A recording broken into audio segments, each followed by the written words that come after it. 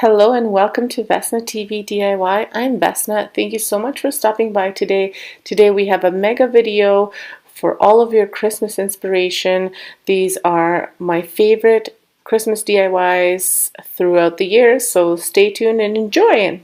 This square wood piece from the Dollar Tree, and I'm going to paint it black. I'm just using some acrylic paint to paint with, and just a regular brush. I won't show you the whole painting process because you know how to paint things, so I'll just show you a little bit of what I'm doing and then take it from there. I am putting the paint right onto the block and then just painting it out black. Once that is painted, I'm going to use this piece for my snowflake craft. So I'm just going to add the snowflake on here. Super easy to do. Just hot glue it on to the wood piece, and then I'm going to use a paint marker, and I'm just going to add little dots for snow around, and this one is done. I am doing two other things with those snowflakes though, so you can kind of get, three different ideas of what to do with that pack of snowflakes.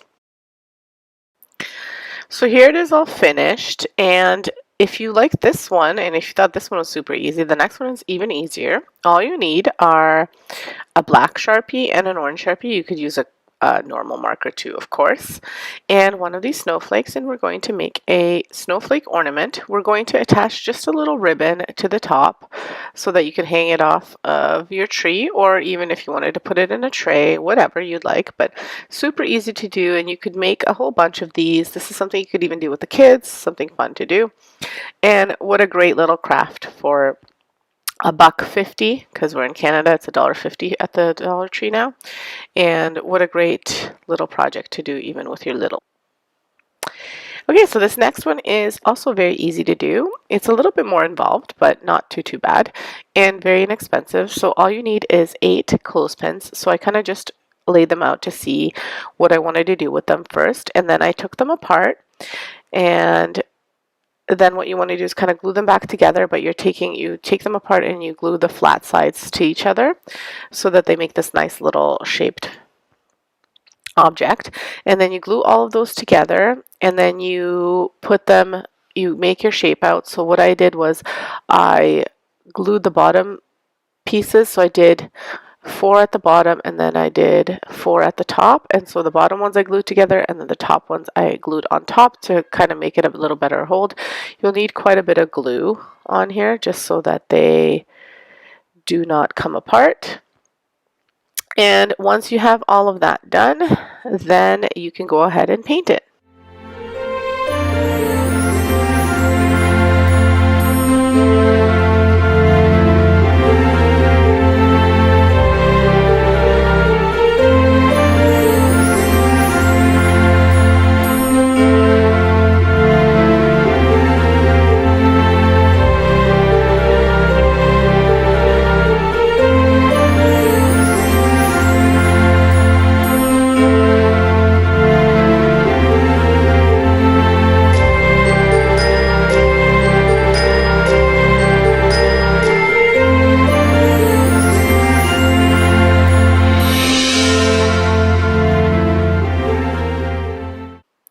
So once you've attached all the pieces, you're going to want to then paint it whatever color you'd like. I chose to do black because I like the contrast of the black and white.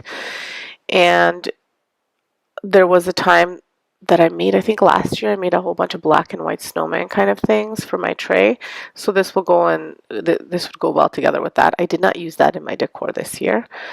And again, I'm just using that black acrylic paint from the Dollar Tree to get this on. You want to do all the little nooks and crannies of this snowflake, and that's all there is to this snowflake part. Now you're wondering, where is the foam piece? I'm going to show you what I did with that piece. So just to add a little extra layer of fun to this snowflake, I then added that white foam snowflake on top, and it just kind of looks like a beautiful little snowflake for your tray decor, or even like if you had like a little vignette that you were doing, you could use that for. And again, I just use hot glue to attach it, and that's all there is to it. And so finally, here are all of the 3 different versions of the snowflake for you to take a peek at. Let me know which one you like the best. Again, super easy, super inexpensive to make, and a lot of fun. So I really enjoyed making these. Now for the wood round piece, that'll be my next DIY that I make. This one was, I'll admit, a little bit more involved. Once I kind of got going, once I started weeding, because I use my Cricut, it became a little bit more work than I thought it would just because of the weeding. But it turned out really cute. My little guy is so excited to have it, so that's what counts in the end. So I'm starting off with painting this wood round white. I'm using the Rust-Oleum chalk linen white paint. And this paint, I buy that big jug and it lasts me forever. So if you're looking to have a white paint, like if you use a lot of white paint in your projects, this is a pretty good deal unless you want to make your own chalk paint. If you do, I think Sandra has a recipe on her YouTube channel, so you can check that out. So I created this design. I actually downloaded a free design from the internet. I can link it below, and then I kind of sliced it and made it into my own design just for the hand. And then the numbers I just curved. I made a curve out of the numbers. I counted all of them and then I curved them, and I'm going to be painting it out. So it is a Christmas countdown that I'm doing.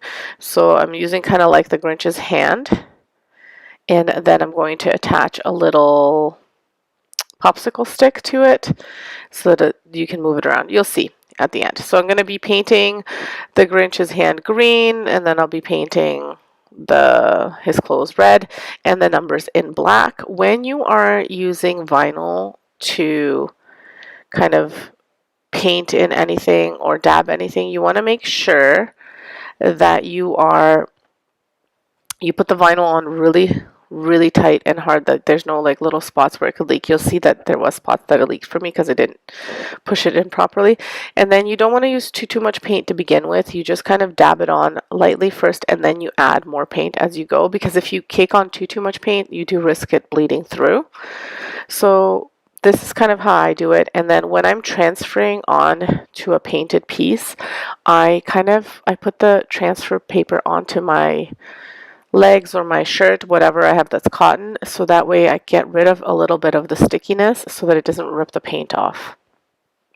Because I use Dollar Tree shelf liner as my transfer tape, so maybe with the other ones, I haven't really tried other ones, so maybe with other ones it might not do the same thing, but I would still do it as a precaution, because you don't want your paint that you've painted now ripping off, because it's a pain in the butt to go and fix it all.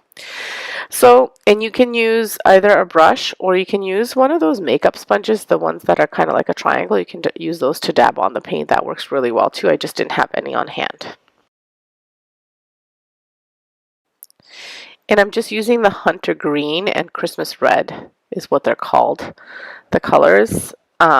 Whatever your Dollar Tree has might be different. I'm not sure if they're different in Canada or elsewhere. Sometimes the Dollar Tree changes up their brands too, so these are the ones that I'm using.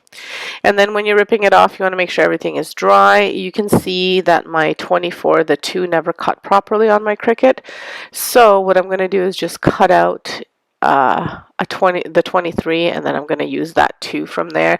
The reason I'm keeping both is so that it keeps the space for me, and I'm just going to pop it on there and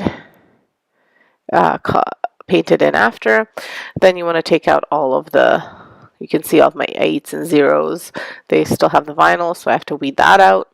And you just, like I said, you just want to make sure that everything is nice and dry before you go ahead and start removing things, because again, you're going to get paint all over the place.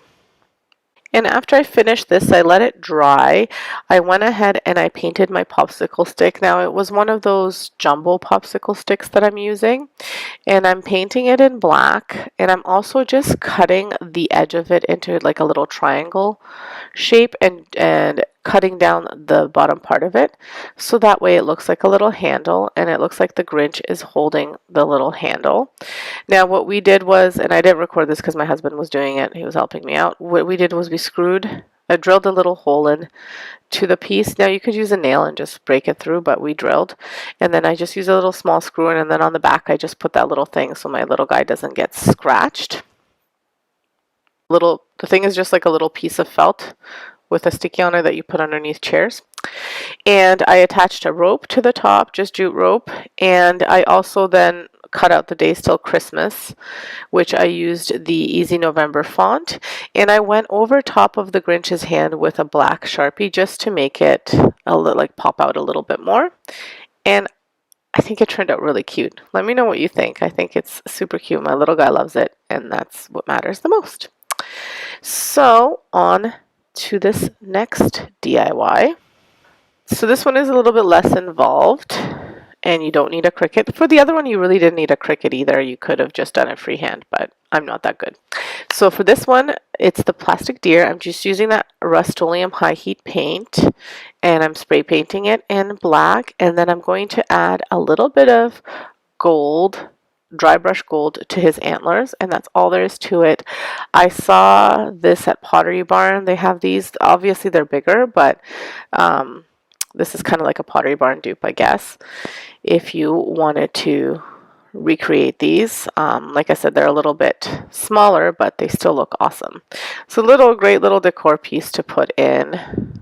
I'm putting it on my mantle. It just adds a little bit to the Santa that I have on there. He's just sitting beside the Santa, so he looks good, and it has that matte finish, so I really like that.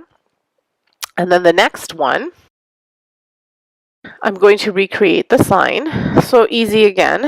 So what I'm going to do is I'm going to remove the beads. I decided to remove them. I will use them in the project, but I'm removing them for now. And I'm going to use this little wreath from the bell that I got from the Dollar Tree.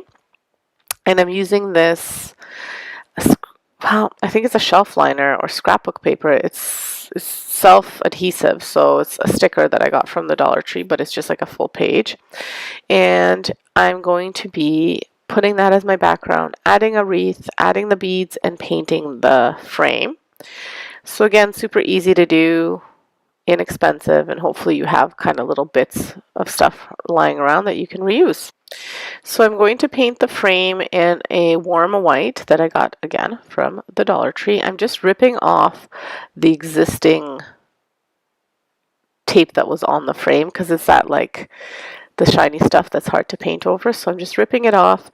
So you can sand it down if you wanted to, but I'm ripping it off so that I can paint it, and it gives it the rustic look, so that's kind of nice too.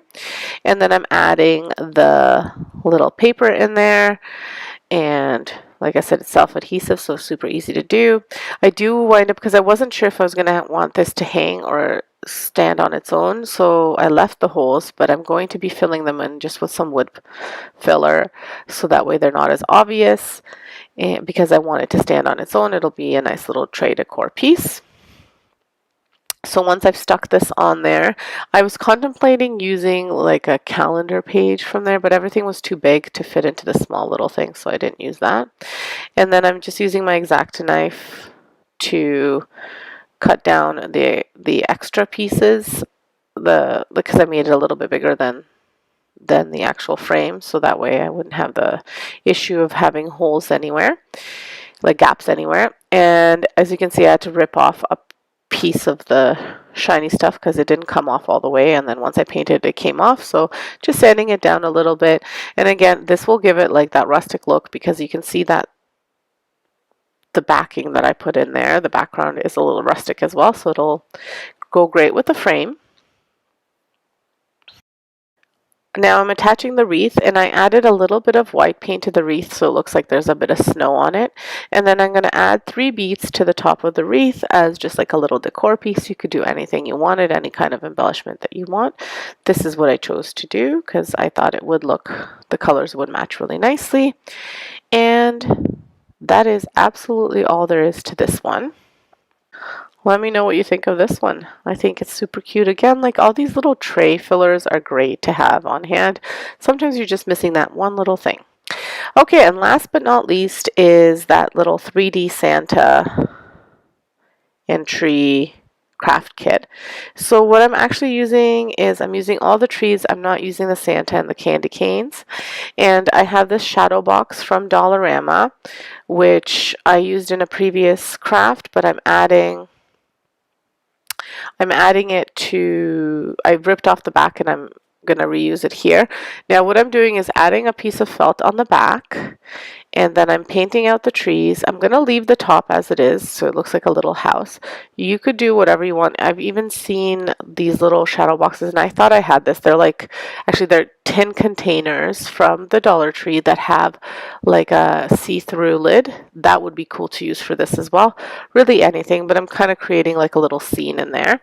So I'm painting out the trees in Hunter green, and then I'm going to add some brown to the base, and then on top, once everything dries, I'm going to add a little bit of snow, some white, so it looks like they're snow covered.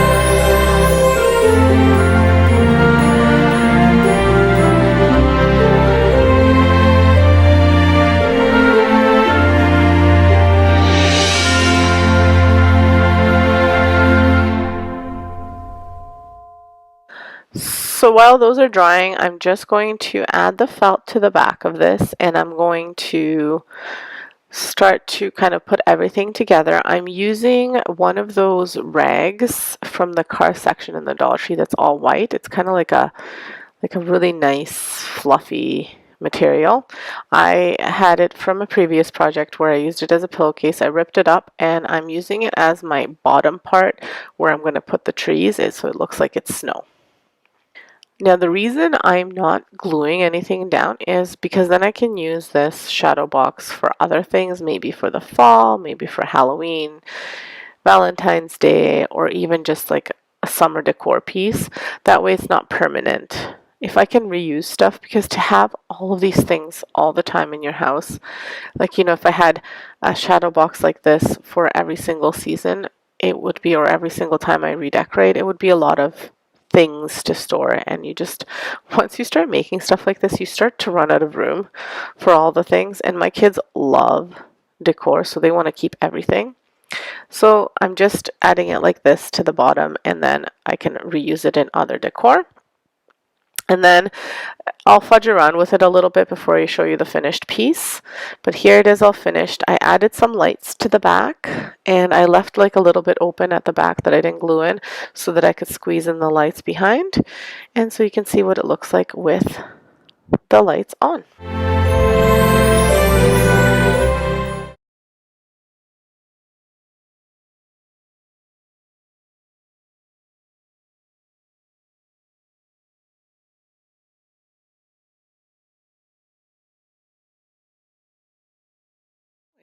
I am going to be using some fabric from the Dollar Tree to create my Christmas tree on this wooden plaque that I also got from the Dollar Tree.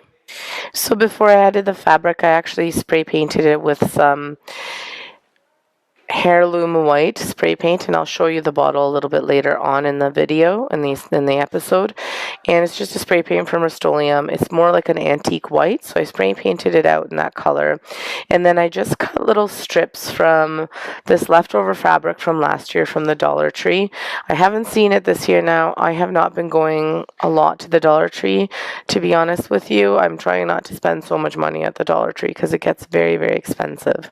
So I just cut it into strips, and I eyeballed the size of the strips. I try to make them some longer, some shorter, and I wound up just cutting them to size as I was putting the tree together. So it doesn't really matter what size you cut them bigger, and then you can cut them to size however you wind up having them. like how big you want to make them, which ones you want at the bottom. It really is up to you. So you're gonna see kind of what I did, and then you can kind of take it from there when you make your own. And you can use any fabric. You don't have to use Christmas fabric. It's whatever fabric you have left over. If you have like a color scheme that you're going with for your DIY for your Christmas, you could use this in your color scheme.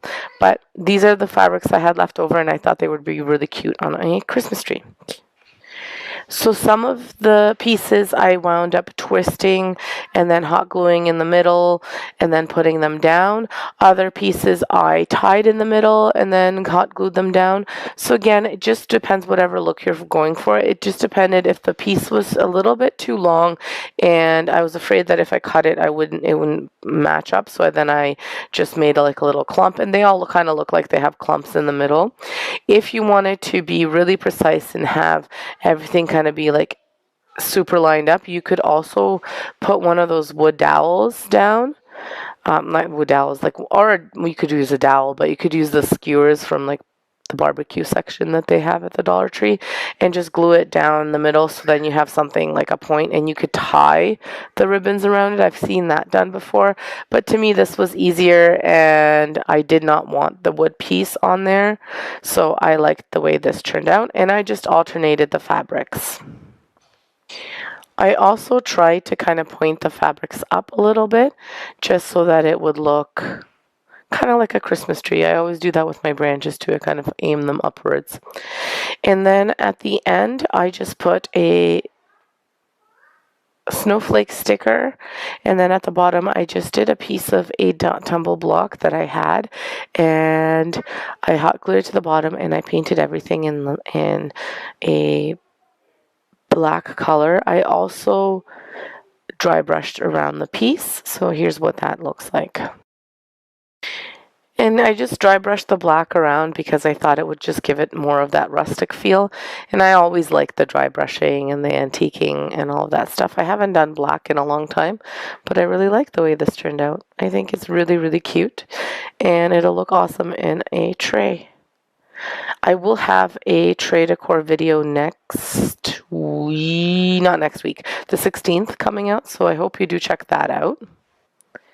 That episode will be over on Vesna TV Home, so make sure you check that out. I'll have it posted in my community as well.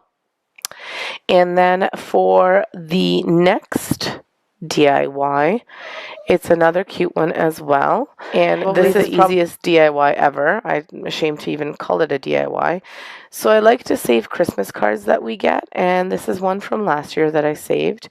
And what I'm doing is I'm taking this frame from the Dollar Tree, and I'm going to be cutting this old Christmas card to size. So what I do is I take out the little picture that's in the frame, and I kind of use it as my guide of where I'm going to cut, and then I cut it to size and I put the little card in there, and that is the DIY. I love this frame. I don't want to stain it or paint it or anything. You could if you wanted to. You could use any old frame that you had, but this is the one that I used, and I've used it for Halloween too, and I just love the way it looks, and it's so easy, and anyone can do it. Just save your Christmas cards or buy new ones if there's really nice ones that you like. Sometimes not all of us have printers that we can print images, and maybe we don't want to be, maybe we don't even have a hot glue gun or something like that. So this is something simple that you can do and create really cute decor for Christmas or for any holiday. And you can use that frame for Christmas, for Halloween, for Easter, and just change out the picture. So it could be something really inexpensive that you do. You could even take like from magazines or flyers or something. If there's like a picture of a Christmas tree or something that you like, you could use that too, and that could be even simpler and even cheaper. Let me know what you think of this one. So these next few DIYs are actually gift ideas that you can even get going on right now. So let's start with gift number one. Really easy to do. I'm using some of this rope from the Dollar Tree. It's just a nice Christmas color. It's red and white, so I really like it. And I will be using all of these candies here and this little snowman, Santa from the Dollar Tree. And I've got some Skittles, some jelly beans, some Mike and Ike's, and some Sour Patch Kids, and these little candy cane M&Ms. So what I'm doing is I'm making Santa's sled, and he's going to be carrying these Skittles and jelly beans. Really, really easy, really cute DIY, and this can be for a candy lover, for anybody really, or a kid, or an adult that loves candy, whoever, but it's just something really cute to make and very easy. So what I'm going to do is just dab a little bit of hot glue on the candy canes, but just very little, and I'm going to dab it on the boxes as well, just to glue everything together. And then I'll use that rope to kind of tie everything together, and then I'll use some ribbon at the back as well to tie the sacks together. I don't want to use too much just because it is food and I don't want it going through, but just a little bit to hold everything. You could use double-sided tape if you wanted to, or even tape if that's what you'd like. I chose to do a little bit of hot glue. And with the rope, what I'm doing is I'm just tying the candy canes together at the base, and then I am tying them to Santa's hands so that it looks like he is pulling the sled. And then I just make sure that it's nice and tight after I get him positioned. And then, like I said, I do that ribbon. You can use any ribbon you want. The one that I chose was from the Dollar Tree. It's the little elf ribbon. And I thought that was fitting since this is Santa. And I just make that really nice and tight. I apologize for my head popping in there. And that's all there's to this guy. So this is a super fun and super customizable gift that you can make for anybody. You can choose whatever candies you want. He doesn't even have to be carrying candies. He could be carrying bath stuff or gift cards, whatever. It's just a cute little way of presenting a gift. So I thought it was awesome. Well, let me know what you think. I will be attaching one of those little gift tags from the Dollar Tree, and attaching the name of the person that I'm giving this to.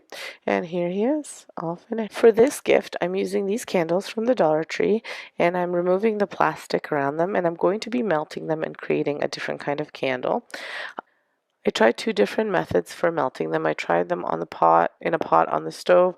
I didn't like the way it was melting, so probably because my pot wasn't deep enough, but I didn't want to use so much water. It was a really big pot. The next pot would be my canning pot. So then I switched to the oven method, and I love this method. It's no mess, and I don't have to worry about it. I just use a pan, and then I put an aluminum pan in there, put the 2 candles in, set the oven to 350, preheated it to 350. I set the timer for 15 minutes, but it actually wound up being about 27 minutes. So this probably varies depending on your oven. So just make sure you're cautious with that. And then I got these 2 mugs from the Dollar Tree, and I poured my wax in there. I took the wick out, and then I put it back in. I placed it in and I let it set, and then I cut off the excess once it's set. And I made 3 using these little mugs. They didn't have any more. And then I made 1 using just a different kind of mug from the Dollar Tree. Now, I didn't mention before, I just let them cool and harden at room temperature. I didn't put them in the fridge or anything like that, if you're wondering. And here's what they look like. So that's the different one. And then I have 1 in just like the cellophane gift bag with like a little bit of a ribbon around. I think they're all cute. Whichever way you choose to go, you might want to do 2 as a set or 1. It's up to you, but I think they're super cute. So this next project is also an easy one. All you need is this pot holder, some vinyl. Now you can do heat transfer, which is what I'm doing. If you have just permanent white vinyl, you could use that as well. If you have a different colored pot holder, you use whatever you need. This was from the Dollar Tree. You're gonna need a wooden spoon or a plastic spoon, a sugar cookie mix, and a little cookie cutter. the vinyl. Now, when you're doing heat transfer, make sure you mirror it and make sure you put the shiny side down. I did it backwards the first time, so it is what it is. It'll be fine. Anyway, just keep that in mind when you're doing it. Like now, when I'm going to put it on, I'm going to put it on like this. But when you're cutting it, you have to put the shiny side down. And then I'm using this sugar cookie because they're nice Christmas cookies. You can have one of these and then just a cookie cutter. So the design is from Creative Fabrica, and I will link that below in my description. I was going to create it myself, but this is so much easier. So here it is done. You can put it in cellophane, you can put it in a bag. If you're giving it to somebody right away without having to carry it or anything, you can just give it to them like this. You can, tie a little nice little ribbon or something right over there. But I thought this was cute, and I thought it was cute to match the ladle For to design, I'm using the this color of the round vinyl. piece of plywood that my husband cut from scrap plywood.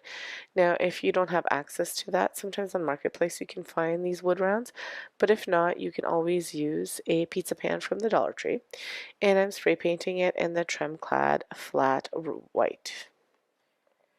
So I've been kind of playing around with purchasing different designs, and Creative Fabrica actually reached out to me to see if I wanted to collaborate, and of course I said yes after I looked at their website. I hadn't heard of them before, but they have tons and tons of amazing graphics, and they have a subscription, and I've got an offer for you for the subscription for $1 for their all access subscription for a month. So if you want to give it a try and take a look at it, it's linked in my description below. They have tons and tons and tons of graphics. And fonts and designs and all sorts of things. It's pretty amazing. So check it out. And they do even have some freebies. So make sure you click that link below and check them out. So what I did was I used this Merry Christmas design, and I had an idea to use plaid for the bottom of my sign, and this was great because it was already made into a round design for a round sign. So what I did was I hid the plaid part, so I didn't cut that part out. I just cut out the Merry Christmas so that I could use that because I wanted to use my Dollar Tree fabric. You can totally use that plaid design and make it yourself. So I've seen lots of people do this like freehand, and this is already done for you, and your Cricut can do that for you. So it's really cool. And so I cut out the Merry Christmas. Now I accidentally ripped one of the R's, so I just went back and I used an Easy November font to just add in the R. It doesn't match up 100%, but it's pretty close. So then I weeded everything out. Now when I wanted to use black vinyl instead of, usually when I do these things I always like paint it in, but for this one I wanted to actually use the vinyl, and I had Cricut vinyl on hand, so I had used Cricut vinyl this time. Sometimes I use Dollar Tree and sometimes I use just like a whatever brand off of Amazon, but this time I used Cricut and it worked pretty well except for that R that I ripped off. And when you're transferring any kind of design, you make sure that you use transfer paper, or in my case what I used was Dollar Tree shelf liner, just the clear one. And what I do is I kind of just put it on my shirt a little bit so it's not so sticky because I don't want it to rip the paint off or anything like that. And once you do that, then your design is ready to be applied anywhere. So I have this fabric from the Dollar Tree leftover from last year, and it's quite wrinkled. So I'm going to have to steam it, and I'm going to use it to steam this fabric because it had been at the bottom of my closet, like wrinkled up. I forgot that I even had it. I thought I had more pieces because I used it earlier this season, but I don't know what I did with that piece. But then I found this piece, but then I had to steam it. So anyway, all I'm doing is I'm measuring out how many squares I want at the top and how many I want at the bottom, making sure it's enough. And I'm just using a pencil to put kind of where I want to cut it, just so that way I have enough fabric, as I said. After I steam this, I'm going to be putting it onto my sign. But before I do that, I want to kind of measure out where I want this Merry Christmas, and then I'll wrap the fabric around after. So I've measured out the middle and then kind of where the middle is, and then how big my letters are, and then where I want to position the highest letter. So I just marked it off. This you'll have to kind of do on your own. It just depends on how big your round is. So what I did, even when I should go back to when I was creating the design. What I did was I measured out how big my circle was, and it was 15 inches. And that's the kind of circle that I made on Cricut. And the great thing with that design was because it was already made for a circle sign, you just had to make that circle the size of your sign. So really easy to do it that way. That's why sometimes it's nice to purchase these SVGs that are already created, because someone's done the work for you. Unless you're really good at graphics, it's like very, very time consuming, and then it's trial and error. And this was so easy. So again, I positioned it then in the where I wanted it to be on my wood round. So, and I eyeballed it to be kind of in the middle. So the words were, I believe, 4 inches. So I kind of did like 2 and 2. So this is kind of something that you'll have to do depending on how big you do everything and what design you wind up using. I will link this design in the description below if you decide to use it. And you know that my wood round is 15 inches, so you can take it from there. But anyway, so I put it on this wood round, and then I put the fabric on. So I use that little mark that I made with a pencil as my guide to which squares I have to cut off, and I just use a fabric cutting tool. And then I do it for both sides, and then I fold it down one set of squares and hot glue it, so that way it gives a more smooth looking edge. And then I just use a hand staple gun to staple the fabric to the back. And the reason I'm not hot gluing it is because it will be on my door, probably my outside door, or I might hang it up inside, but I want to have the option for both. And sometimes hot glue, with the changes in weather, it kind of doesn't last forever. So I thought if I reinforce it with the staples, it will stay for a good amount of time. And then the only thing I wind up hot gluing is a bow, and I'm okay if the bow falls off because I can always remake a bow.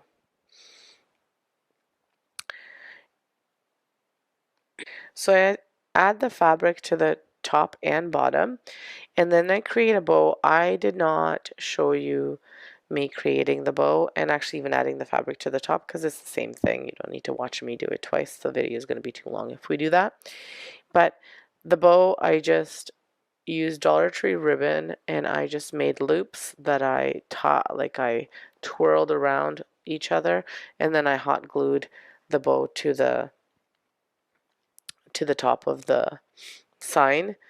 The reason I'm not showing you how I did the bow is because I stink at making bows. So it's not a fun tutorial to watch me do a bow. I feel like I just don't do you any favors by showing that to you. So I'll show you the finished bow. And then I just added these little sticks from the Dollar Tree just in there, and I kind of poke them through. And then I added a little bell. The bell is it's actually from it's from our wedding, but you can still get these in the wedding section. And I just kind of put it in there, and I figured if I do wind up using it on the door, it'll ding every time you open it. And then I hot glued that, and then I'm going to add some jute rope to the back here so that way you can hang it, and I'll hot glue that as well, and then I'll reinforce it with a staple. So there you can see I've done that, and that's all there is to it. I think it's gorgeous. Let me know what you think. This is my favorite sign out of all three. I love it.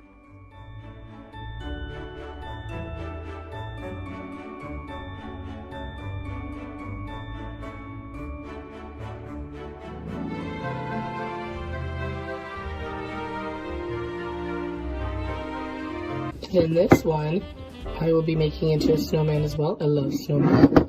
And I'm going to be painting this out in a crisp white like this one. Now you may have watched my ghost that I made for Halloween. This is kind of the same thing, except I'm using just a jar. You've probably seen me use these guys as well. This is from Peaches from Costco, and these jars are perfect. They don't everything comes off really, really nicely. They're like an awesome shape, and I love using them. And then I'm gonna use an old, like you can see it's rusty, an old ring from a mason jar. You could use a mason jar if you don't have these. I just thought to make it a true trash to treasure. And because I have lots of these, we love eating canned peaches. And so for this, I'll be doing spray painting this black, and I'll show you the black paint in a minute. And because it doesn't quite, like it doesn't fit in, I'm going to hot glue it. So just, make some adjustments. So I have very little of this paint left, but if it's enough, it's just a black spray paint. It's just any old spray paint that you can have. I just like it because it's fast drying and it's for wood and metal and it's interior and exterior. So if I decided to use something outside, I could. And same with this guy. So if I wanted to put this out, I could. And that's it.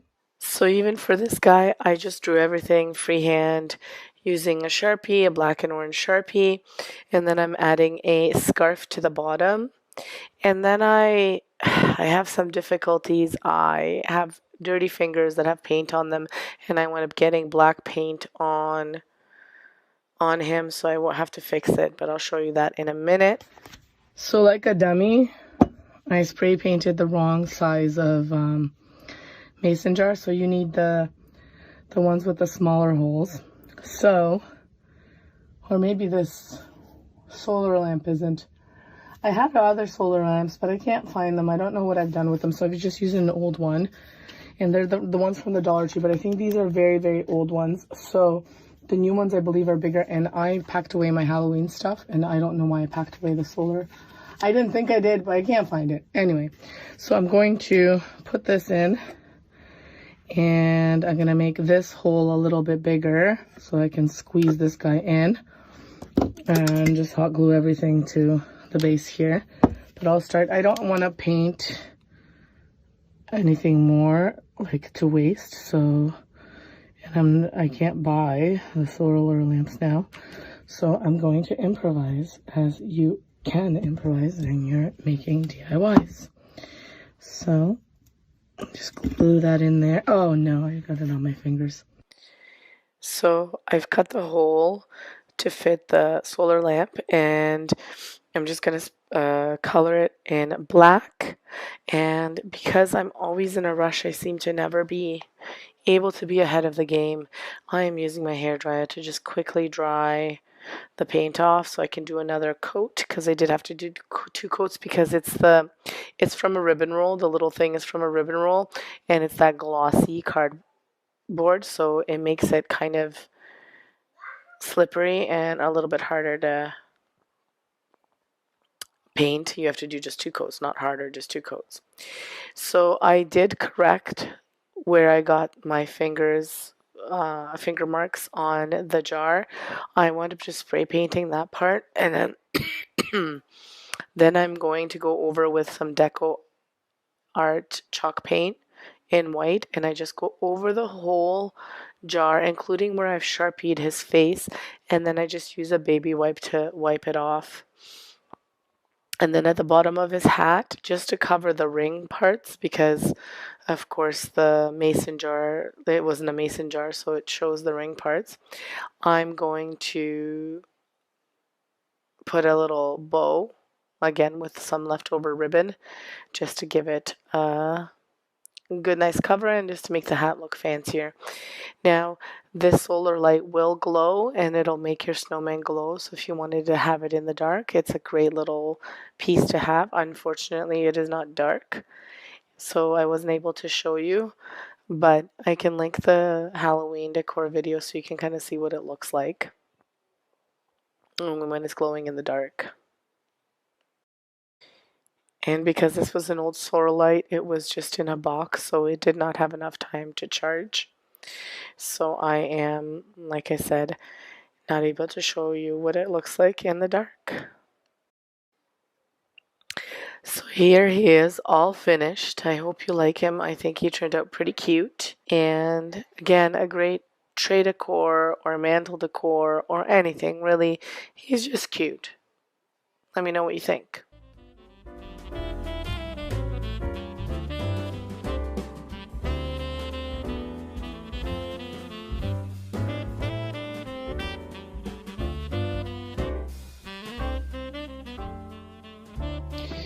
Okay, so for this one, it's kind of like a trash to treasure. The only reason why I would say kind of is because when you, like, if you have an old calendar that you're not going to use, so some of you might have the 2021 calendars, well, the year is coming to an end. Don't throw it out, because you have all these beautiful pictures that you can use, little ones or big ones. So I'm going to use actually the December. So right here, I'm going to use this picture, and I love keeping these, so I keep all sorts of calendars for the pictures, and I'm going to make it into a sign. Great way to reuse stuff. And also, like, if you have wrapping paper, you could do that with wrapping paper. Christmas cards, you can make a collage, or you could just make mini pictures. So many options. So what I'm going to do is actually I'm going to use the cardboard that it comes with to keep it straight, and this picture, and I'm going to make a nice winter picture. Now I will also use tumble blocks. You don't have to, because if you have enough paint stir sticks, you could totally make a frame out of those.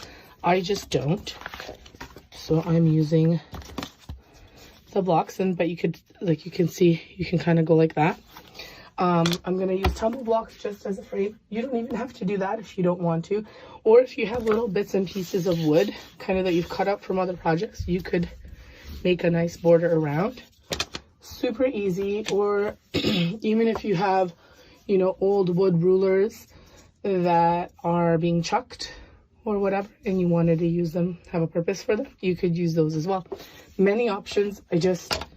I've run out of all of my trash, so I'm using my tumble blocks to do this, and I will stain the tumble blocks so that they're a nicer, darker color. So I'm using the cardboard that came with the calendar, and I'm going to glue on the piece on there.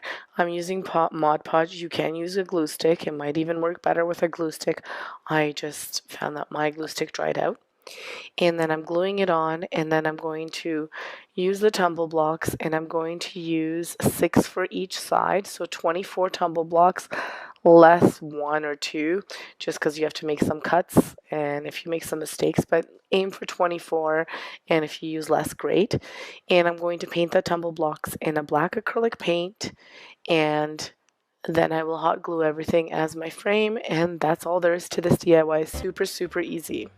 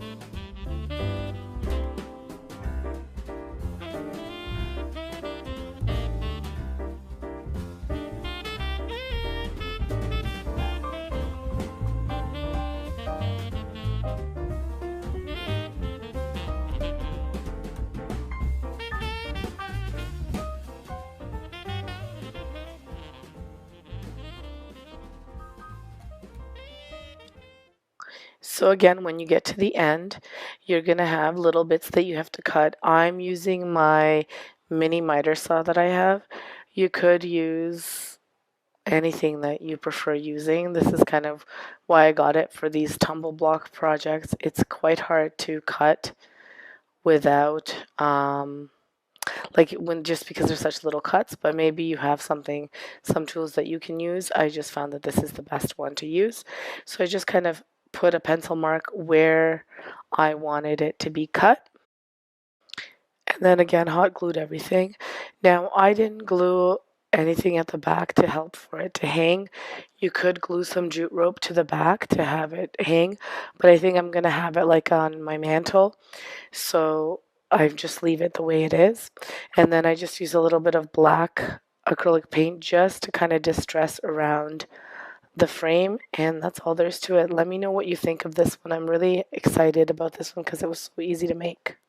So for the one, I'm going to be using this Tremclad flat white spray paint. It's just a spray paint I had on hand. And I'm going to be using this Christmas tree and a crate. Don't worry about this square. I will be using this as well, but I'm going to be using the crate for this DIY, as well as some foam blocks from the Dollar Tree and some red spray paint. I will also use some vinyl to cut out for my writing, and then that's all there is to this DIY. Actually, there'll be a little bit of a ribbon as well. So what I've done is I've spray painted the Christmas tree. I've written down the numbers on my little foam blocks using a paint pen, and I've cut out Christmas countdown using a child's font from DaFont. And I wanted it to look like a child had written down Christmas countdown, and I actually did Xmas countdown. I know some people really don't like that being used for Christmas, but for this I thought it would be really cute as a little child's countdown. So I just removed my vinyl, and I always use transfer paper for transferring the vinyl because when you have like a sign or anything like that, it tends to stretch quite a bit. So I apply that, and you have to be really careful because when you have little thin fonts, it wants to raise up. So just when you're pulling it off, just be careful. So this video is a part of the DIY collab that Domestic Diva hosts, and it's a great collab because there's a whole bunch of creators that come together and we create a playlist of different DIYs that we're doing. The theme for this month is Christmas. So if you haven't had a chance to check out this challenge, make sure you check it out. I'll have the playlist linked in my description, and I'll have Sonia over at Domestic Diva DIY. I'll have her information linked in my description below as well. Make sure you check her out. She is one super talented lady.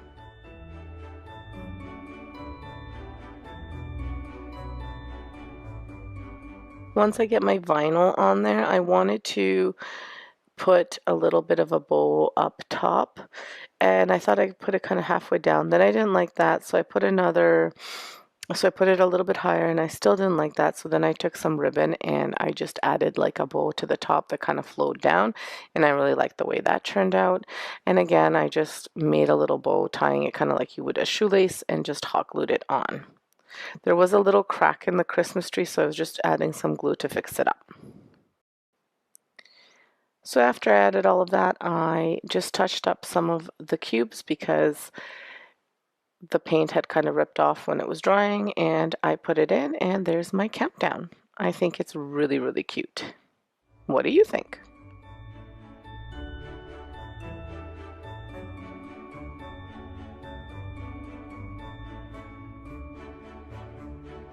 So for the DIY number 2, I am using these wood snowflakes, which I got at Dollar Tree, and they're just different sizes, and they're not sticky at the back, they're just little wood cutouts, and I'm spray painting them in that same Tremclad flat white spray paint.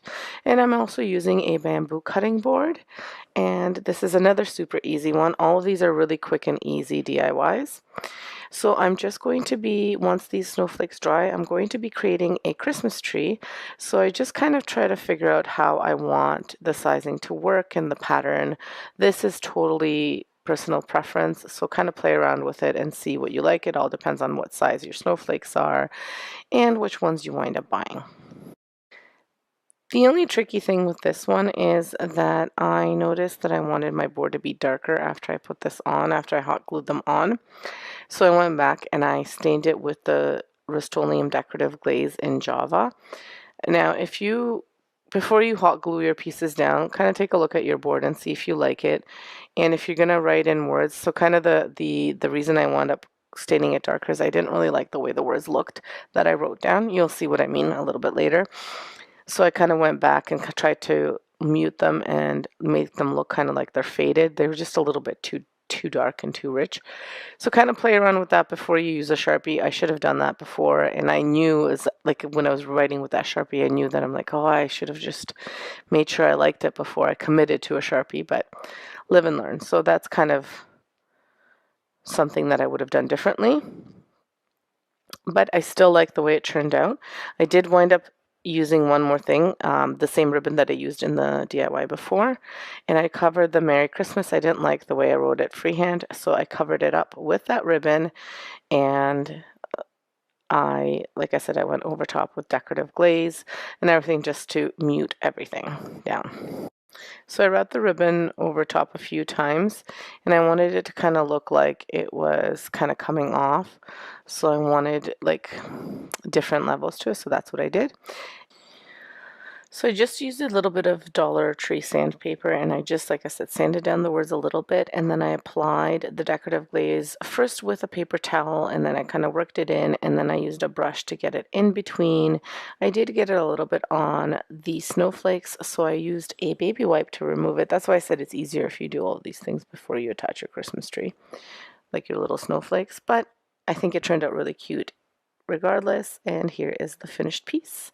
Let me know what you think.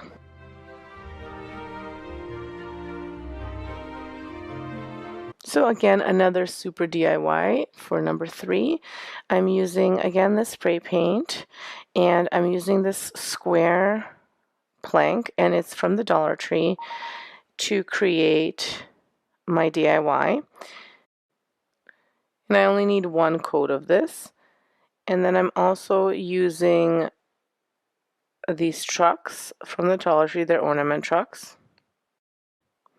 I'm not using these Christmas lights. My son just put them in my hand, gave them to me, so I put them on the table, so you might see his little hands grabbing them over here. But I remove the ornament, and I remove all the little hooks off of the ornament, and then I hot glue it to the bottom of the truck, leaving a little bit of space because I will also be using that same ribbon.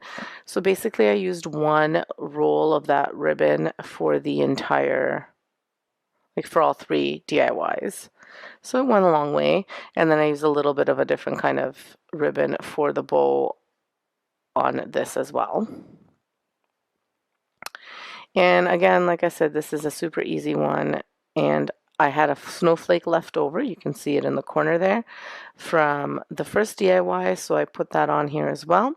And then I distress it with that Rust-Oleum decorative glaze to give it more of a rustic look. And that's basically all there is to it. I do, like I said, wrap at the bottom some of that ribbon and at the top, and then I do like a little bow just using little strips of ribbon. And then I add a little bell, which is from a bell garland from the Dollar Tree that I had left over actually from last year. So after I get everything glued on, I use a pencil this time. I'm a little bit smarter than I was with the previous DIY, and I write in the words Christmas trees, and I put a little arrow. I'm using a red Sharpie to go over top of the Christmas trees wording, and then I'm using a black Sharpie for the arrow. And that's all there's to this one. Another super easy one. These can be tray decor pieces. These can be little accents in your vignettes. It can be anything. They're just cute little Dollar Tree DIYs that are super fun and super easy to make. And I think they turned out great. Look at this guy. Look how cute he is. Let me know which one is your favorite. If you have not subscribed, make sure you hit the big subscribe button, hit the like button. I also have a coffee page, so if you wanted to buy me a coffee, please go ahead and do that. That's linked in my description below. So I am in love with the Dollar Tree palettes that I have seen many different creators use, and even on Instagram and Facebook, and I have not been able to find them. So I'm creating my own using 21 popsicle sticks, and I start off by just arranging them to the the way that I would like the palette to look like. This is kind of up to you how big you want it to be. I thought 4 sticks out and then 8 sticks down would be big enough. And then once I arrange and see how far I want them to be, then I go ahead and I add the hot glue, and I just attach everything with the hot glue, and then I give them a little bit of height. I give the palette a little bit of height by adding another 3 popsicle sticks on each side from the bottom. And that's it for the palette. And then I use my Rust-Oleum decorative glaze in the Java brown, and I just stain this. I just use an old rag to do it, and I love using this glaze as a stain. It works really, really well.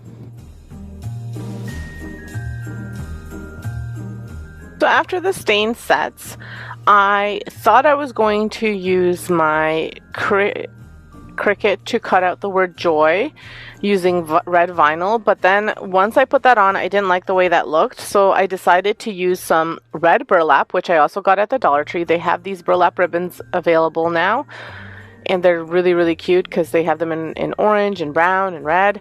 So I used the red burlap, and I cut out just a piece that was wide enough for the entire palette. I wound up cutting another piece of the burlap just because I saw a little bit of the brown showing through on the burlap, and I wanted it to be a little bit darker, so I just put 2 pieces of burlap. You don't have to, I just liked the way it looked better. And I hot glued that on, and then I cut out jute rope, and I made the word joy out of the jute rope, and I attached a little hook on using jute rope onto the top of the palette, so it kind of looks like it could be hanging somewhere or whichever. And that is it. Minimal materials, very cute, and has that rustic Christmas feel that I really like.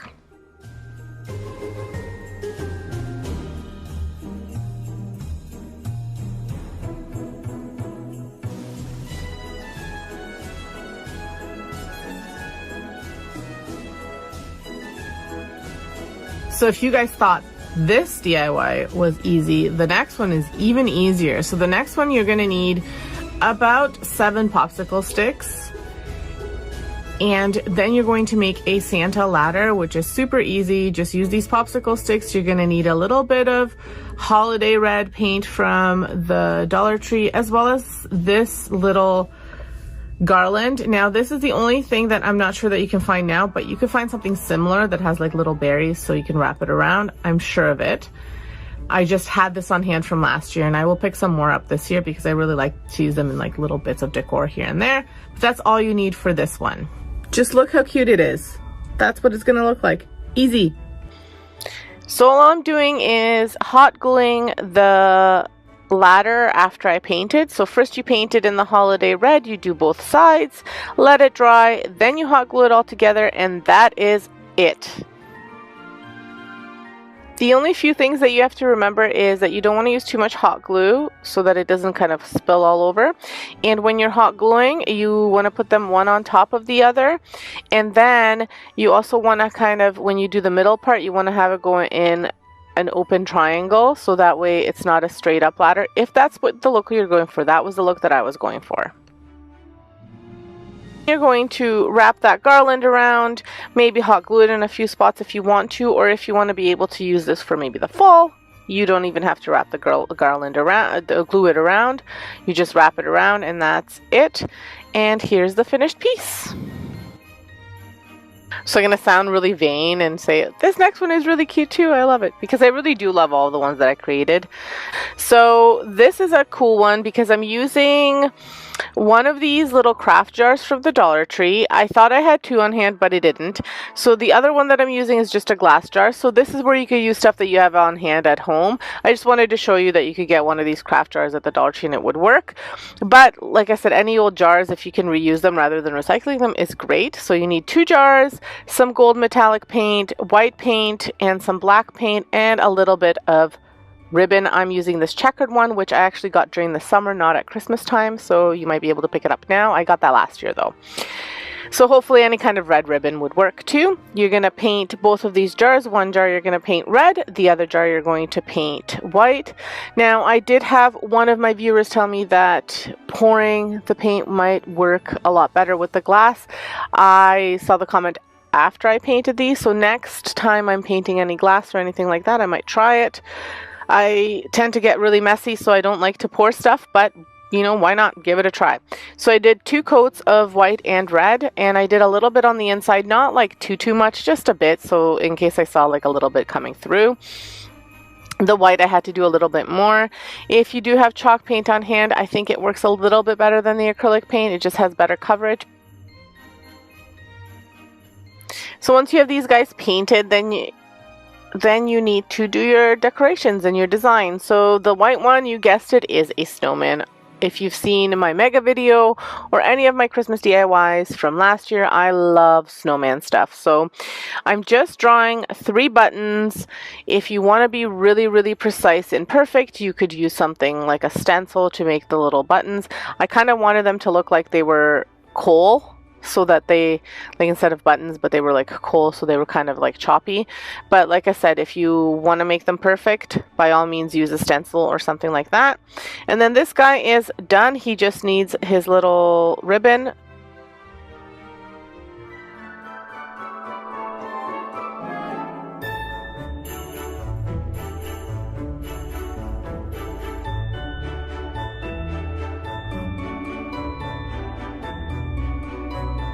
This guy's going to be Santa, so I'm going to be drawing on his belt. Again, if you want, you can use a stencil or you can freehand it. I chose to freehand it.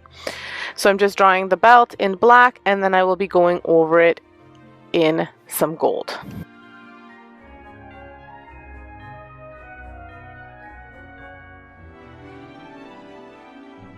For the flowers, I wanted to show you that you could use fall or summer flowers for this in case your Dollar Tree runs out of them really fast or you just don't have any on hand. So these are the peonies that I use. They're wild peonies, and then these are dahlias. They're both from the gladiolas. They're both from the Dollar Tree, and I'm just using 1 stem of the gladiolas and 1 stem of the peonies, and here they are, and I just swapped. I put the red with the white and the white with the red, and I think they turned out really cute. They'll be perfect tray decor items. So here I wanted to show you what decorative glaze I was using, and then No! Yep, I spilled the decorative glaze, so I decided to just continue on working so I could get some of the glaze off of my desk and put it on this chair, and then I had to clean it up. But yeah, that was quite entertaining. So once I cleaned everything up, I went ahead and I put these things together. So for the next part of this DIY, you're going to need these little socks. So again, these socks, the Christmas socks, I got at the Dollar Tree last year. Actually, I got them in January when they had, or like end of December when they had their big sale. So if you don't have them, you could just use red socks. And as you can see, I'm using a part of a red sock there too. And then one of these little balls, some rice, and some elastic bands. So what I'm doing here now, because I had used this sock for another DIY as well, so this was what was left over, I'm just going to hot glue it together so that it stays closed. And then I will fill it with rice. I'm not filling it too much because I want it fitting into the Adirondack chair, because I'm making a Christmas Santa gnome sitting in his chair. So I don't want it too full. So I fill it up and I test it out in the chair, and then I see how much more or less I need, and then I tie it with the elastic. And then once I get the size that I want, I go ahead and I add that sock to the top of the gnome, and I pull down a little bit of it to make the nose. I wanted the nose to be red because sometimes Santa is kind of flushed, so I wanted his nose to be red. And I tie that as well with an elastic.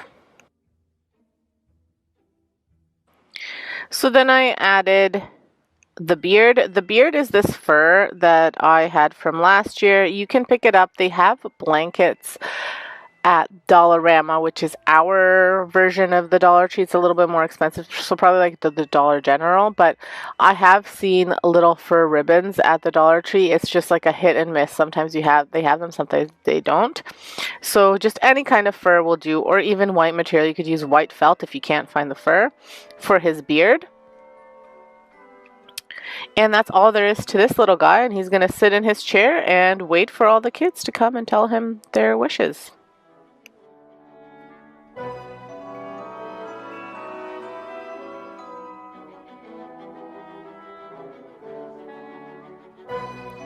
So a few more DIYs to go. Hopefully you guys are doing well.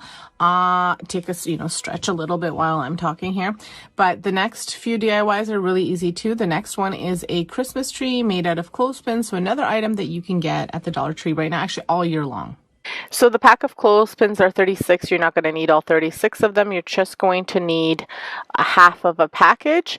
So you're going to take one of those little strips that the clothespins come on, and you're just going to make a Christmas tree. Actually, you need less than half a package, 1/4 of a package, I would say.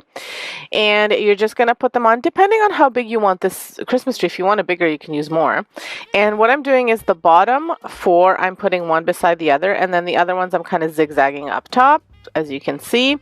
And then I've put them on, and then I go ahead and hot glue them to make sure that I like the way it looks. So again, there's so many options you could do with the clothespins. You could even take them apart and glue them the other way so that they can make a star, whichever. So many different options. If you guys are interested, I can show you some clothespin DIYs too, if that would interest you. Let me know in the comments below. But you're going to hot glue these down, and then you're going to take some forest green acrylic paint, and you're just going to paint them on and use one of those little balls, that the wood balls that I was talking about, and you're going to add it to the top, and you're going to add one of the Dollar Tree wood stems that they have. They kind of look like birch bark, but like little mini ones. You're going to do that for the stump, and that's all there is to it.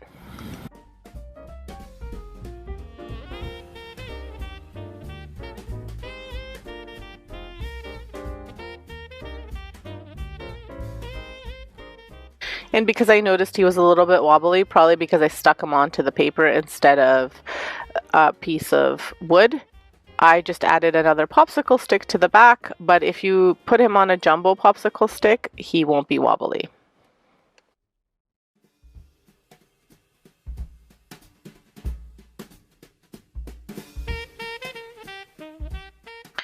So this DIY I actually got from my sister. She's the Domestic Diva DIY. She did this, I think, last year or the year before, where she used some pots. I don't know if she used these exact ones, but she used some pots from the Dollar Tree to create bells. And that's what I'm doing. So I'm just using 2 of them. You could use 3. They come in a pack of 3, so if you wanted to use up all 3 of them, you could. I just wanted to use 2. And I'm going to make them look like they're galvanized, like silver bells. So I start off with just painting them black, and then I do my galvanizing.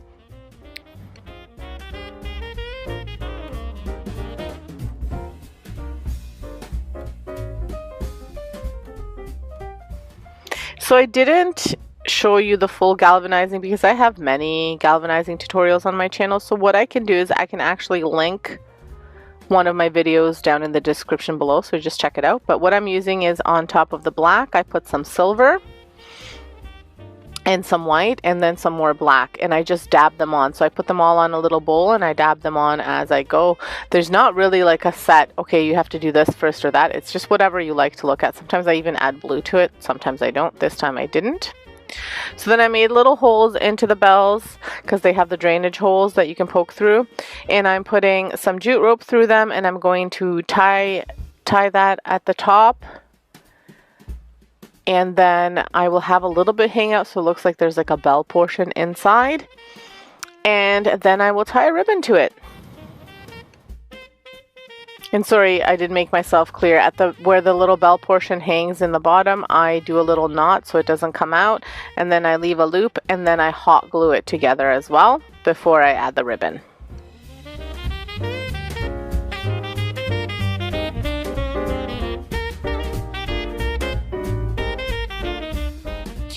So I'm just using some of this checkered ribbon from the Dollar Tree. I believe they have it even now, not just at Christmas time. And I'm just making like a mock bow. I don't do bow tutorials because I'm not an expert on them, so I feel like I don't do them the best, so I just did little loops and hot glued everything together. And here they are. Now, I saw someone do this similar DIY a while back. I can't remember who it was. I just remember I really liked it, so I had picked up one of these shovels at the beginning of the season. And I'm just spray painting it in this Rust-Oleum Heirloom White. Actually, our Walmart was closing down, so these were so cheap. I picked up a whole bunch. And then I'm going to be putting the Rust-Oleum chalked charcoal paint up at the top where the little handle is.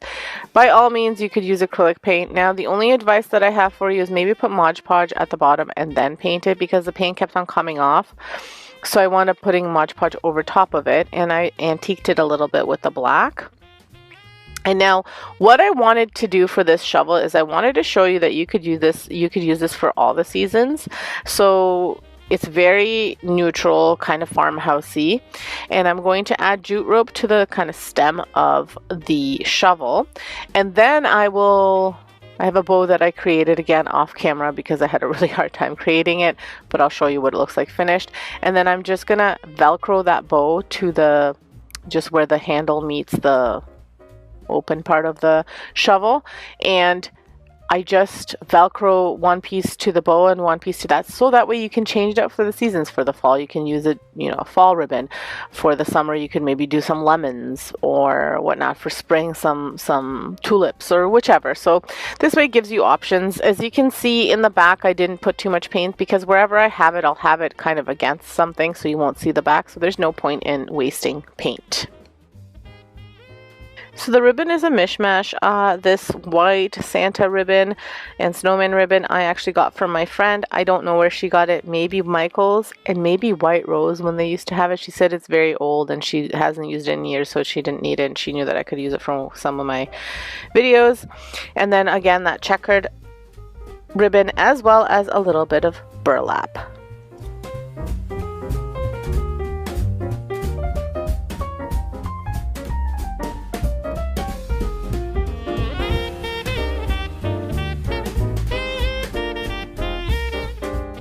Well, you made it. We're in the last DIY before the bonus DIYs. So I got this mason jar looking thing sign from the Dollar Tree, and it's Canada Day themed because that's all they had. I know that they have summer themed ones too, so they're probably still around at your store. You might have a 4th of July one if you're in the States. And all I'm going to be doing is Mod Podging this. So the Dollar Tree has these cute little checkered napkins right now. They also have tablecloths and all sorts of things, so it might be a good time to pick these up. And I have little hands helping me. As you can see, he really wanted to Mod Podge this, so I show him what he needs to do and he's going to do it for me. And so I just put the Mod Podge at the bottom, and then, well, he puts it at the bottom, and then I go over top of it a little bit with the Mod Podge. I don't let him do that just because it is tissue paper. I mean, tissue paper, it's a napkin, so it's quite thin. Now, I don't do it all the way around because I'm not going to put anything up at the top.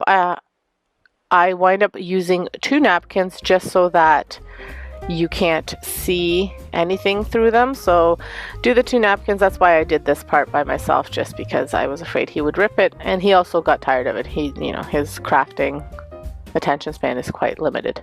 So put 2 of these on, Mod Podge them, let them dry off, then cut off the excess. I just use a fabric cutter for this, and it worked really well. And then I'm going to use some burlap for the bottom and some jute rope for the top. And again, this is another one that you could use in multiple seasons, so I wanted to show you this one as well.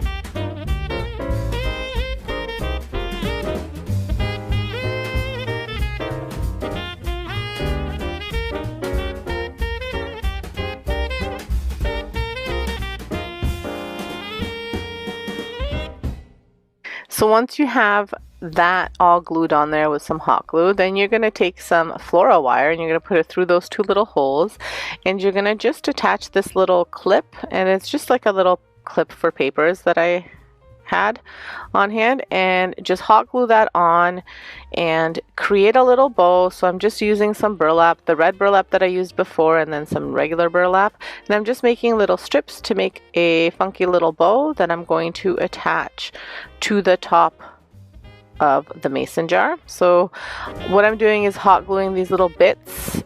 I'm doing red burlap, brown burlap, red burlap, brown burlap, and that's it for the bow. Very simple bow. So I showed you this tutorial because it was very simple, and if your bows are a problem like they are for me, then this is something that you could do. And then you can use that little hook to attach your favorite Christmas picture, or if you guys didn't know, it is 23 Mondays until Christmas, so you could attach a cute little sign like that as a countdown. Creating a kind of trash to treasure item using this peanut butter jar, and all I'm doing is I'm going to make it look like a little planter. I am remodeling my kitchen, well, renovating my kitchen, renovating my whole main floor basically. Well, not my whole main floor, just kitchen, laundry room, powder room, and hall. And so I think this will look really nicely on my island. So what I'm doing is, like I said, I have this big jar of peanut butter that I've washed out, cleaned, and everything. Some of the sticky parts did not come off of the jar, which is okay because it will all be covered up with some twine, some jute rope. So I'm just going to go ahead and I'm going to wrap this around, and I just kind of dab a little bit of hot glue as I go. I don't do like a ribbon of hot glue and then put the twine over top of it. I just kind of do little dots here and there, and sometimes I do a whole roll without doing it. Just do whatever suits you and however you find comfortable. And this does take a little while. It took me about 15 minutes to do this, so I will speed up the video. Alrighty, so I've sped it up here for you, and I'll cut off a little bit so that you don't have to watch me, turning rope around a little container. Maybe a little bit boring for you guys. So I'll cut out a little bit and show you what it is what it is close to being finished.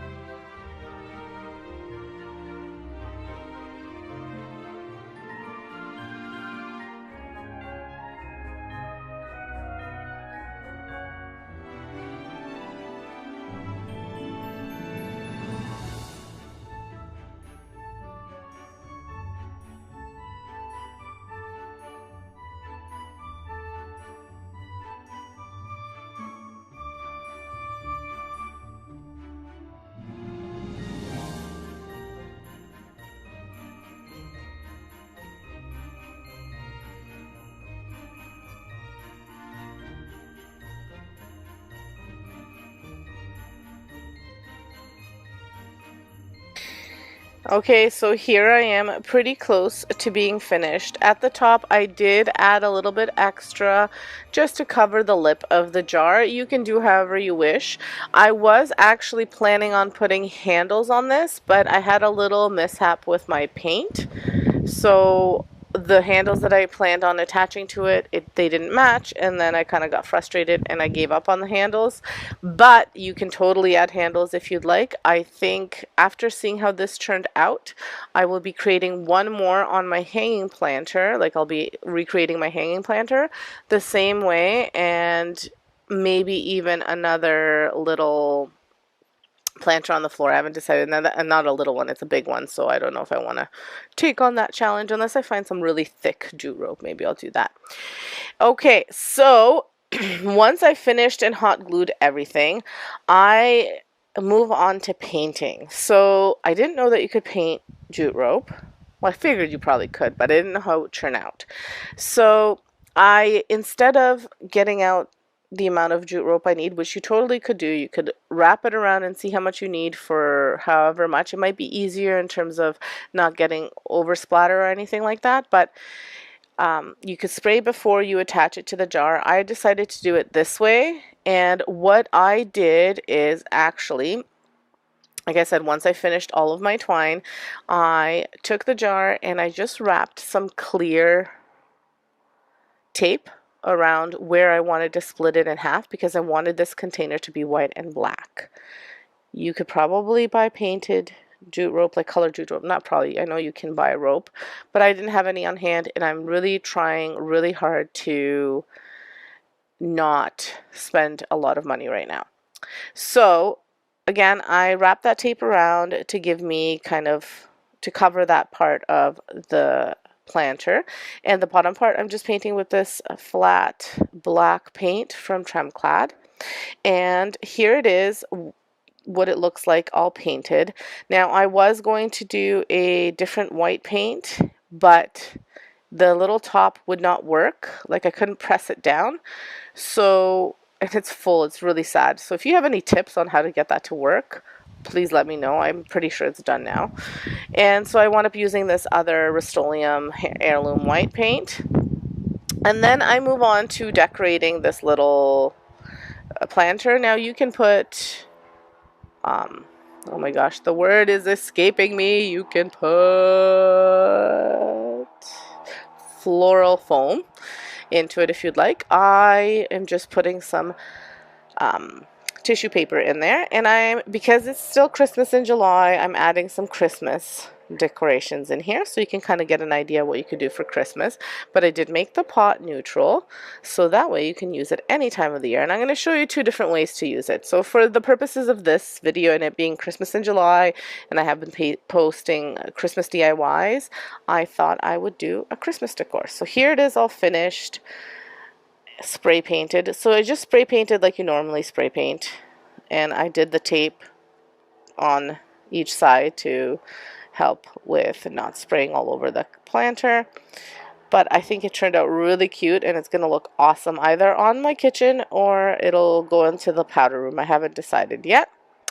And if it does go in the kitchen, you can always do a little bit of basil and or any kind of flower or herb if you'd like. That's why I wanted to use a plastic instead of like a tin. Or you could do jars as well because they don't leak. So if you put your little planter in there, so my basil has a little plastic planter that has drainage holes, and then I put it in here, it's not going to leak, and it's going to keep the water in, and it's going to look beautiful. Let me know what you think. Make sure you check out the playlist. Make sure you check out Creations by Favi. Make sure you like and subscribe to my channel and leave me a comment. Let me know what you think. So I created these 3 DIYs using scrap stuff around the house and Dollar Tree items. So for today, I'm making a few tray decor pieces. Although these look big, sometimes I find that I have all these little things in my tray, and because they have little like lips, I have to then either lift them up or they're too small for the tray. So I'm going to try big ones. My trays are always a work in progress. So if you've ever watched my home channel, you see like I decorate them on there, and you see the whole process that I go through. It's like, sometimes it's painful. Anyway, I don't show you the whole process, but I kind of talk you through it. But so I'm going to make these and hopefully they work. So this is going to be one project. For this, I'm going to use these guys for the base. This is just like a piece of wood. We were building some stairs, so this was left over. And then I'm going to make a wreath out of some grapevines from my garden. And then I'll just add a few embellishments from the Dollar Tree. The next one will be, I'll be using this cube from the Dollar Tree, these little embellishments, some twine, and a ribbon. And then this one, as you can see, I'm making a gnome.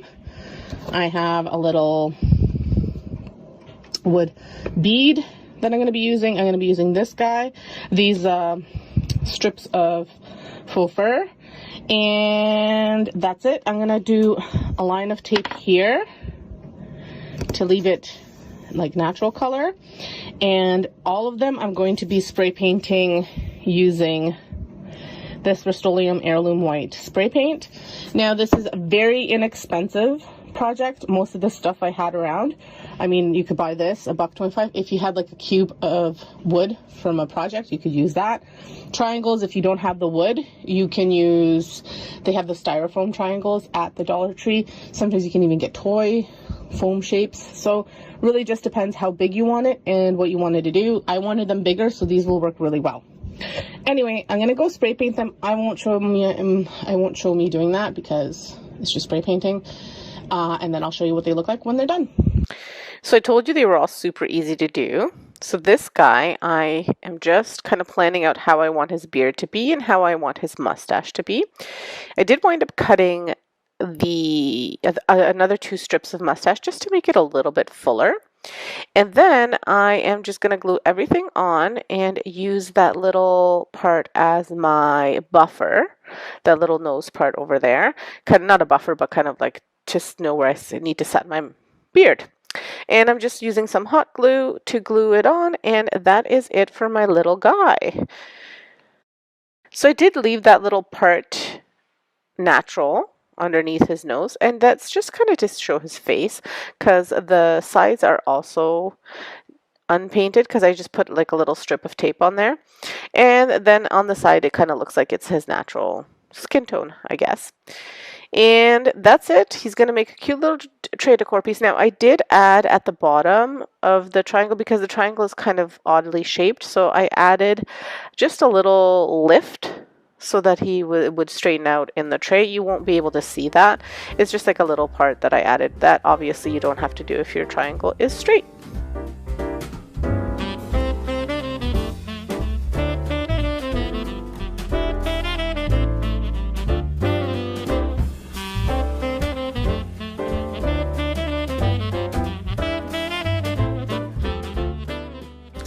So here he is all finished. I think he is really cute and he'll make an adorable little tray decor piece for either my tier tray or just a table tray.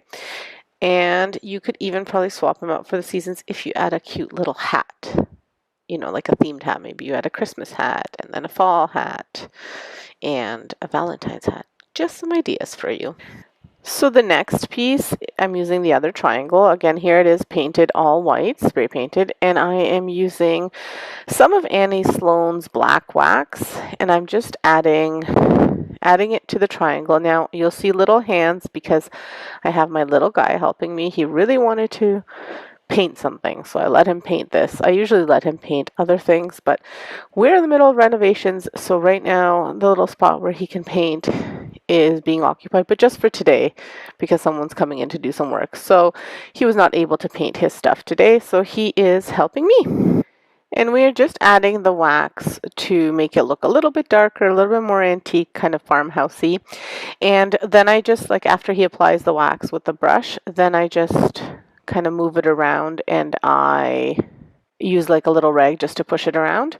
And then this is what I'm working with. So then I just start putting it together, and all I'm doing is adding that wreath and gluing the legs to the bottom, and that's it.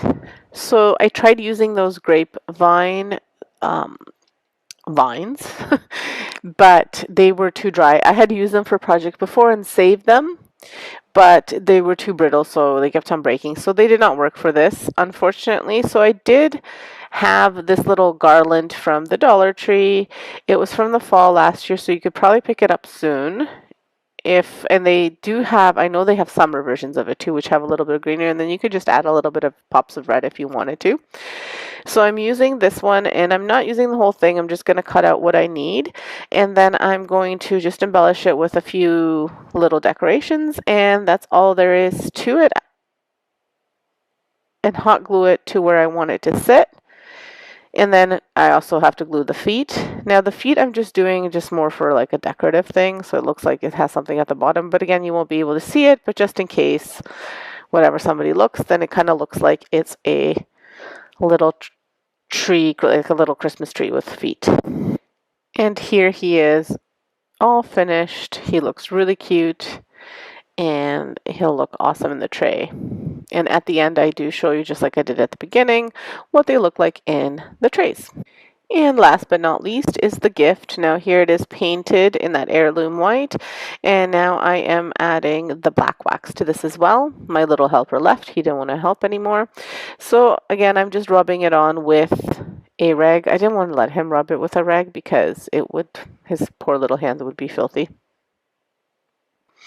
So once I get it to be the right antiqueness, I guess, the way I want it to be, then I just add my ribbons. Now you can see the little dots from the die. If you didn't want to see them, you could add a little bit more paint. Maybe you could put some putty in there, but I'm okay with it because I'm adding the bow and the ribbon and you won't be able to see it. Also, if you use chalk paint, it's a little bit thicker and you won't be able to see it with those, but because I did the spray paint, you can see it. And for the ribbon, as I showed you there, I am just using a buffalo plaid ribbon from the Dollar Tree and I'm wrapping it around. So I just cut my long piece in half and then I wrap it around and I tie it on one side and then I do the same thing on the other side. And I just do a little knot so that way it looks like I tied a bow, but I really didn't. And then I do the same thing with twine. I kind of wrap it around both sides, oh, actually all four sides. And then I just tie like a little bow and a little knot at the top so it looks like I have both. Now I wind up doing a double wraparound on like two sides of the cube and then a one wraparound on the other side. And then I cut some of the twine and just make kind of additional little bows and tie them together and then fluff everything out, fix it all up, and that is it. These were the most simplest little DIYs and they'll make awesome tray decor pieces or even like mantle decor pieces because they're big enough. The best part of all of this is that I'm using stuff that I had on hand, stuff that was very inexpensive, and stuff that was like just scraps. Because, you know, I don't always want to spend money when I'm doing these things. I like to reuse what I have. And there's just so much stuff. But anyway, here it is all finished, my little cube present. Let me know what you think of this one. And also let me know which one was your favorite. What did you like the most? I think I probably like this guy and the gnome the best. But I like all three of them because they are kind of filler pieces in the tray, especially if I use it in the tiered tray.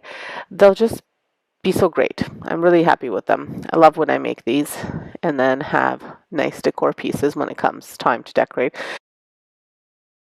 So I really love these little red pickup trucks from the Dollar Tree. I also really love the like die cast ones that are big. However, they're quite expensive. So I thought, hey, why don't I make my own? So I got two of these little red trucks from the Dollar Tree, as well as this crate, the mini crates that they have at the Dollar Tree as well. And I'm going to be making a little red truck. So I will start off by removing these Christmas trees.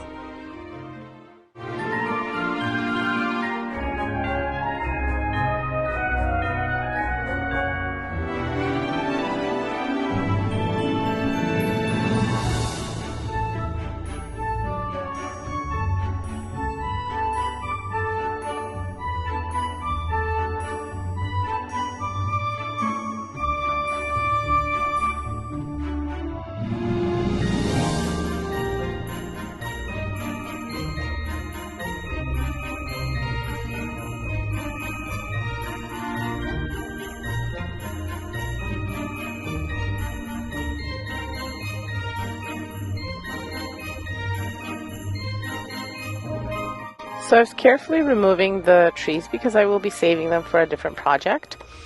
And they're great shape and they're perfect for Christmas. I will have to paint over them and I'll take off the garland that they have around, but they'll be perfect.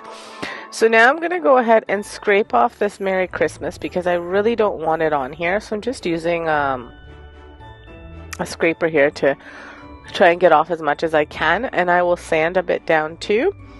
And you don't have to do this if you like that Merry Christmas, but I wanted to get rid of it, and sometimes when you paint over the glitter it still shows, so I wanted to get rid of it. So now I will go ahead and I'm going to paint my little truck using this espresso paint, a little bit of white, there we go, some black acrylic paint, and some red acrylic paint, all of them from the Dollar Tree.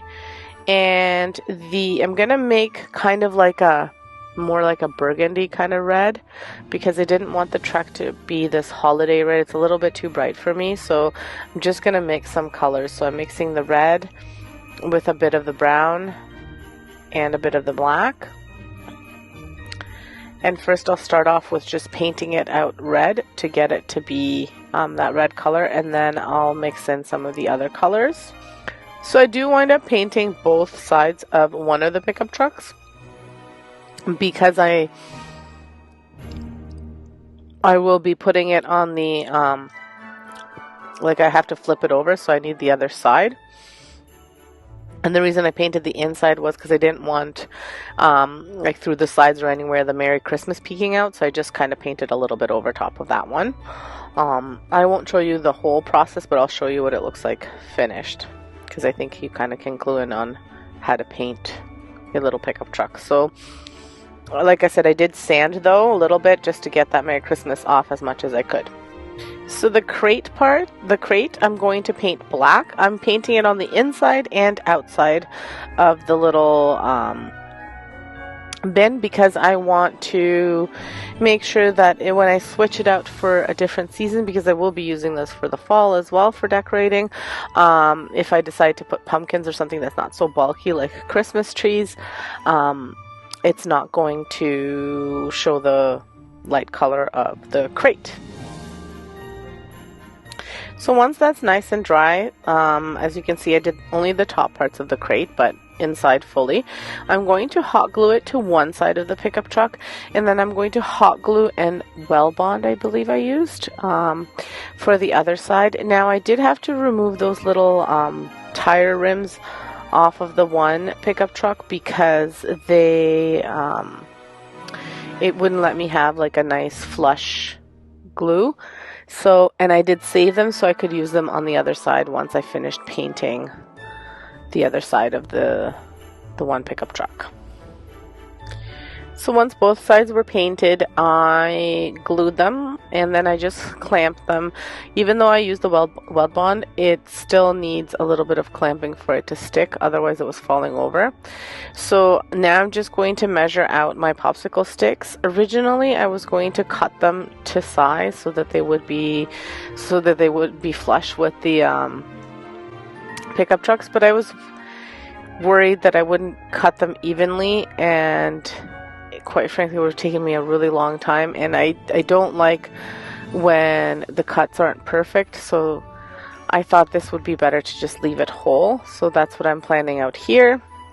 So once I've placed all of the popsicle sticks, it's time to paint them, and I'm going to be painting them that same combination of red, brown, and black as I did the pickup truck. This time I'm just mixing the colors together, whereas the first time I painted it red and then I just went over with a mixture.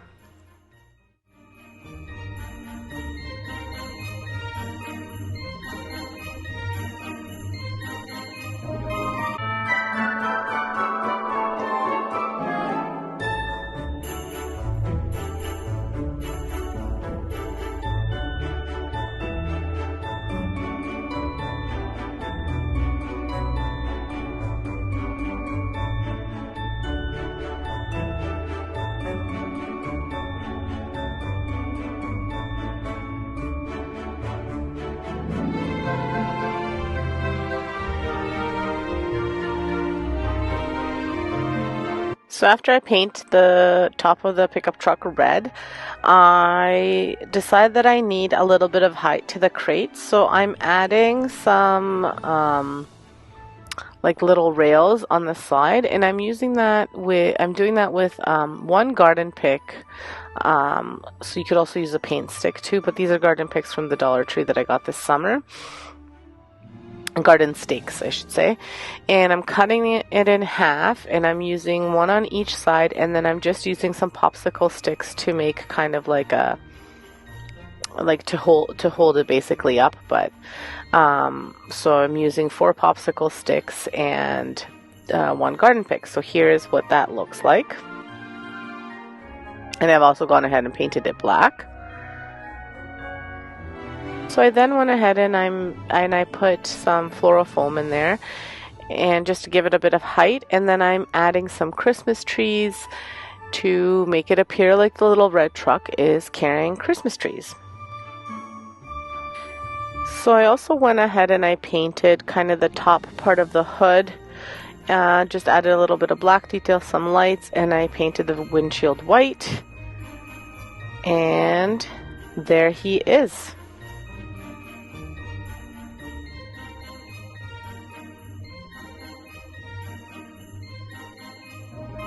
I'm really happy with this DIY. The little black that I added to the painting as well looks really good. So this is what I was talking about, going over with a different color. I just think he turned out so cute, and it's a big truck. I mean, it's a little red truck, but it's a big truck considering how expensive these can be. This cost, you know, under $5 for all of this stuff. And as you can see, I painted in the wheels, and then I decided it would be even neat to add some lights in it if you wanted to. So these are just the twinkle light or fairy lights from the Dollar Tree. So this is Vesna TV. If you haven't been to my channel before, I do lots of DIYs. I try to do everything on a budget, so all that you'll see on my channel is stuff that is very budget friendly. Thrift flips, furniture flips, DIYs, dollar store DIYs, any of that kind of stuff. I do it, and I try to really do it on a budget. So I try to do, you know, make some beautiful decor on a budget. So if that's the kind of stuff you like, stick around, hit that notification bell, hit the like button, subscribe, all of that fun stuff. Thank you. So this cutting board was painted black, and then using the charcoal, Rust-Oleum charcoal black, chalked black paint, and then I painted it with the linen white. And then now I'm adding Mod Podge. Now this was from a different project where I tried to do something and it didn't work out. So as you can see, it's all peeling off. So now I'm just adding Mod Podge to the entire piece so more paint does not peel off before I go ahead and I add my image on there. So the Mod Podge will hopefully allow for the paint not to peel off, like if I ding it or anything like that. And now I just want to distress it a little bit further. I thought I would sand it and get the reason I had originally painted it black was because I thought I could paint it black, then paint it white and distress it, and it would look really nice. But now because I didn't use it for that project, it was for Project this summer, I'm going to just distress it with some espresso brown acrylic paint. Just because I am worried if I start to distress too much, I'll get the red showing, and I don't want the red showing. When I do this distressing, I always kind of try to dry the paint off on a paper towel or something as much as I can, so it's a really dry brush. And sometimes if I find I've added too much, I'll just wipe it off with a paper towel or a baby wipe. This time it's a dry baby wipe, but sometimes I use wet baby wipes to just kind of blend the colors together. But this time was just a dry baby wipe that had dried out. And then I'm just kind of randomly putting the distressing on. And then I'll go ahead and use some black acrylic paint and some pumpkin colored acrylic paint to do the little snowman. So here's the completed snowman. I did wind up adding a bow, and you can tell me which one you like better, whether you like the bow or no bow on this snowman. But here he is without the bow. I think he's cute this way too. I'm not sure where I'll put him in my decor. He'll go somewhere, probably in my kitchen since it's a cutting board. I'm not going to cut food on it, obviously, but I think he's really cute. And then here he is with just a bow that I added. A super simple bow that I made just by using some ribbon and hot gluing. Again, I've told you guys before, I'm not the best bow maker, so I just I don't usually film myself making them. So let me know which one you think. Finally, last but not least, I'm going to be using these like Rubik's Cubes from the Dollar Tree, and I'm going to be creating a nice little joy sign from these blocks. Originally I wanted to use the foam dice, but I could not find them, so I thought this would be as good as anything else to use. And I'm going to be painting them with my Rust-Oleum chalked linen white paint. I was trying to show it to you there, but I didn't have it in the frame for some reason. And but it's the Rust-Oleum chocolate and white. I have a really big container of it because I use it quite a bit. It goes a really, really long way. So if you're looking for a decently priced chalked paint, that is a really good one to go with. After about 3 coats, I got them to the way I wanted them to be. And now I'm just going to be freehand drawing the letter J onto these blocks. And it's just so that I can paint over it and not, because if I try to do freehand painting I usually make a mistake. So this is just so I can kind of follow the guide of the writing instead of doing a stencil, because I didn't think I needed a stencil for 3 letters. For the paint I'm using again the Holiday Red from the Dollar Tree, and it's just an acrylic paint, and I'm going over the drawn letters with just that paint. I'm not mixing it with anything. I don't have a dirty brush. Sometimes I have brushes that have black on it or brown. Purposely I don't clean them off because I want to have that color. But for this one I'm just using the red itself, and I put a good amount on it. After I add the red paint for the Joy, I clean my brush off a little bit just with a paper towel, and then I add some black, and again I dry brush the black around to give it like a distressed effect. Don't worry if you get too much distressing on, you can always wipe it off and just add more of the paint that you used originally, like the white paint, and then it'll just blend in and you won't even be able to tell. For the little bit there, I used a paint pen because I found that I was trying to use a brush but it didn't work out, so I used a paint pen which covered it beautifully. Again, you pick and choose which you need to use, what will work best for you. This is what worked for me. So once all of this dried off, I went ahead and added a little bit of greenery just to show you guys what it could look like with and without. So here is the finished piece. So I just love the rustic farmhouse feel of this Joy here. You could add something green like this if you wanted to, depending on where you're using it. I'm not sure where it'll go. Again, I'm decorating soon, so you'll see it over on my home channel. But if you didn't want to add, here's what it just looks like without it. It's pretty rustic. It's exactly what I was going for. A lot of my decor is this way. So if you like this kind of stuff, make sure you subscribe because I do lots of this kind of stuff. Here are all 3 finished pieces.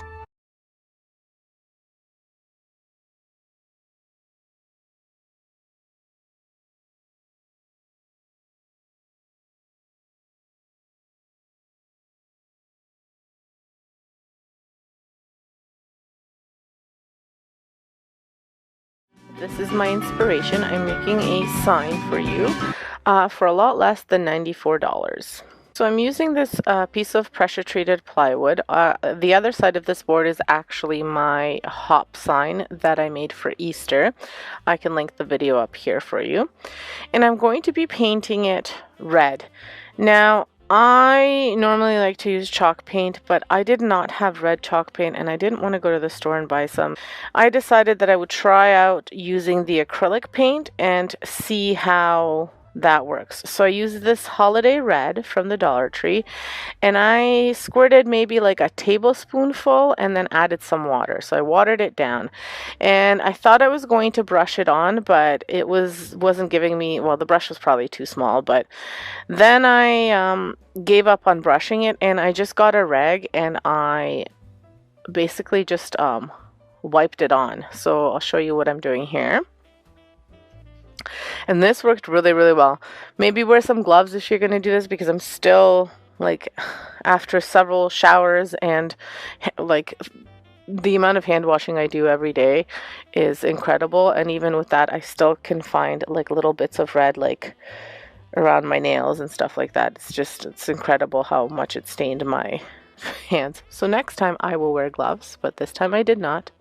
So anyway, like I said, I just kind of, scrubbed it on, and it worked really, really well. And I didn't even use I didn't even need more than what was in here. So I used, you know, very little of my holiday red paint, and it worked really, really well. I didn't seal the sign in the end.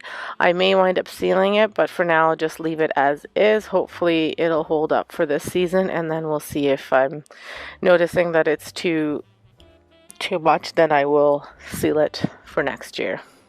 This worked so well that I only needed one coat of the red, and the wood just soaked it perfectly. I'm really, really happy with the result.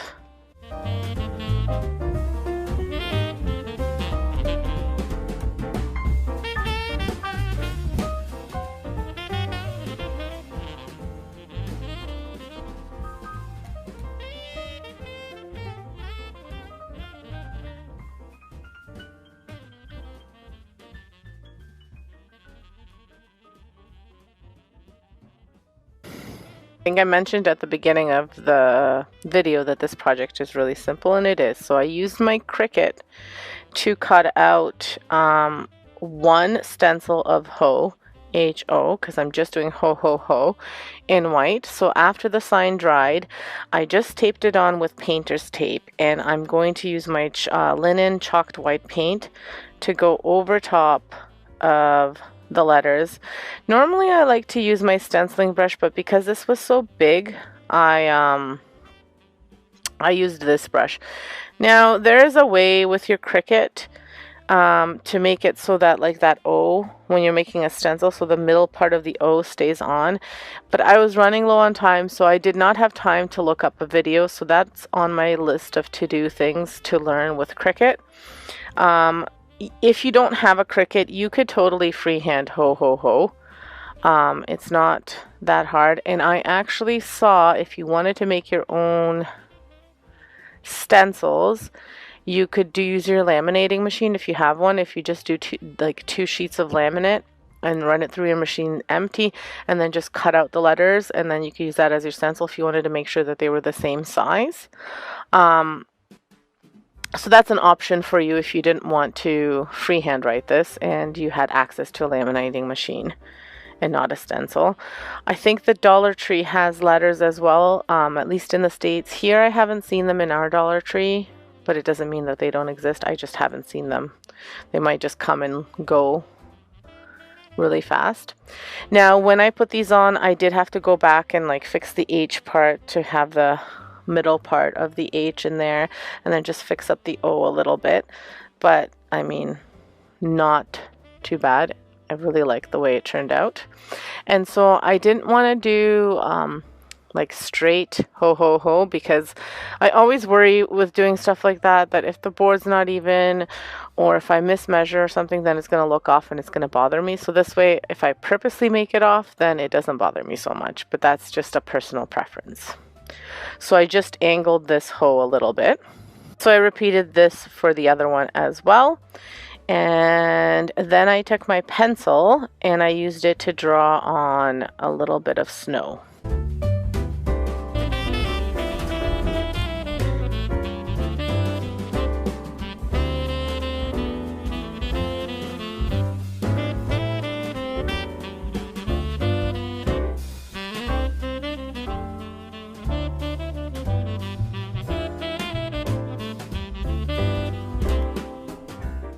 I actually decided to add the snow because one of my neighbors has a sign that says joy, and it has the snow coming like kind of at the bottom and at the top of the board. So I thought, wow, I really like the way that looks, but I didn't want to draw another joy sign, so I wanted something else, and I thought this was the perfect thing to put on.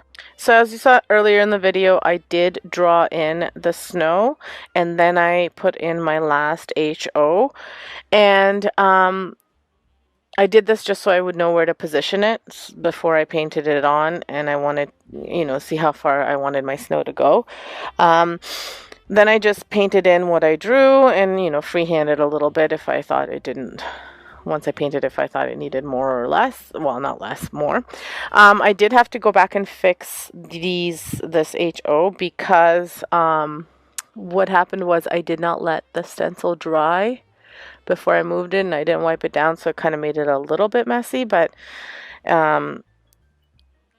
I left some of the little bits of snow because I mean white, because I figured it would look a little bit like snow. And I did the same thing for the top. I drew in the snow and then I painted it in, but painted it on. So here it is finished. This is what I did for the top. I actually wound up doing it a little bit different at the top. I wanted it to look like the snow was coming down, melting down. And so I made a little bit of a different icicle snow shape. So that's there. And then here's what it looks like completely painted, but I wanted to add, that's why I left a little bit of space between the first HO and second HO. Add a belt, and here's the belt. The belt is a belt that I no longer use, and I just thought it would add that Santa Claus effect. And that's about it. It's there, finished with my snowman. If you didn't catch that video, I'll post it up here. It was I really like the way the sign turned out. It cost me nothing other than the paint supplies, which I had. Well, and the board it cost me nothing because I had everything on hand. But even if you had to buy the supplies, you could buy acrylic paint for $1.25, so two bottles, because you need the red and the white, and an old belt, which you could pick up at probably at a Value Village for $1, and a board, which, I mean, that would be the most expensive. And you could do a fence board. You don't have to do it as big as this one. So I mean, fence boards are what, $1.25 or something like that, $1.50. Let's say they're $2, but let's say maximum you spend $5 on a board because you wanted a bit of a bigger board. You're still looking at under $10 for this sign, instead of creating a floral arrangement for Christmas. And I'm using this thrifted wooden box. I got this for $2.99 at our local thrift store, so super cheap. Then I'm going to insert this floral foam, which I also got at the thrift store. I got 5 of them, I believe, for $2.99, so really cheap. And I'm using the whole piece. And then I'm going to be using 9 different Christmas picks, and they're just an assortment of little floral branches with some berries, and they're the frosted ones. So today's DIY is super duper easy. I apparently really like that word. It's very easy to do, and it's very cost effective, and I really like the way these Christmas arrangements look. I always do a whole bunch of fresh ones as well, and this arrangement reminds me of the fresh ones that I do. So when you're putting these together, you want to make sure that they're not too high, because it's not going to look nice, or it's not going to look right. So I'm going to be using my my wire cutters to cut them. Now, normally if I were to do it so that the back would show as well, I would do either the same from front and back, or sometimes if I have a wide range, like when I'm doing the fresh ones, and you could do this with the full ones too.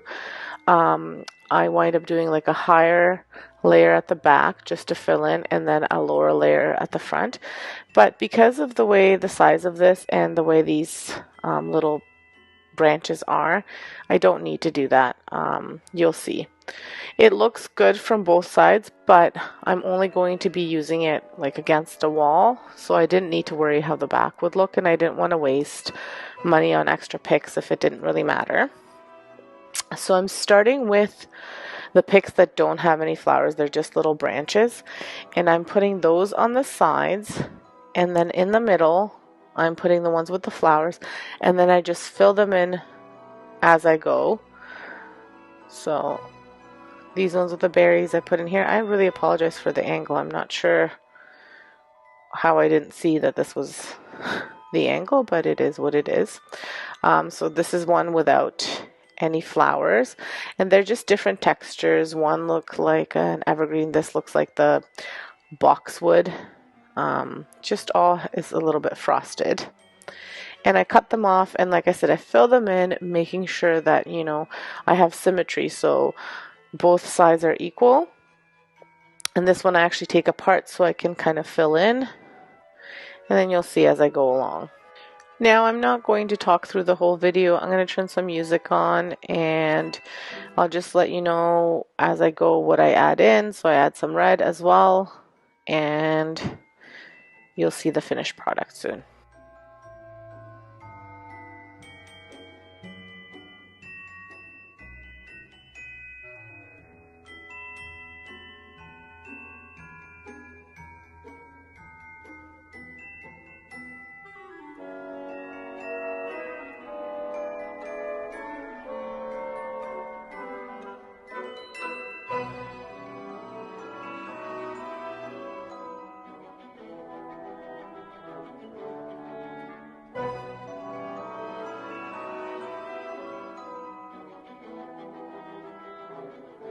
As I'm filling this in, it's starting to look really good. Like I said, I really apologize. I got a new swing arm, trying to find the best angle to record for you guys, because I found my other ways it wasn't giving me the quality picture that I wanted. So I tried this way. It's still not working. So I've had my husband come up with a solution. So I'll display that in my next video. But you can see it's getting fuller here. Now I do want to add a bow to this, so I thought I was going to use this old shirt that we had, because it has this like buffalo plaid pattern that I really like, but I could not, because it's all cut all funny. I could not get a nice straight piece that would go all the way around, so I opted not to do it. But you could totally, if you had a nice long piece like this, you could do it. So as you can see, I tried, and then I was thinking if I folded it, but it just wasn't looking right. So oftentimes, if I plan something, I wind up doing something else, just because what I envisioned in my head is not what happens with the DIY. So, but I always like to show this to you guys so you can see the thought process kind of behind my DIYs. So after I figure out that I don't like that, I go ahead and I use this ribbon. It's from the Dollar Tree. It's not as thick as I wanted it to be, but it actually looks quite good, and I think these colors look a lot better than the black and white, because I have so much red and green in here. So I was happy with the way this turned out, and as I've mentioned to you in my other videos, I am not a bow maker, so I'm just making just like a basic bow here, and I'm going to hot glue it to the pot, and that's about it. So I just make the bow like you would kind of tie your shoelaces, and then I just make another bow from that same piece, and then I just hot glued it together. I'm sorry that you can't see, but I'll show you what it looks like finished. So my inspiration came from the Kirkland's website. So this arrangement cost $39 there. So for Canadian money, that would be well over $50. And my version cost just under $14. And I think they're pretty similar. And they're just as nice, both of them. So it just shows you how much cheaper you can get things and you can make things. We don't have a Kirkland's here, so I couldn't, even if we ordered it would be even more, but just to show you, between the $40 and $50 mark is what this would cost. And like I said, mine cost just under $14, and that's assuming I used the whole ribbon, which I only used a portion of it. So here's the finished piece, with a much better angle. You can see the container. It looks like it's like a birch bark container. It has the nice little bow that has the plaid on the one side, and then on the other side it has the little white snowflakes. So I think it goes really nicely with the red berries in the container. I'm so happy with it. It's very farmhousey, natural, woodsy look that I'm going for. If you liked it, make sure you hit that like button. Make sure you hit the subscribe button if you haven't subscribed. Leave me a comment. Tell me what you think.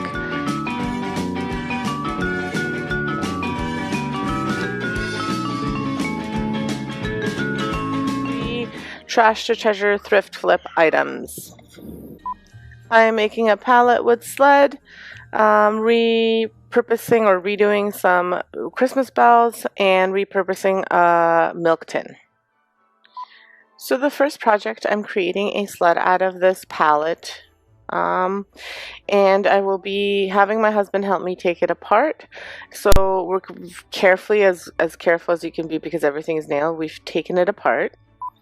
So what we did is we cut it in half, and we saved some of like lengthwise, and we say saved some of the boards in the back and just left them there.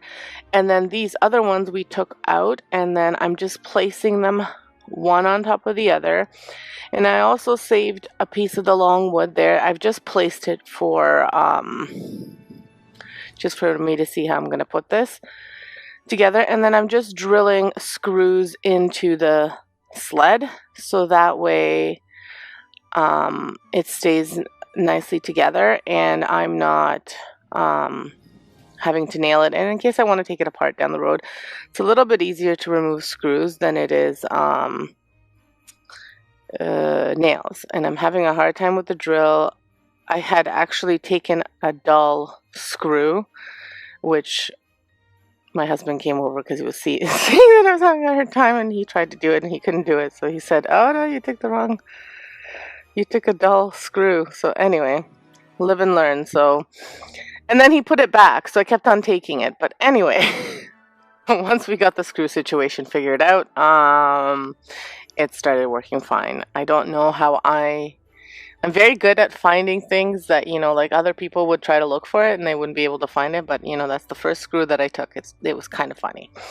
So anyway, I screwed down the boards, and then I didn't even have to cut anything to size or anything like that. The only thing that was cut was the pallet was cut in half so that I could keep those back boards so that I could easily screw on these ones. And then just the little piece of wood that you'll see kind of where you attach the rope to the sled, that piece was also cut to size. But other than that, very minimal cutting, which was great.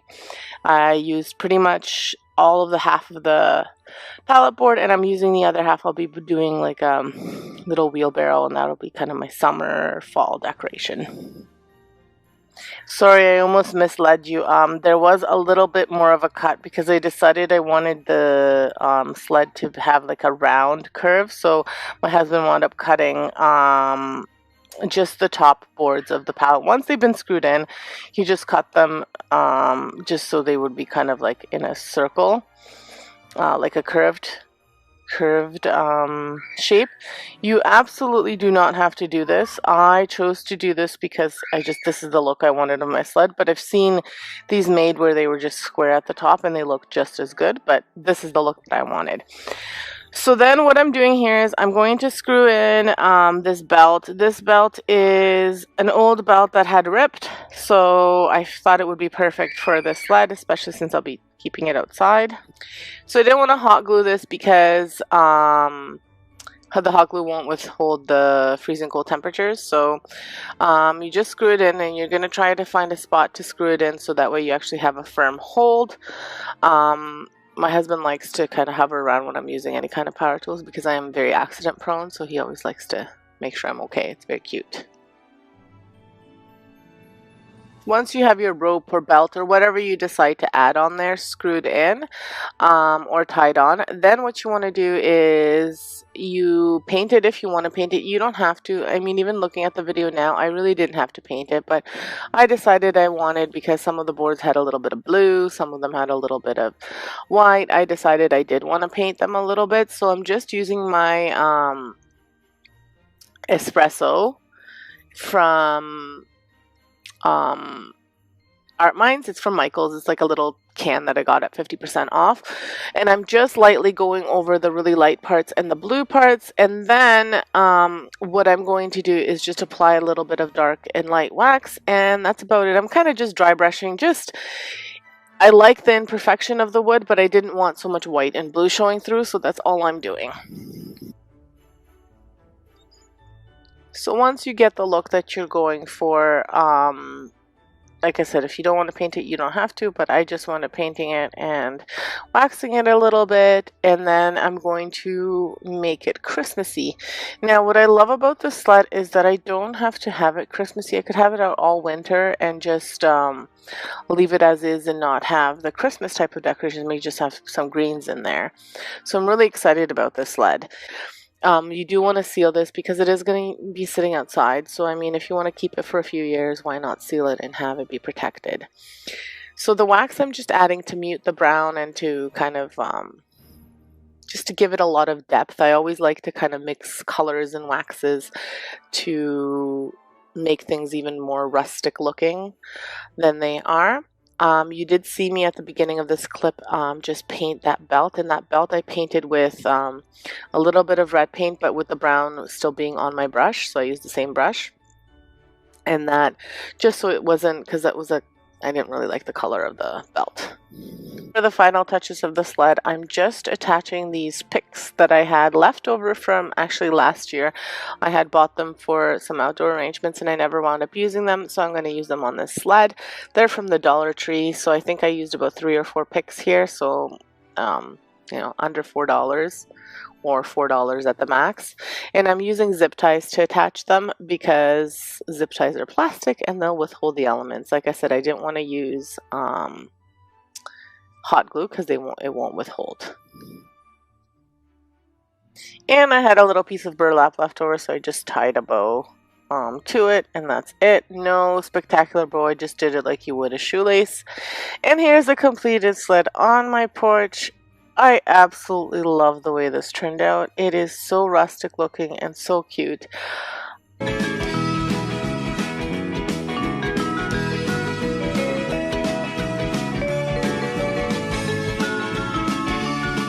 So these are the bells that I had picked up at the thrift store. They were about 50 cents for all 4 of them, or sorry, for 2 of them, so about $1 for all 4. I have seen them at Dollarama, so if you're from Canada, that's our dollar store, but it's $1 and more, so I think they were about $3 for a set. Or for one, I can't remember, but they were quite expensive because they're larger. So, but I saw them and I thought, great, if I color them, paint them, they will look awesome. So what I want to achieve with these is kind of like a galvanized look, but a little bit darker. So what I'm doing is first I'm going to paint them with my Rust-Oleum Country Gray. And I'm just going to paint over them so they're not so shiny because they're really glittery, and I obviously can't, I mean, maybe I could have sanded off the glitter, but that was a lot of work that I didn't want to do. So I'm just going to paint them here with the Country Gray and let them dry. So here's what they look like all painted and dried. I only did 1 coat of them. I just made sure that I covered them really nicely, and the silver ones were easier to do. I didn't even have to do such a heavy coat on them because they were already silver, so the gray covered it quite nicely. The red I had to do, I just take my time a little bit more because with the little holes in between, the red was coming through, but I still only just did 1 coat for both. So then after I did that, I brought them outside to where I'm going to be hanging them, and I'm going over top of them with some silver. So this is a silver metallic and blue and black acrylic paint. And all of those paints I'm going to be putting in a little bowl and using my dabber to just paint over top of or dab over top of the bells to create like a little galvanized effect. So initially I don't mix the colors together, but what I do is I put them all in the same bowl and they eventually wind up mixing together. And I just dab so I get that look that I'm going for. So sometimes I have to go back and put a little bit more blue, and then I notice there's too blue, and then I put a little bit more black. It's just whatever you want it to look like. So that's what I did here. I just kind of went over top. I always start with the blue and the lighter colors first, and then I just do the top coat so that way it the darker coat so that way it kind of blends in the blue colors. And you just want to blend it all together is kind of essentially what you're going for. So after I do that, I do it several times over each bell. Some bells I have to do less, some more, just depending on how I mix the colors. And I'm not too concerned about them being identical because if you're looking at aged galvanized buckets or bells, they're never quite identical because they age a little bit different.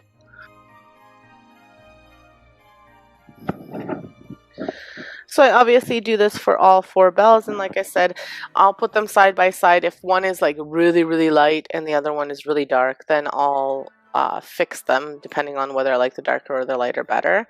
But you don't need to worry, like I said, too much about them being identical, just that they're similar enough so that way they look like the same bell but just age differently. So what look I got here was kind of like a galvanized black stainless steel type of look mixture together. So still a little bit shiny, but more like on the darker side, which is beautiful.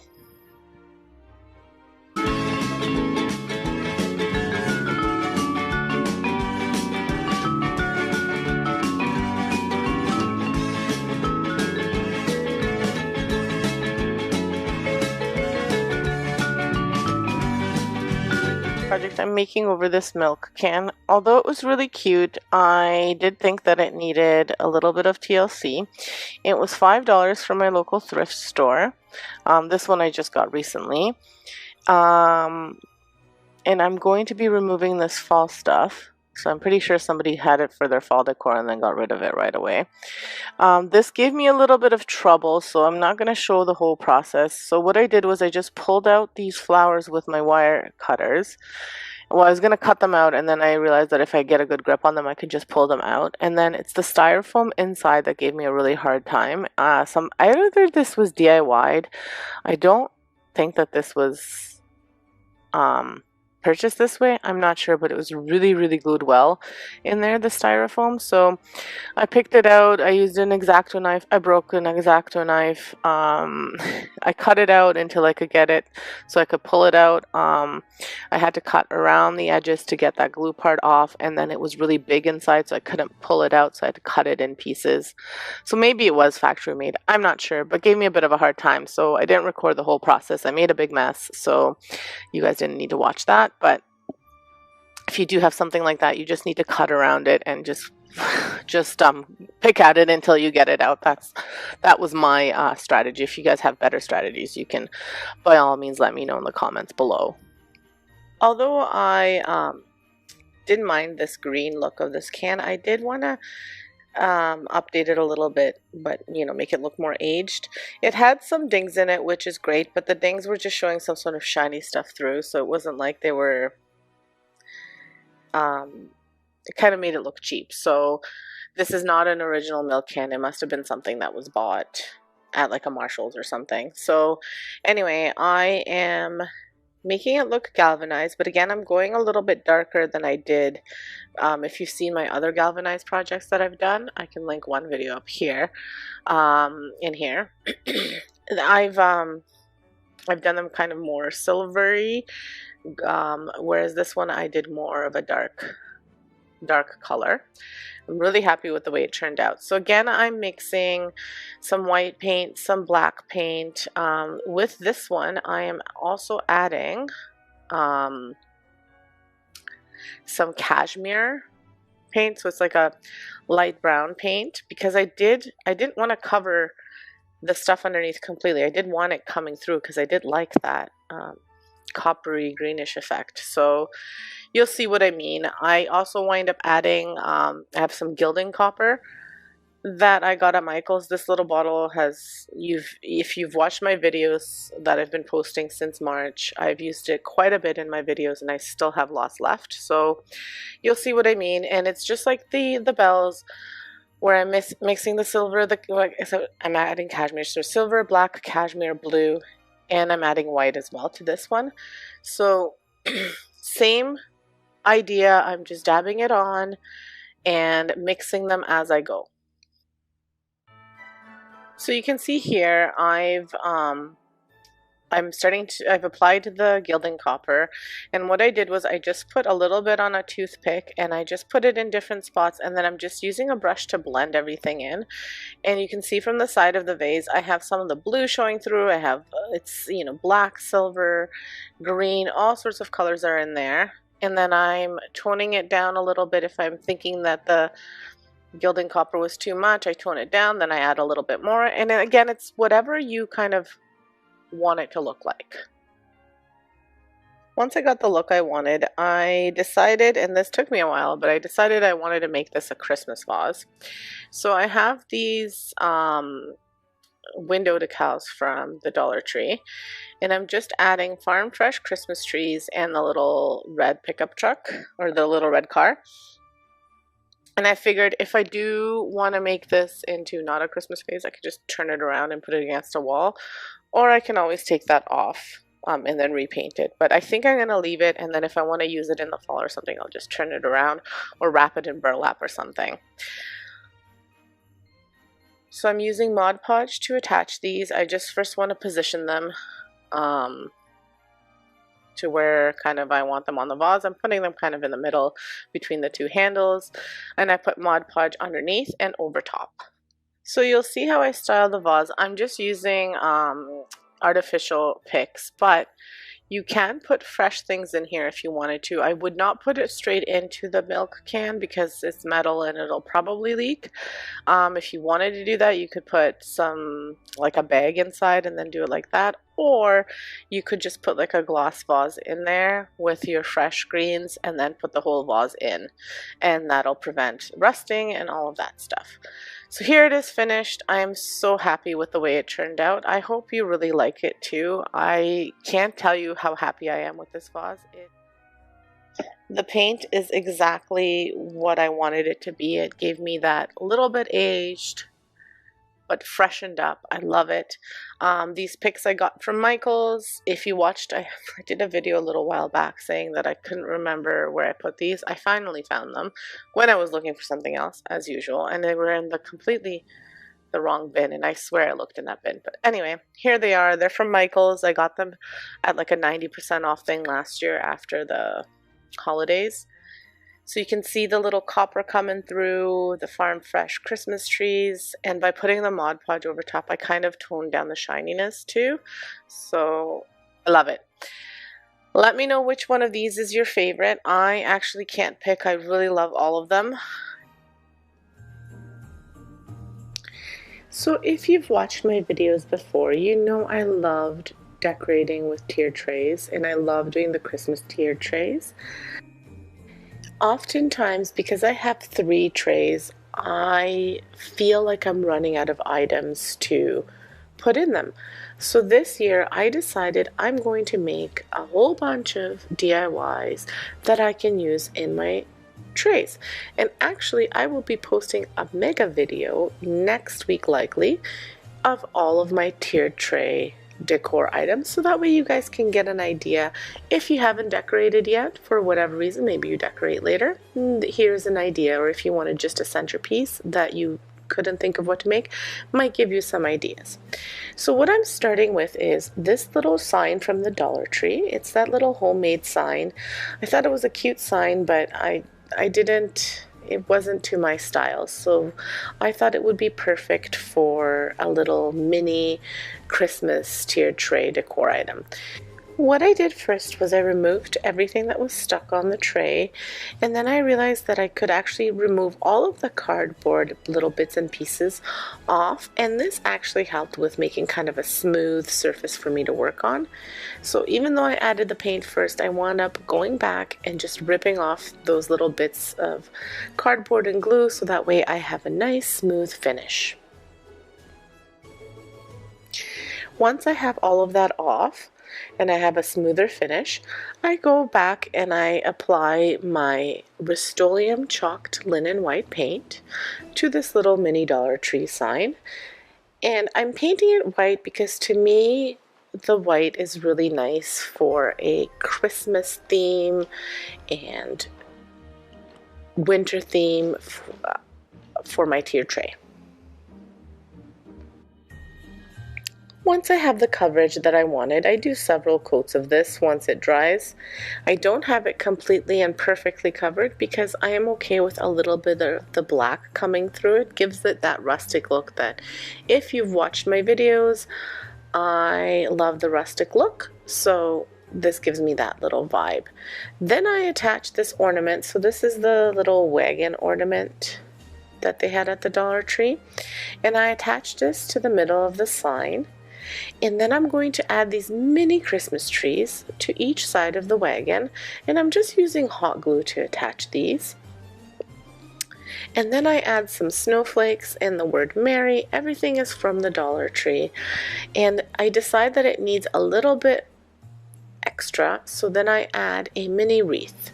And I'm using a branch from the mini Christmas tree from the Dollar Tree. And I'm just curving it into a little wreath and attaching it, hot gluing it to the sign. And then I just go over top of everything with some acrylic paint, white acrylic paint, just to give it a little bit of a snow-covered look. Although this one had more supplies than I normally use in one project, I did have everything on hand, and if you're crafting for the holiday season, you'll likely have these things on hand because you would have bought them for various other projects. So it's fairly inexpensive to make, but it did use up more material. So if you had to buy each one, I guess it would be around $5 that you'd spend on this. But I think for $5, this cute little tier tray decor sign turned out beautiful. I love it. I think it's gorgeous. It's very winter-like, very Christmassy, and it'll look great on my tray. Thank you so much for watching so far. If you are brand new to my channel, thank you so much for coming by. On my channel, you can see all sorts of Dollar Tree DIYs, budget-friendly DIYs, thrift flips, trash to treasures, anything budget-friendly I do on this channel. And so it's DIY decorating on a budget, basically. And you can check out my videos. I've done the 12 days of Christmas, so this is day 11 of the 12 days of Christmas. And I had a lot of fun doing it, made some beautiful pieces for my home. And if you haven't subscribed, make sure you subscribe. If this sounds like something you really like, make sure you subscribe, hit that notification bell so you can see every time I post one of my videos. And always leave me a comment and a big thumbs up if you like what you see. For my next DIY, this is another simple, inexpensive piece to make. I kind of went a different way than I thought I would go and wound up doing something similar like I did in one of my other videos, which I can post in this up here as well. But what I was going to originally do is I was going to make a mini cutting board, kind of like the ones from the Dollar Tree that you can buy, the plastic ones, but I feel like they're a little bit too big for my tiered tray, so I wanted to make a mini version of it using just some cardboard items and some leftover pieces of wood. So I went ahead and I cut everything out. I hot glued my little handle to the cutting board, and I just could not get it to be centered the way I wanted it to be. It was driving me absolutely crazy. I could not get, I even used the cutting board to help me trace around it so that I could get the size and the shape that I wanted, but I just could not get it, and I wasn't happy with it, and I kept on cutting until it was too small, and then I gave up because it was taking a lot longer than it should. And really, when a craft is driving me crazy that much, I need to step away from it and not do it. I do like to show these things to you because I think it's important for you to see that even if we do this all the time, we still have that thought process and those fumbles where we're like, well, nope, this didn't turn out the way I wanted it to. So that way you don't get discouraged. There's lots of people who think that they can't craft or can't DIY or can't make anything, and they kind of get scared of it. And then if they think that, you know, even somebody who does it all the time doesn't make mistakes, then they might get discouraged. So this way, hopefully it encourages you to try it anyway. So as you can see, like, I go ahead and I create my little cutting board using my buffalo check. I decided on the red instead of the black and white. I wanted the black and red. And once I wrap it, I realize I still don't like the shape of it, and then I go ahead and cut everything off. I paint the handle a dark brown, almost black color. I stick on my little wooden gingerbread man, thinking that I'm going to be, like I said, happy with it, but I really wasn't. So then I cut everything off, and I decide I'm going to attach some popsicle sticks as a frame to this, and it'll just be a little sign. So I made an ornament with a sleigh kind of like this, but this will just be a sign. I'm not making it an ornament. So I'm just trying to measure out so that it's exactly the same distance from the top and bottom, then I'll be cutting it off at the bottom to make sure I shape it. I'm hot gluing it down, and I'm making just kind of like a frame like that, and I'm letting the popsicle sticks hang over because I think it just makes it look a little bit nicer. And that's all there is to this one. So this turned out to be really simple and really inexpensive to make. I had the popsicle sticks on hand. This was a scrap piece of fabric left over. I was on some cardboard, and these stickers I've had from a different project. So very inexpensive to make, very simple, but I don't think it looks simple. It looks pretty nice, and it'll go great on that tiered tray. And I did use an X-Acto knife just to cut off the excess fabric and cardboard. I cleaned it up nice, and here's what it looks like all finished. Before I move on to my third DIY, I just wanted to quickly mention that I do have two channels actually, but on my home channel I display all of my DIYs that I make. So if you're ever interested in a home tour or a tablescape or anything like that, I display all of my items on my home channel, so that way you guys can see. And sometimes I'll do renovations on there too. This is a newer channel, so I haven't done a lot of videos on it, but I will be posting periodically. We'll have a set schedule for my DIY Vesna TV channel, but for my Vesna TV home, right now I'm not ready yet to make a set schedule, but I will at some point once I get going.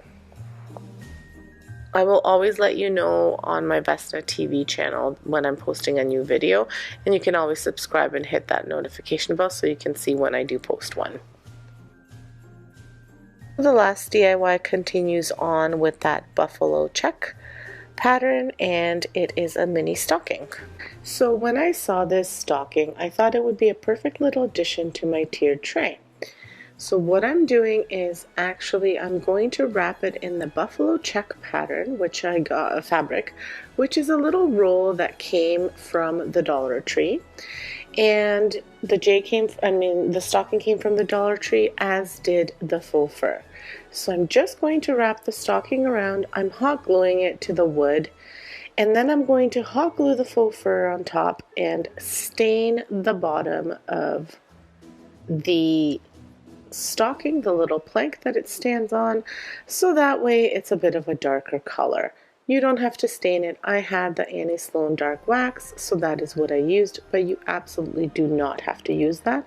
You could paint it brown, you could paint it white, you could do a faux stain. It's really up to you.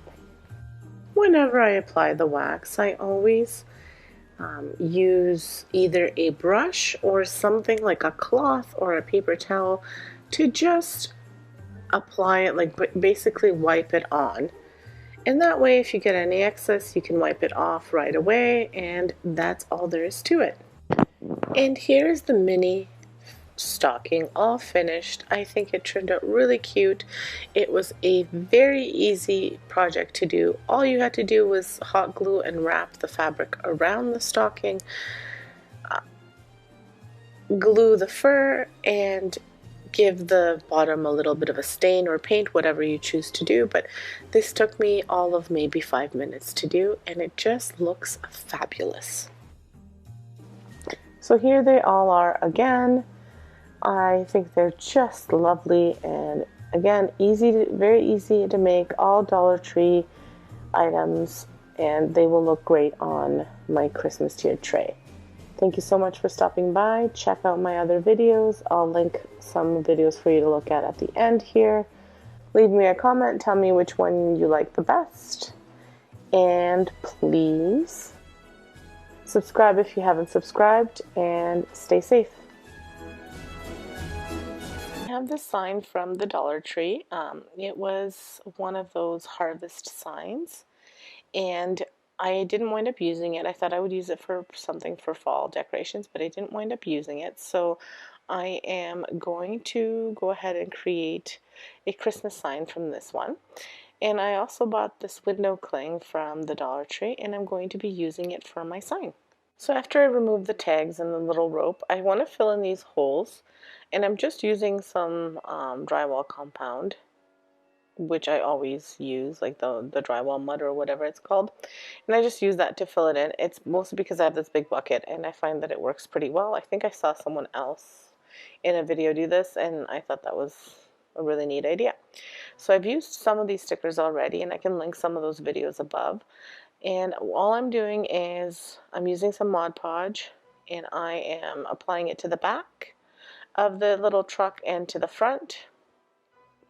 And this will help me just glue it nicely and it'll stick nice to the sign. And I'm also going to use some of the trees so it looks like the truck is kind of driving in a forest. So I do the same thing with the trees and with this little sign, and that's about it for the Mod Podge.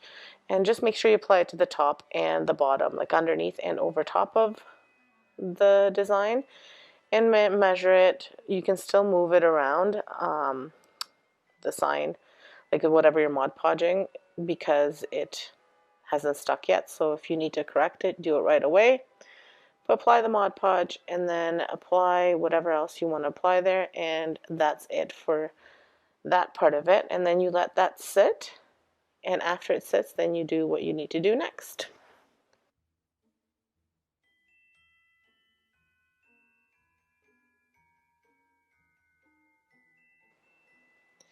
So after the Mod Podge dries a little bit, it doesn't dry it all the way, but it's dried enough. I apply this antique white it's just an acrylic paint. It's like an off-white acrylic paint from the Dollar Tree. And I'm kind of just dry brushing it to the sides of the painting, just around it. I'm not dry brushing it too dry, but I'm not fully applying it. So it kind of gives an effect of kind of blowing snow is what I'm trying to go for. Once that fully dries, you can apply more Mod Podge if you'd like, or you don't have to, depending on where you're going to be keeping it. I'm not going to. It's going to be fine. I don't need to protect it. And here's what it looks like all completed. I'm creating a sign using, I found these big canvases at the Dollar Tree, which I've never seen that big before, so I bought a bunch. And I'm creating a sign using that canvas and this cardboard gift box that I also found at the Dollar Tree. I thought it was really cute. It was a pack of 3 gift boxes in here. I'm only using the top of one. So what I do is I cut off the edges of the box. I use my X-Acto knife at first, but then I wound up using scissors because it's a little bit easier and I can do a better cut with them. And then I wind up wetting the sides of the box and then just like making little tears in it, so that way it gives me kind of a rough, unfinished edge around the box. Now when you're wetting this, you want to make sure that you're not soaking it. So what I'm doing is I put a little bit of water into a cup and I took a paper towel and I'm just wetting the edges, and I'm doing it on the back because the back has the unsmooth cardboard, and I wet it enough just so I can kind of make little tears like so, and then I do that all around the box and it gives me that perfect edge that I'm looking for. I did say that these were really simple projects to do, and they are. Once you've wet this and ripped little pieces off the edge to give it an unsmooth edge, you then just Mod Podge it onto the canvas. Now I am Mod Podging it onto the back of the canvas because this gives me the opportunity to make a double-sided sign. So again, this is all a part of my budget friendliness. I want to make sure that I can get the full use of things, and this way I can use the other side of the canvas in the future for a different project, and I can have 2 pieces of decor. It saves on room and saves on money. So I'm applying the Mod Podge to the back. Now make sure you liberally apply it everywhere around the picture. What I did was I just did it around the edges, and I should have originally done it all like on top of over top of the whole painting or whole box, but then I go back and I put it underneath. But this will help with some of the wrinkling, but I think the wrinkling gives it a little bit of that aged look, but I didn't want quite that much wrinkling. And then once you get it on, you go all the way around and over top of the picture. Now this one you do want to protect because you want to make sure that it's sticking to the canvas, so you want to put Mod Podge all over it. Now once this dried and I got it exactly the way I wanted it to be, I do a similar effect like I did with the other DIY, with the other sign, except for this one I'm just using the pure white acrylic paint from the Dollar Tree, and I am again kind of dry brushing it around the edges on the canvas. As well, I'm getting a little bit on top of the picture itself, and it's just to kind of make it look like it's seamless, like it's kind of on there and it was supposed to be on there. You'll see what I mean once I get going and finish it, but to me it just gave that finished look. I then left it to dry for 24 hours. This gave the Mod Podge enough time to cure, as well as the paint to set in, and it just turned out really, really beautifully. Here is the finished sign, and I just love it. And it cost me, well, $2, but really less because I got 3 boxes in one package. So really easy, 2 really easy signs to make. Here they are again. Thank you so much for stopping by my channel and for taking the time to watch these videos. Please leave me a comment. Tell me which one you like better. Thank you again for stopping by. I hope you enjoyed video 10 out of my 12 days of Christmas. So 2 more to go. You made it this far. Thank you so much. I really appreciate everybody watching. If you haven't had a chance to subscribe, please do consider subscribing. And hit that notification bell so you can get a pop-up every time. So the first DIY that I'm doing is a snowman, obviously, and I'm using these snow globes from the Dollar Tree. I'm using 2 of them. I'm taking off the lids and all of that stuff, and I'm putting it off to the side. I won't be using it for this craft, but I might be able to use it for something else. And I am painting the inside of the snowman with a mixture of Rust-Oleum chalk paint and water. And the reason I'm using this is because I had already made that mixture, and I just wanted to see if I watered it down whether it would be a better fit or not. I do wind up doing several coats of this, so maybe if you just use straight paint you wouldn't have to do so many coats, but I was also just sometimes the straight Rust-Oleum paint is quite thick, so I wanted it to be a little bit more runny so it's not, I don't know, I thought it might glob too much. So, but the main reason I used this was because I had it on hand. You could go with acrylic as well, but the chalk paint worked really well. The watered down chalk paint worked well.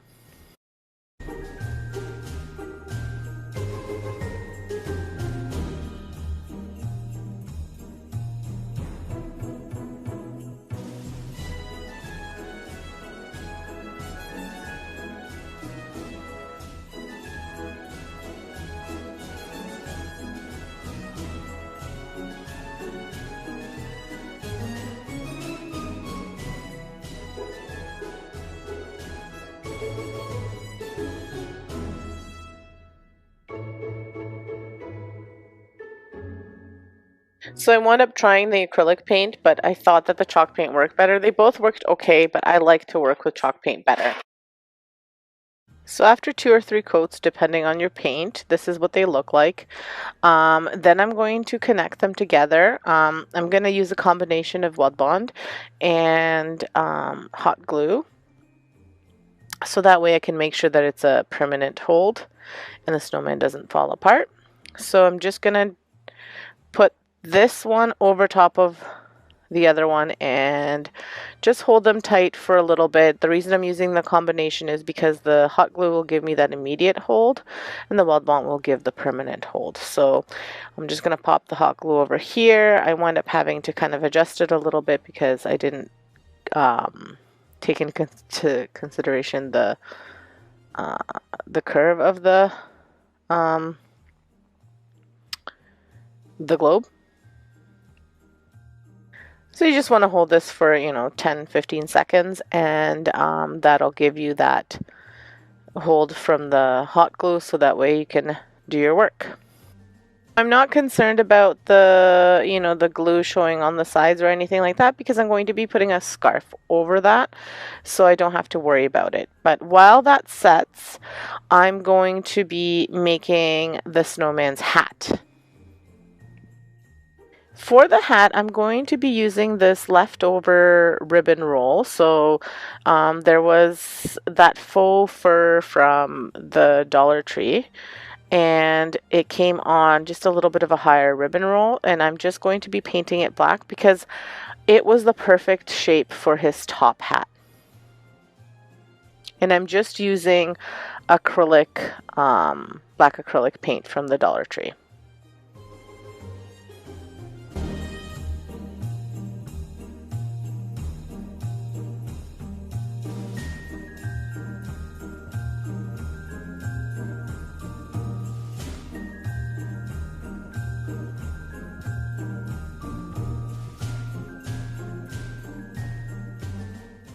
Once you cover this completely, then you can set it off to dry.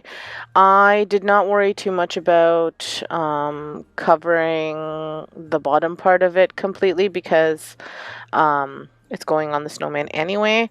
I just had to do one coat. By the time I went over the whole thing, the top part there that I had to go over dried up a bit, so I just put a little bit of black paint over top and that's it. So while that dries, I'm going to attach the scarf and draw on his nose and his eyes. For his scarf, I'm using Dollar Tree ribbon. I just hot glue the scarf around his neck, and then I make a bow that I hot glue together. I made little loops and then I hot glue them together to make a bow for his scarf.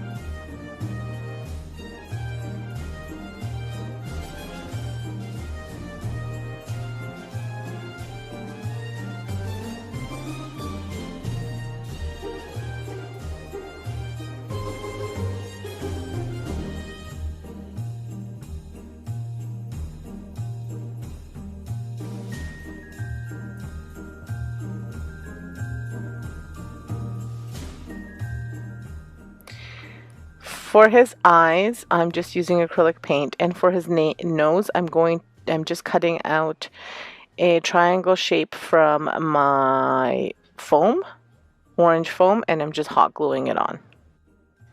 I also use the black paint for his buttons. You could do anything you wanted. I just thought freehand drawing it would be just as good as hot gluing something. Now for the bottom of the snowman, I'm just gluing on a piece of cardboard. And then I'm going to be making kind of snow around the snowman. For the snow, I'm just using like the fake spider webs from Halloween. I was going to use hot glue to attach the spider webs to the cardboard, but then I wound up using Mod Podge because it worked a bit better.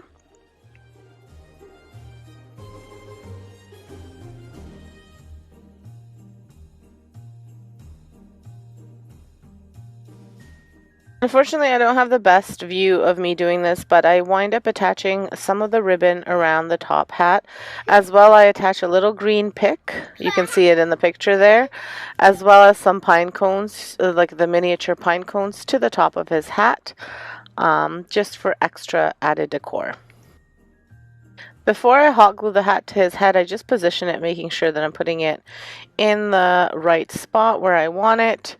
And then I hot glue it just so that I'm not hot gluing it the wrong way. So that is it for this DIY. I think it turned out really cute. He is adorable. Other than drying time, this was a really quick and easy DIY to make, and like I said, very inexpensive. If you have not been to my channel before, welcome and thank you so much for stopping by. If you're returning, thank you for coming back. On my channel, you can see all sorts of budget-friendly DIYs, whether they're Dollar Tree, Trash to Treasures, or thrift flips. I try to do everything on a budget, and I think that they turn out really nice, and I kind of show you how you can get a higher-end, more expensive look for less money. If you haven't subscribed, make sure you subscribe and hit that notification bell twice so that way you can see when I post new videos. Now on to the second DIY. So for my second DIY, I'm just using this Dollar Tree brush and I'm going to be creating it into a snowman. So what you need for this craft is the brush and black paint, acrylic paint, white acrylic paint, and some orange acrylic paint, and something for the bottom of his hat. You could use paint or you could use fabric. So with the black acrylic paint, I'm just painting the top of the brush, and with the white, I'm painting the gold part, and as well I wasn't going to do it originally, but then I wind up doing it. I paint the brush part, but just like slightly brush over it with the white. Now I had to do several coats of the white on the gold. Maybe if you use chalk paint, it might have been a bit better, but I just used the acrylic, which is okay. So I did about 3 coats. The black, I only had to do the 1 coat. I didn't paint the back of the snowman. You can if you want to. I just painted it enough so that if I'm having it against a wall or if I'm having it hang up on the wall, you can't see the color of the brush. You just see the black and the white. So for his hat, I couldn't decide if I wanted to do a hat or just like put this at the base of his hat. So what I decided to do was, I decided that I would draw on the face and then, or paint on the face, and then decide how I wanted the hat with the little fabric for his hat. So for his nose, I'm freehand drawing an orange pumpkin using this pure pumpkin acrylic paint and just this thin brush. So I'm going to draw the nose like you would draw a carrot nose, and then I'm going to use the black acrylic paint for his eyes and buttons. If you wanted to, you could also glue on little googly eyes and if you have the foam dots, the glue-on dots, like the stick-on dots, you could do that as well.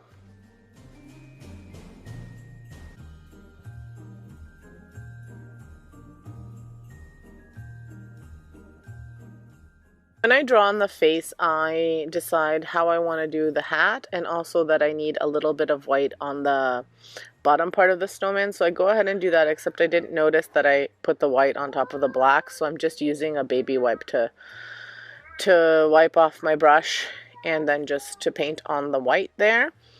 And once that is done, like I said, I decide that I'm going to use the black part as his hat and then just do this little bit of red as the bottom part of his hat, the base of his hat.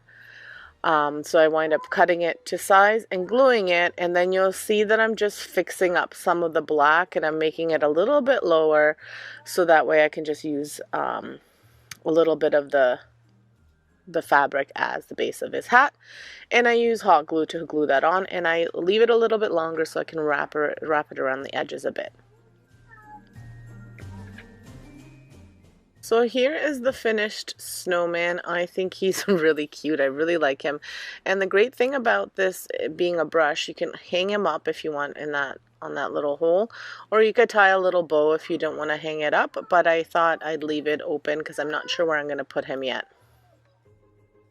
Another really easy, really inexpensive, and very cute DIY or craft, whatever you want to call it. So for my third DIY, this was more of a trash to treasure, I guess, rather than a Dollar Tree. I use these, I'll say maybe 4x4s. These fence posts that were left over from a backyard project that my husband was doing, and I told him that he had to leave me these pieces. So they were actually 2 bigger pieces, 2 thicker pieces, and then 1 thinner piece, and I just had him, that one was a longer piece, and I had him cut that piece not quite in half because I'm making a snowman family, so I wanted 2 adults and 2 kids, and 1 kid was bigger than the other to represent my family, which I thought was really cute. So I'm keeping them outside. They are pressure treated, so they'll be able to withhold the winter. The paint might not stay on, but that's okay. That'll make them look more rustic. So I'm painting them white using Rust-Oleum chalked linen white. If you really wanted the paint to last, you could just put some sort of sealant over top of them, which I might wind up doing, but I just haven't done it yet. So I'm painting the sides. I'm not painting the back white, just the sides, because of where I'm positioning them on my porch. You won't see the back. So I'm making sure that the sides and the front are really nicely covered. And I did the tops as well because I wasn't sure if I was going to paint on a hat or if I was going to put on a hat. I kind of sometimes do things. I have kind of a vision in my head of what I want it to look like, but then I wind up, kind of have an idea of what few things I would use, and then once it comes to life, once the project is mostly done, then I sometimes decide, okay, I don't want to go with that, I want to go with that, but I always want to leave my options open. So I was contemplating whether I was going to paint on a hat or whether I was going to put a hat on. Once that was nice and dry, I was thinking about what I was going to use for the nose. So I decided not to draw it on, but to use some sticks. And these are just sticks from my garden that they were from my garden gnome if you watched that video. So I just snipped them off, and that's what I'm going to be using for the nose. But before I do that, I'm just drawing on some eyes, and I'm just using a Sharpie. I was going to paint it, but I thought, Sharpie will do just fine. And then I'm going to drill the holes for these sticks and just stick them right in, because I worried that if I used hot glue or something like that, it might... with the cold weather and all the rain and the snow and all that stuff that we get, they would fall off. So I'm going to just drill a hole big enough so I can shove them in there nice and tight. And although you can't see it, I put the hat on just to see how low I wanted to make the eyes. And I wanted to have the eyes drawn on so that I would know where to put the nose. So if you're doing that, just kind of, if you don't want to do if you're going to paint and you want for speed, you just, you want to, or you're going to glue these sticks in there or whatever, then you might want to draw on your eyes with a pencil and then paint over them after. But this way you don't have to worry about not putting them in the right position. And then same for the mouth. I'm just going to draw little circles to do the mouth, and again, very easy DIY.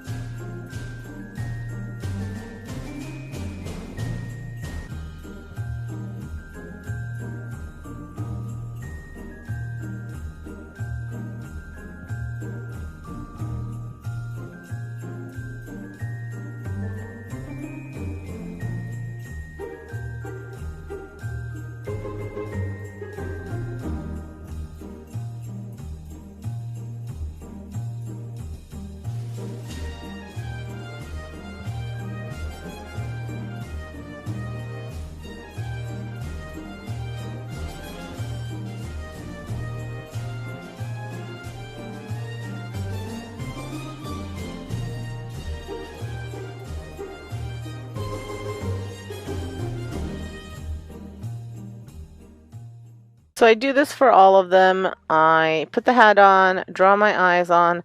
For the mummy, I added some eyelashes just to have it differentiate since I don't have a pink hat. And the hats that I'm using are just hats that are too small for us. Apparently my head grew from when I was in my 20s. So now that hat no longer fits me.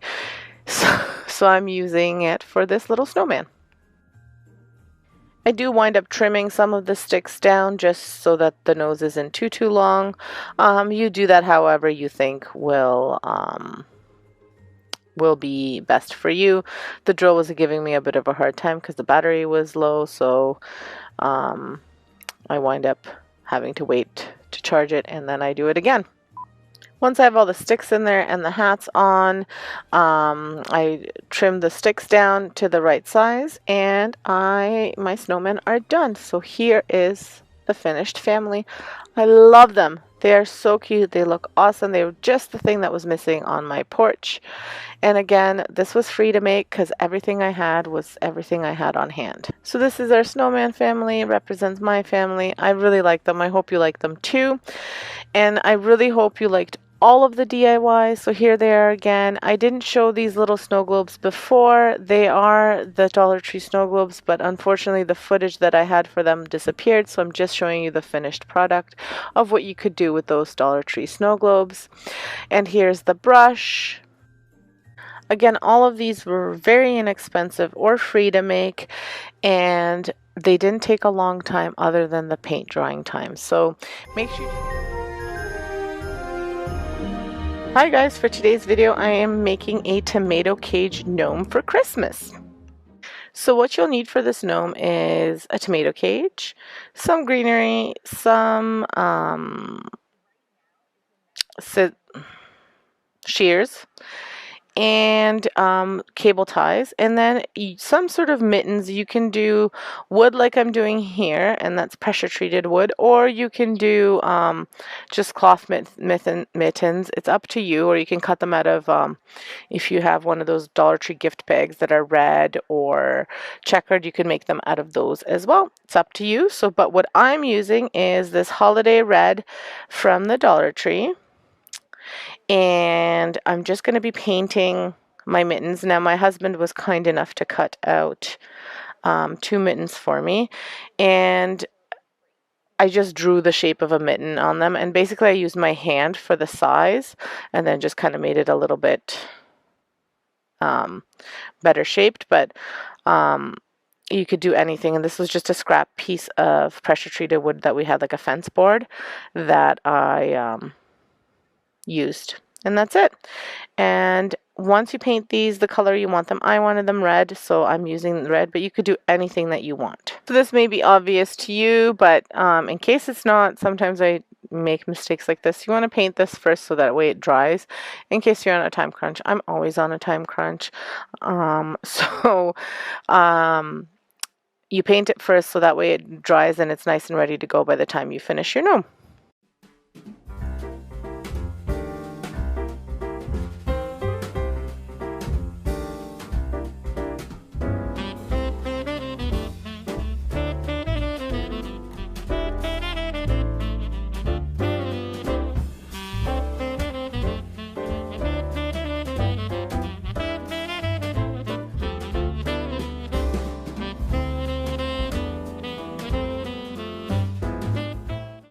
Now you may have seen my planter video earlier last week, and that one I went ahead and I bought a whole bunch of greenery.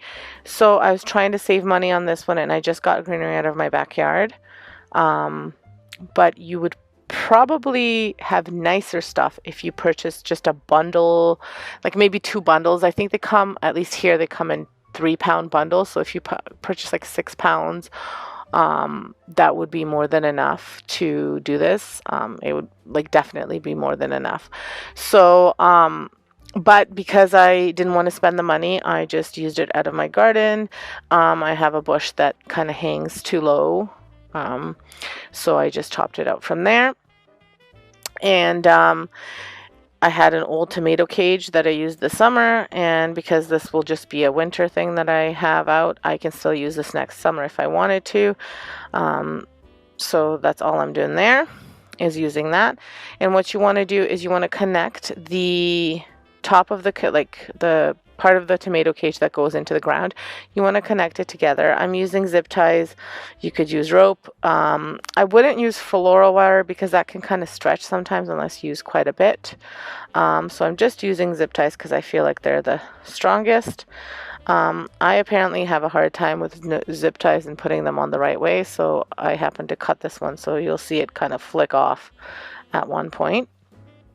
But then what you want to do is, if you have nice even bundles, you want to bundle a few of them together, and then cut them to the length that you of your tomato cage, you can make it a little bit lower. Like it doesn't have to, they don't have to start right at the top if there's greenery all the way to the bottom. But what I did is I started it at the top, but you can see where the greenery starts. So that'll be perfect because you want your hat to be just, you know, at the top there, a little bit low, like below. So you want to have some greenery in there. It also hold the hat in place.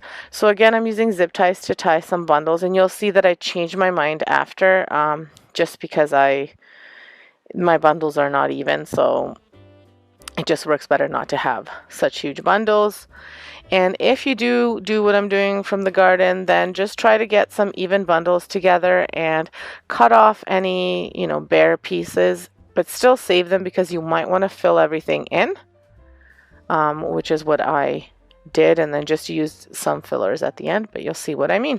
So then what I'm taking is taking the bundles and I'm just attaching them at different points to the tomato cage, just taking 1 or 2 branches and just attaching them, one at the top and one a little bit lower, just so that it stays nice and put. You don't want to do it at the bottom because you want his beard part to kind of flow down, so you don't want to worry about moving it, like tying it out at the bottom.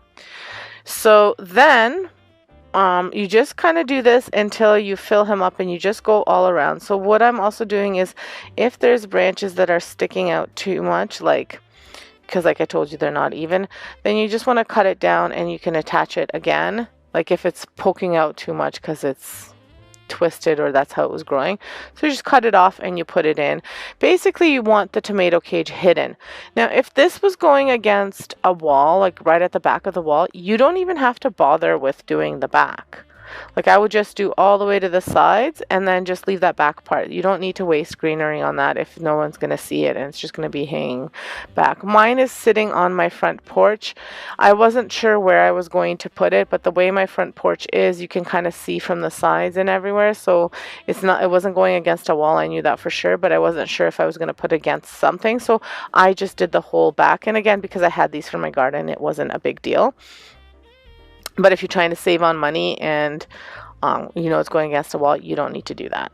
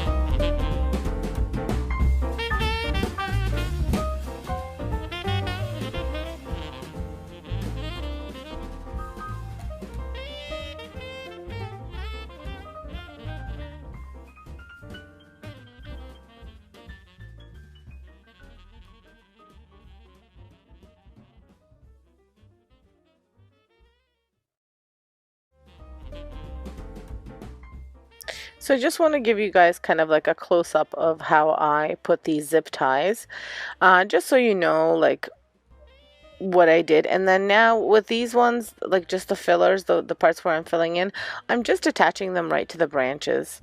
And this way they're a little bit squished at the top, but it's not really a big deal. because at the bottom they're flowing out. And just tighten them as much as you can, because things do move around a little bit, so you want to make sure that they're tight so they don't fall out. And keep on adding until you fill everything in. That's why I said if you're cutting off little bits of the branches, make sure you keep them, because they'll be great for filling in. And again, don't worry too much about having the top filled in as much as you want the bottom to be filled in, because that's what you're going to be able to see depending on where your hat sits.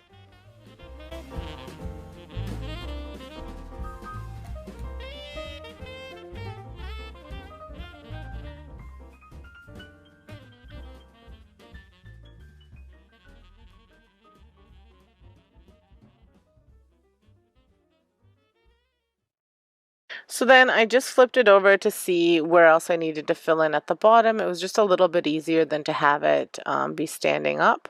So I see here that there's kind of like a bald spot, so I am just getting some of the branches in here, and I noticed that some of them are really low, going kind of past the tomato cage part a little bit too much, so it will make the cage uneven. So I'm trimming that off as well and just adding everything into that bald spot there. I wound up just having to steal one branch from my planters, and it was kind of sticking out, didn't fit there anyway, but I was short just one little branch, so I added that in there as well. And again, I'm just tightening them one together to the other. Now I'm doing these a little bit loosely because I am doing it at the bottom, so I don't want them to be too smushed to the cage. So I'm just doing it nice and loose, and only by one branch, so I'm not having them, like I said, be too stuck to the bottom.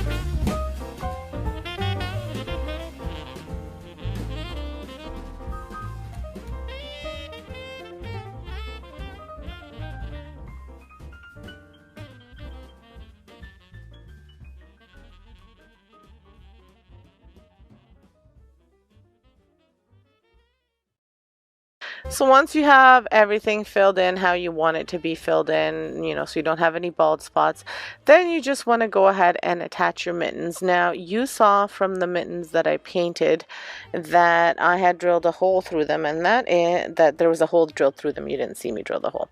And that was so that I could put the zip tie through, or rope, or whatever you choose to use. So then you can attach the mittens easily. If you're doing cloth mittens, then you could use floral wire as well. Before I put the mittens on, I want to put this hat on. It's just a dollar store hat. Now it was flipped at, like it had like a double fold, and I undid the fold so that it would be a little bit longer, and I contemplated making a hat myself, but I just decided to use this one. There are longer versions of this hat at the dollar store, so if you are wanting like a nice long hat for your gnome, you can always pick those up. This was just $1.25 that I had bought a few years ago, and I had it, so I thought, why not use it? Like I said, I wanted to make this as inexpensive as possible. So just make sure you cut some. What I'm doing here is I'm cutting the branches up top because they are a little bit too high and I can't quite pull the hat on top. So, and make sure when you're pulling this hat down that you're pretty careful, because those branches are sharp and you don't want them to cut through your hat, because they will. So get your hat as low as you want it. I wanted it kind of as much as it would go, so with a little bit hanging off. So that's what I'm doing there. And again, I realized that I didn't cut some zip ties, so make sure you don't forget to do that, because then you can see them and it's not as nice. So he is with his hat on, and then I'm going to use a sweet potato as his nose. Now, funny story about this sweet potato, because when I was getting the dirt out of my planters, and I just did that from the summer, I was using it for these winter planters. As I was digging, I found a whole bunch of sweet potatoes, because I was using sweet potato vines as a part of my decor in the summer planter. These potatoes grew, and I mean, it's quite a big potato. So I was quite impressed. But anyway, I poked a hole through the potato and attached it with a zip tie once again. And then I'm doing the same thing with the mittens. So you'll see that I actually put them on the wrong side. So it didn't look right. So just make sure you're aware of that too, that you're doing, you know, left mitten on the left side and right mitten on the right side. So once I get them to the right side, I attach them with the zip tie at the height that you wanted. Some people do it lower, some people do it higher. I kind of did it in the middle a bit. So if you haven't been to my channel, in my channel I do a lot of DIYs, trash to treasures, Dollar Tree DIYs, and thrift flips. I try to do a lot of home decor on a budget. My style is kind of farmhousey, rustic, and things like that. Christmas, I stick to farmhouse, but I kind of veer out because I like to decorate and use things that my kids will enjoy as well. So if that's the kind of stuff you like, make sure you subscribe, hit that notification bell to see more videos, and leave me a comment. Let me know, what do you think of this gnome. Here he is all finished. I'm not sure if I'm the happiest with the potato as his nose. I'm thinking I might put a Christmas ball ornament as his nose, but right now I really like the way he looks. He kind of looks like a grandpa gnome, or a grandma gnome. So I got this planter at one of our thrift stores a while back. It looks like it has been painted. From what I can tell from the bottom, it looks like it was like a gold one. Kind of like a brass planter. So I'm going to be kind of repurposing it for a Christmas type of planter. So what I'm doing is I'm going over top of it with some country gray, and that's what's going to be on the top and the bottom. And then in the middle, I'm going to be using a black paint. Now the country gray that I'm using is the Chalked Rust-Oleum country gray. You don't have to use this gray. You could use any kind of gray that you have, even if you have acrylic paint that you want to use up, you could use that too. You could use chalked paint, any kind of paint really. that you have on hand. For the black paint, that's exactly what I did. I just used paint that I had on hand. Now, mind you, I think this paint was a little bit too old, so it gave me some trouble. You'll see a little bit later on, so make sure your paint's not old. So what I did was I used the grooves in the pot itself to guide me as to how far I wanted the gray and how far I wanted the black. You could use some painter's tape if you wanted it to be really even, but what I wanted to do was galvanize it after, so I was okay if some of the black went over top of the gray.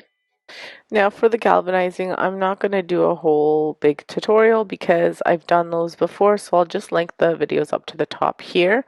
But what I'm doing for the galvanizing is I'm taking blue, white, silver, and black, and I'm just dabbing on with this little dabber, a little bit of that, like a little bit of each color, until I achieve the look that I'm going for. And this takes several times of going around, waiting for it to dry, and then going back over it. I do advise that you wait for it to dry, because sometimes you think that you're going to have to do another coat, but after it dries, you like the way it's dried, so save yourself some extra steps. But the key is to dab it on with something like this little dabber from the Dollar Tree, because if you try to brush it on or anything like that, it's not going to give you that galvanized look. At least that's what I found. So once I achieved the look that I was going for, I went ahead and I used my Cricut. I found a free SVG, and I'll link it to the description below, of a pickup truck design with a Christmas tree. So I printed that off. It did have Farm Fresh on it as well, and this is where that old paint became a problem. So I'll show you what I mean in a second. And quickly before I move on, my name is Vesna, and if you haven't been to my channel before, welcome. And if you're coming back, welcome back. On my channel, you can expect Dollar Tree DIYs, thrift flips, furniture painting, all of that kind of stuff. Everything I do, I try to do on a budget. So if that's the kind of stuff you like and you have not subscribed, make sure you subscribe and hit that notification bell so you can see new videos. I try to do 2 videos a week. That's my goal. I'm still trying to figure out working full time, having 2 little kids, and doing YouTube because I'm fairly newish to YouTube. So I have not set a schedule yet, but I will in the new year for sure.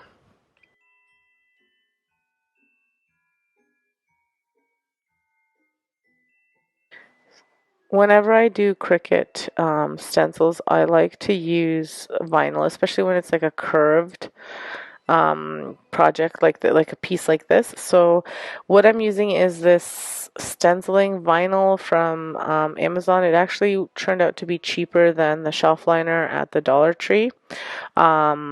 And the only reason I looked on Amazon was because Dollar Tree didn't have any of the clear shelf liner, and I've had a really hard time using the other ones as a stencil because I feel like they're not as stretchy as the clear one. So I'm just going to apply it here, and I always use clear shelf liner then to as my transfer paper. And again, since they didn't have it at the Dollar Tree, I bought some on Amazon, which I think wound up being cheaper just because I bought such a big roll. And when I apply that on there, then I go ahead and I use my chalked linen white paint to dab on the parts that I want stenciled in. So what had happened was that my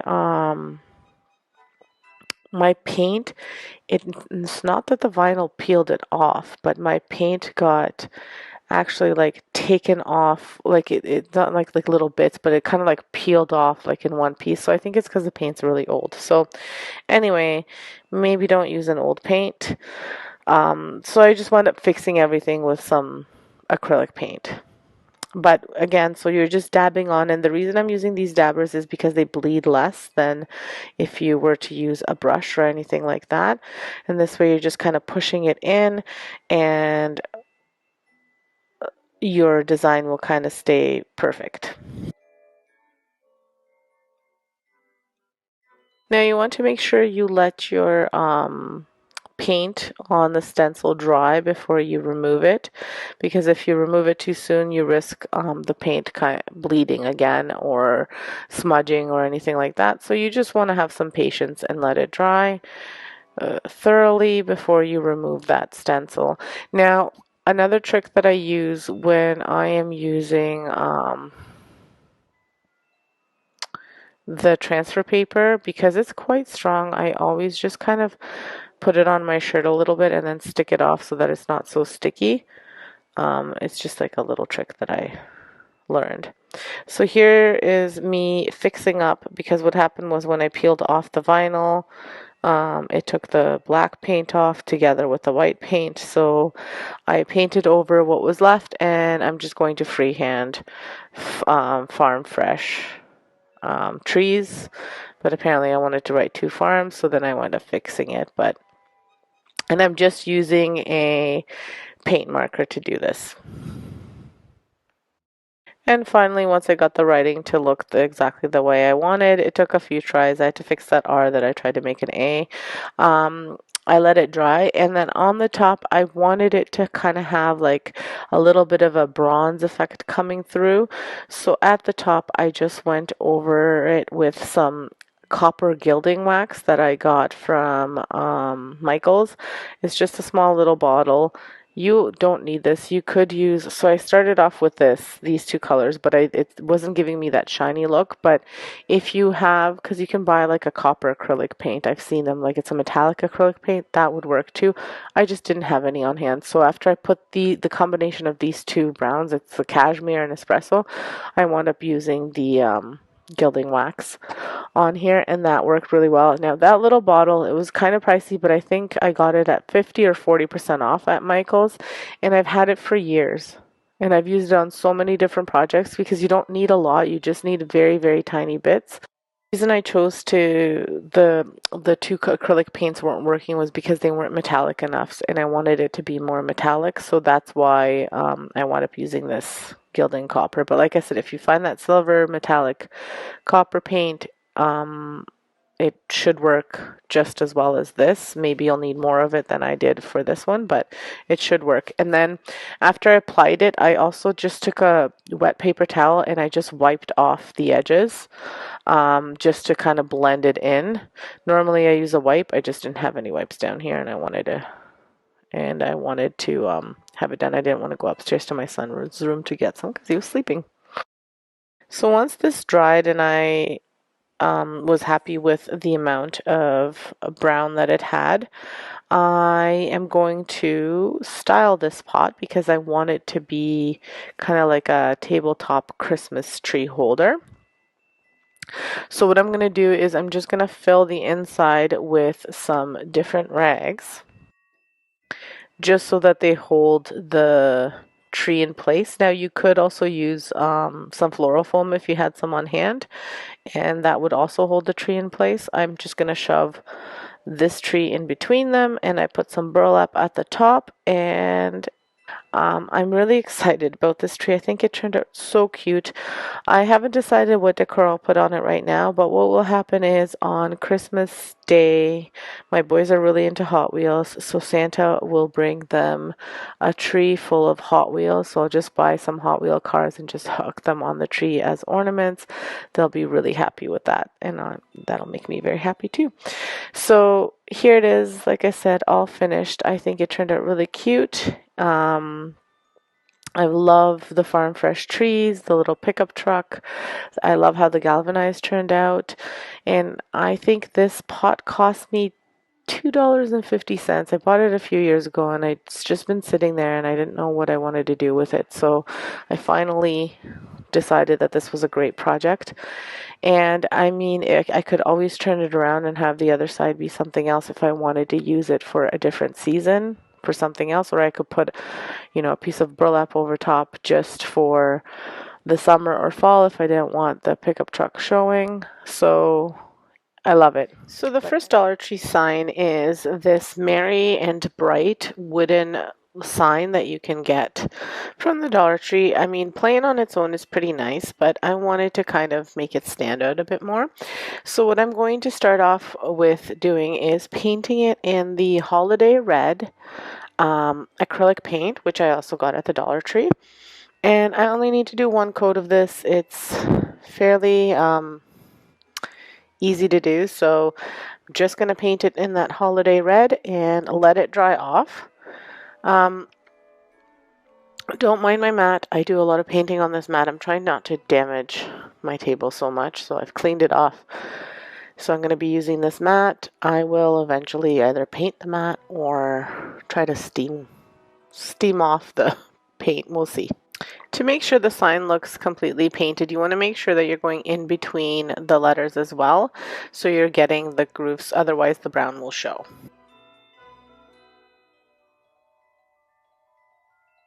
So once you've got the paint covered to your liking, then what you're going to do is find a piece of cardboard. I'm using the lid of a pizza box, and you could use the white part, but I wanted it to kind of look a little bit rustic, so I'm using the brown part. And I'm not going to cut off the edges until I'm done painting, and I'm simply doing this just so that way I don't have to be careful on the edges of getting it on my mat or on my table. And you're going to basically kind of dry brush this on. You don't want to cake on too much paint. Some spots you can, but you want to kind of do a light coat of this so the brown shows through and gives that rustic feel. So once that's painted, what you want to do is use little pieces of wood. You could use the garden picks if you got them from the Dollar Tree. I ran out, so I had these two long paint sticks from Lowe's, which I'm using. They were left over from when we painted our house. We got one of those huge cans, so we got a few of these. So I'm going to use these as my frame. You could really use any kind of wood. You could even use the Jenga blocks, like the tumbling tower blocks for this. And so I'm just measuring out how big I want them to be, and I am just making them slightly bigger than my box. If you're using the garden picks, you could probably cut them with scissors. These are a little bit thicker, so I'm just using my little saw here to cut them off, and then I'm going to just use some leftover sandpaper just to sand off the edges so that they're smooth. Once I've sanded them down, I'm just using my Annie Sloan soft wax and then I'm using the dark wax to start, just to go over them and stain them a little bit. I always use it, well, sometimes I use a brush. This time I'm using a rag. You can use either or. I like the rag because you can rub it on and then rub off the excess, so it just soaks in however much you want. So I make sure I get all the edges and everything around. And with the wax, it's important to let it dry a little bit in between coats if you want to add a second coat. So that way you're not rubbing off everything. So just to let the wood soak it in a bit.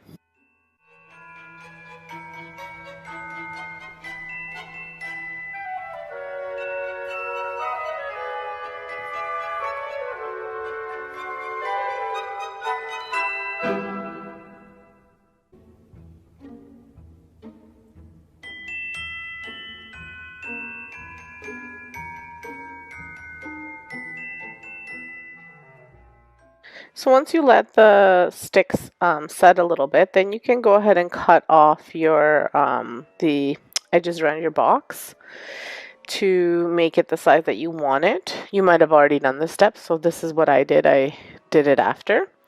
And then you're going to hot glue the sticks as your border, but I'm only doing the top and bottom. So before I actually glue them on, I take my rag that's already got a little bit of wax on it and just rub it over top of the pizza box, the painted pizza box, because I'm wanting a little bit of the antiquing to show through. And then when I put my sticks, I noticed that they're a little bit lighter than I want them to be, so I just go back and I add the Annie Sloan black wax. You could achieve this color using a mixture of paints if you don't have the wax. So after I got the look for that I wanted for my wax, I'm just putting a healthy amount of hot glue onto these sticks and just gluing them right onto the box. The only thing you have to watch out for, sometimes the box warps a little bit, so you may put something on the back. If it's warping too much, you could do like just one of these stir sticks diagonally, or what I did just to get the Mary to stick is I put something heavy on top. You'll see at the end of the video, and that also helped with keeping the box from warping too much and having it stick nicely.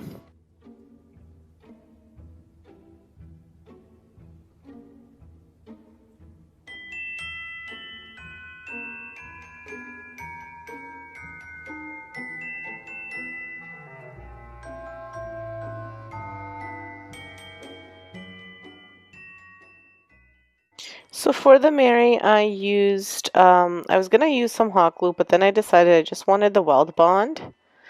Because the hot glue can kind of be a little bit bumpy and make it stand up a little bit more, I thought this would be a better option for the box. You might be able to make hot glue work too, but I'm using Weld Bond, and you could do Gorilla Glue, whichever glue you have on hand. And what you want to do is you want to kind of move it to the center of the picture that you have, or if you want it slightly up or slightly down, it's up to you. I've got mine in the center and a little bit higher, and that's it. Then I put a bottle of like a kilogram of Epsom salts on top just to have it make sure that it has the Mary stick to the cardboard box, and I left it for a couple of hours. And after several hours, here's what it looks like. I love it. I am using this Let It Snow sign, and I am painting it out in the chalked linen white paint from Rust-Oleum. And again, I only need one coat of it because it's chalk paint and it does a really good job of covering. And I just paint it out and I let it dry. This one I didn't worry too much about covering the in-between because I liked a little bit of the brown showing through. It took me a long time to decide what exactly I wanted to do with this sign. I didn't want to make it this, originally I was going to make it the same thing as the other one, but then I thought, why not make it a little bit different? So I have these little wood slices. I believe I got them at the Dollar Tree, and I am just making a hole through them with my drill so that I can put some wooden dowels into them. Now, they may not be from the Dollar Tree. I have some that were from a tree that my neighbors chopped down and some that were from the Dollar Tree. I think these ones are the thicker ones, so they are from the tree. So I'm just making holes in them, and then I'm taking these wooden dowels and I'm just pushing them in. Originally, I thought I was going to use the whole dowel, but then I decided to just cut it in half, and I just do this using my wire cutters. I just measure 6 inches so that way they're the same length, but I'll have to snip them down a little bit more because one hole was deeper than the other. So then I just sand down the edge of the one that I had to snip the top of, and the other one I didn't have to do that because I just used the uneven end to put it into the piece of wood. And I will be hot gluing and wood gluing these, so that way I can make sure that it's a nice strong hold. And the reason for the hot glue is so that it makes it stick immediately, and then that wood glue gives it that permanent hold. I just didn't have time to wait for that wood glue to cure because, like I said, it took me a long time to decide what I was going to do with this sign, how I was going to do it, and I like to change my mind at the last minute all the time, so that is the reason for the hot glue, and thank goodness for hot glue. So I love my dark wax, so I'm going to be using that dark wax just to stain the wood slices a little bit. I'm not always a fan of, sometimes I am, but I'm not usually a fan of the really light wood. So I'm staining the slices and the wooden dowels. And again, I'm just using a cloth to do this, nothing too fancy.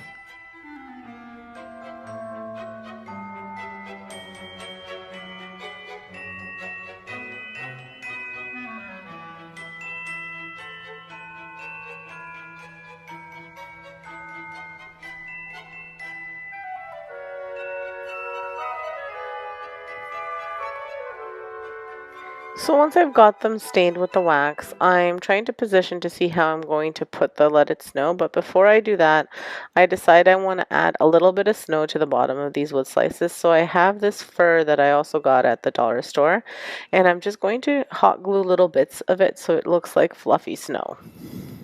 So normally I would cut this part out, but I wanted to show you in case you do make the sign, you're like, what is this? So the paint kind of dripped to the back of here, and then it just comes off with your finger, like scissors or a little knife. These little things that are sticking, like little pieces of paint that are sticking out of the, like from the letters. And I also wanted this little snowflake to stand out, so I'm using a mixture of the silver, metallic silver, and blue, and then I add a little bit more blue and just go over top of it so that it gives it that like little bluish silver snowflake look. And I'm doing like a light coat so the white still shows a little bit through the snowflake. I feel like I'm talking through this video a lot, but I just wanted to show you my steps here. So then I go ahead and I hot glue little bits of the snow on to the wood slices. I'm not covering the entire slice, just a little bit here and a little bit there. And I do this on both slices. And then I decide that I also want some trees there. But before I do that, I want to glue on my sign. Now this is where I fumbled a little bit, just because the wood slice is higher on one end, so it wasn't sticking properly. And then I wound up moving it to the edge of my table and having the wood slices hang down. And then I glued it that way. And again, I used a combination of wood glue and hot glue, and then I let that sit for a few minutes, maybe like 5 minutes, so that the hot glue would set. Then I put in on a little bit more hot glue just to make sure that it was holding it right now, because I couldn't clamp it down or anything like that. So that's what you see me doing here. So once that's set for a little bit, I just go ahead and I put these Christmas trees. They're the miniature Christmas trees from the Dollar Tree, and I just glued them to the one side, to the one slice, and then I put berries on the other slice. And that brings this project to a close. Again, another easy project to do, very inexpensive. You only need the sign, some wood slices, and little embellishments, and it turned out really great. I'm very, very happy with it. So for me, these projects cost me under $3, but really it's more like $2 because I had the Christmas trees and the berries on hand and I didn't use the full package of them. So here they both are again. I really love both of them and they'll make great additions to my home decor. I still need to finish recording my basement tour, and once I do that, I will post it on my home channel. Thank you so much for stopping by. I hope you enjoyed it and I hope it inspired you to make something. Hi guys, welcome to Vesna TV. For today's video, I'm bringing to you 8 different Dollar Tree ornaments that you can easily do on a budget. For the first ornament, you're going to need a pine cone, some green acrylic paint, as well as either a cork from a wine bottle or one of these little birch stumps that you can get at the Dollar Tree as well.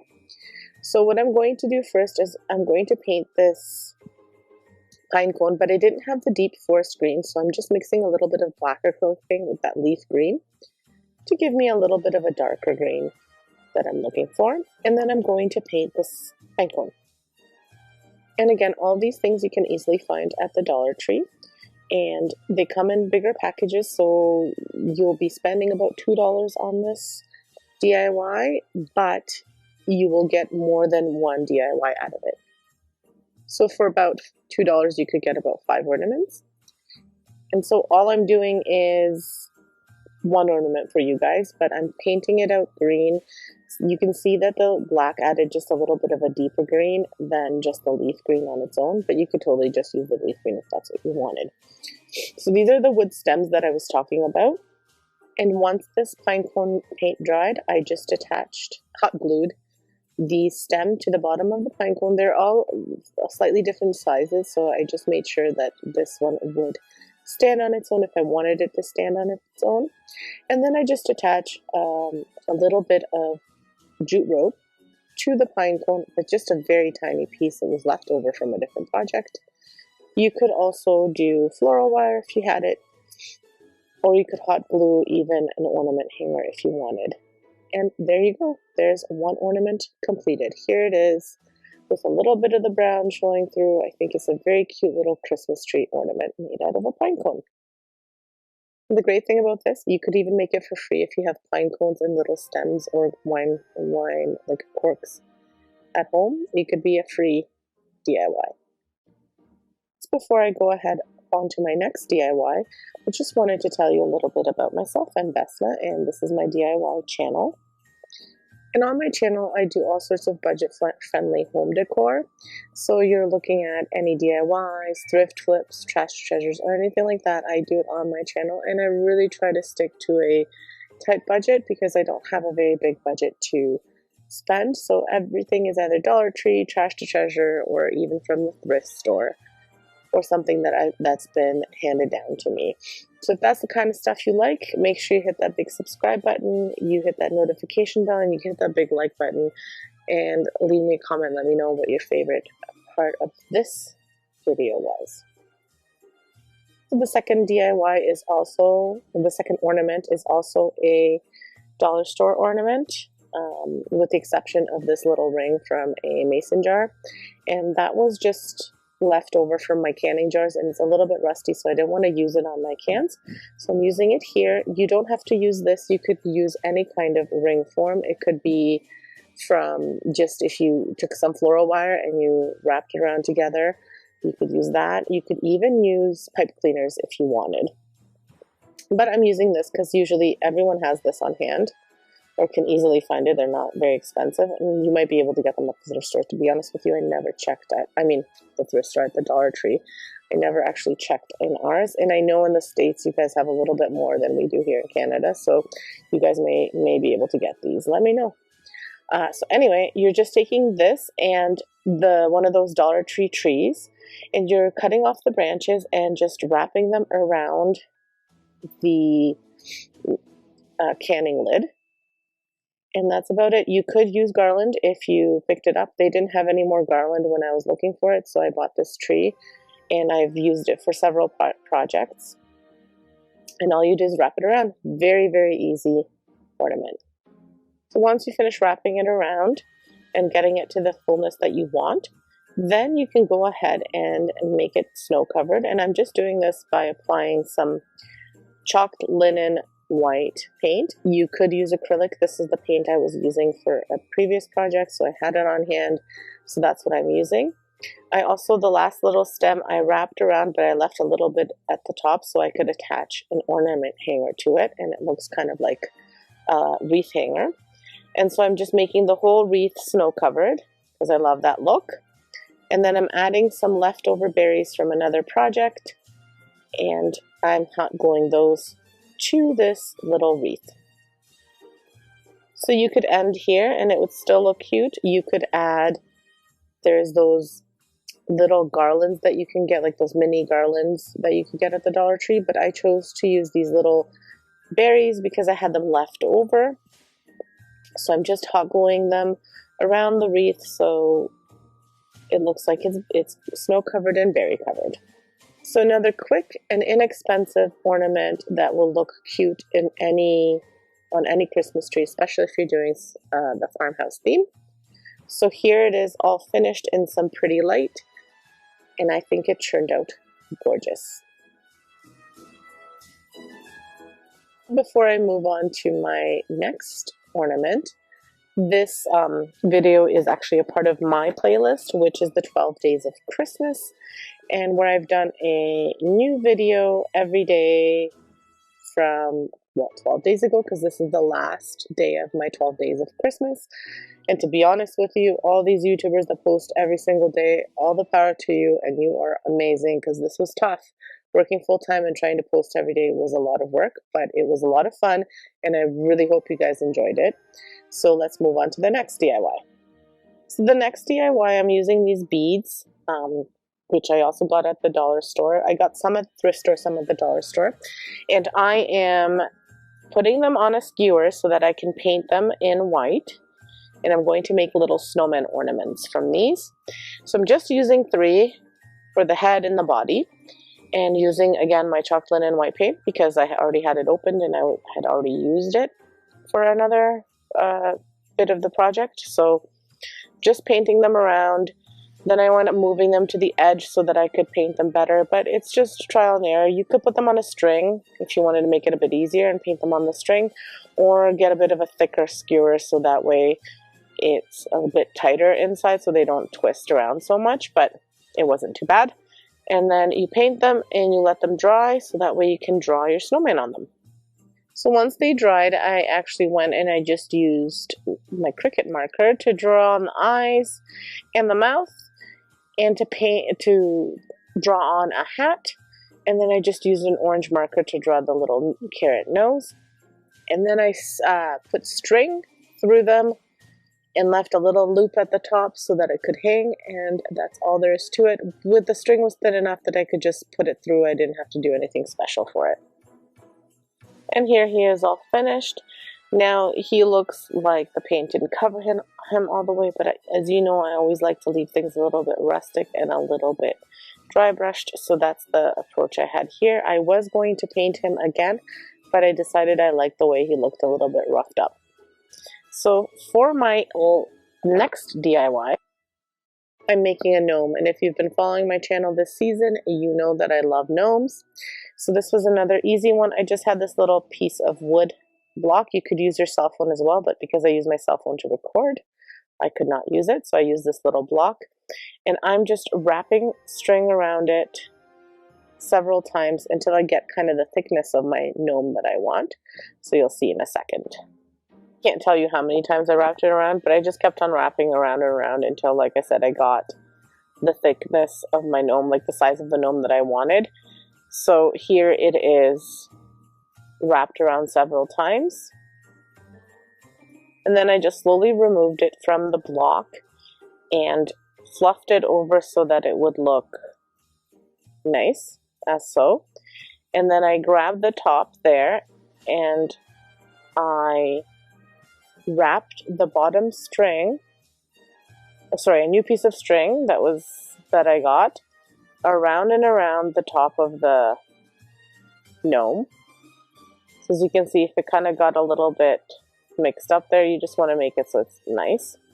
And I kind of go from bottom to top and then back to bottom several times, again, just until I get the right thickness that I want.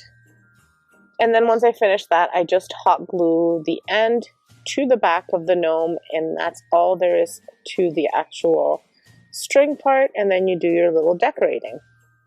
For the decorating, I just had a little pick left over from another piece of floral, and I just cut that off and glued it to the top of the gnome. I thought I might use this ribbon, but I decided not to.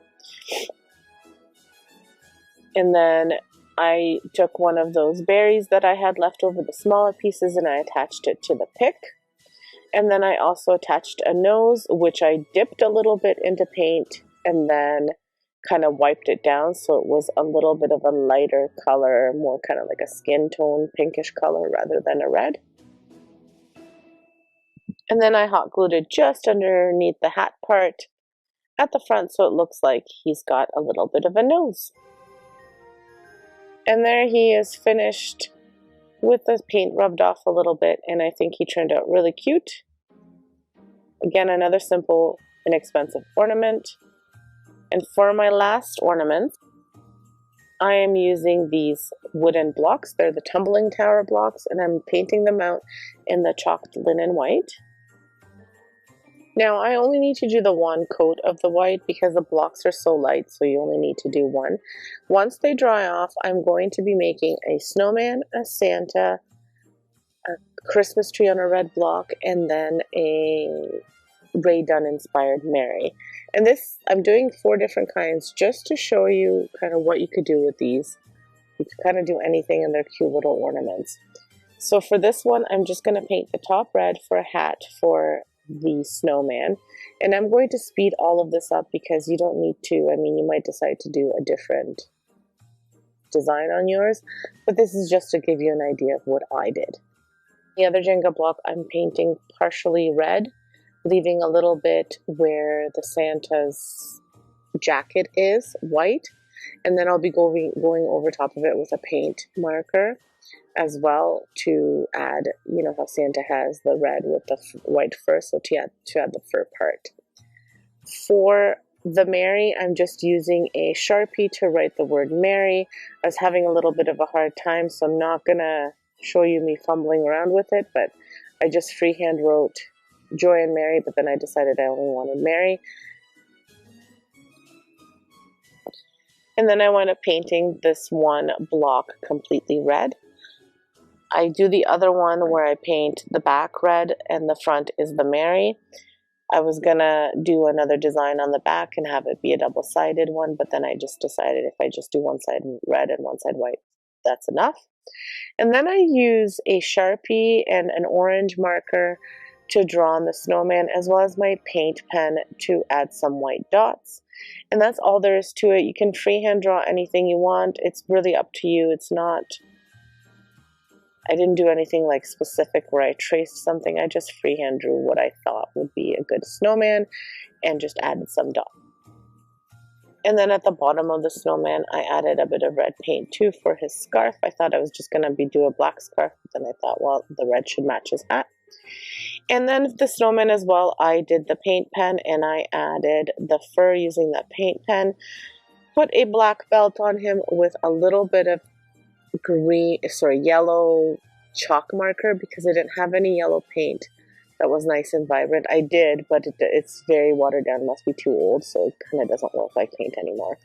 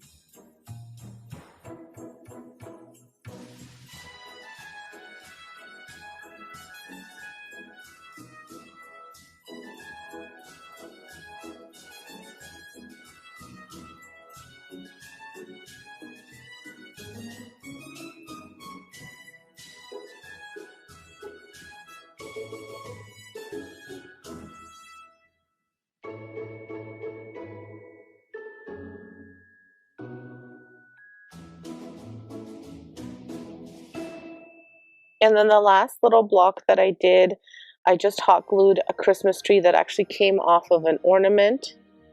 One of those little red car ornaments that you could also get at the Dollar Tree, little red pickup truck ornament. And it fell off, but I kept it. And then I just stuck it onto here. And then on the back of each ornament, I hot glued a piece of string so that you could hang it. And that's all there is to these. Again, very simple, a little bit finicky, but very simple to do, very inexpensive. Basically cost around $1. And so here are the completed ornaments. I have not hung them up yet. I just have them displayed on my fireplace over here. And again, I think they're cute. I wanted the fur on the Santa to look like it was actual fur, so it's not quite evenly painted, but I wanted it to look fluffy. And here are all of them again together. So here are all 8 ornaments, all Dollar Tree, all very easy to do, all beautiful farmhouse rustic type of ornaments, exactly like I like for my decor. And if you're watching my channel, you probably like that too. Thank you so much.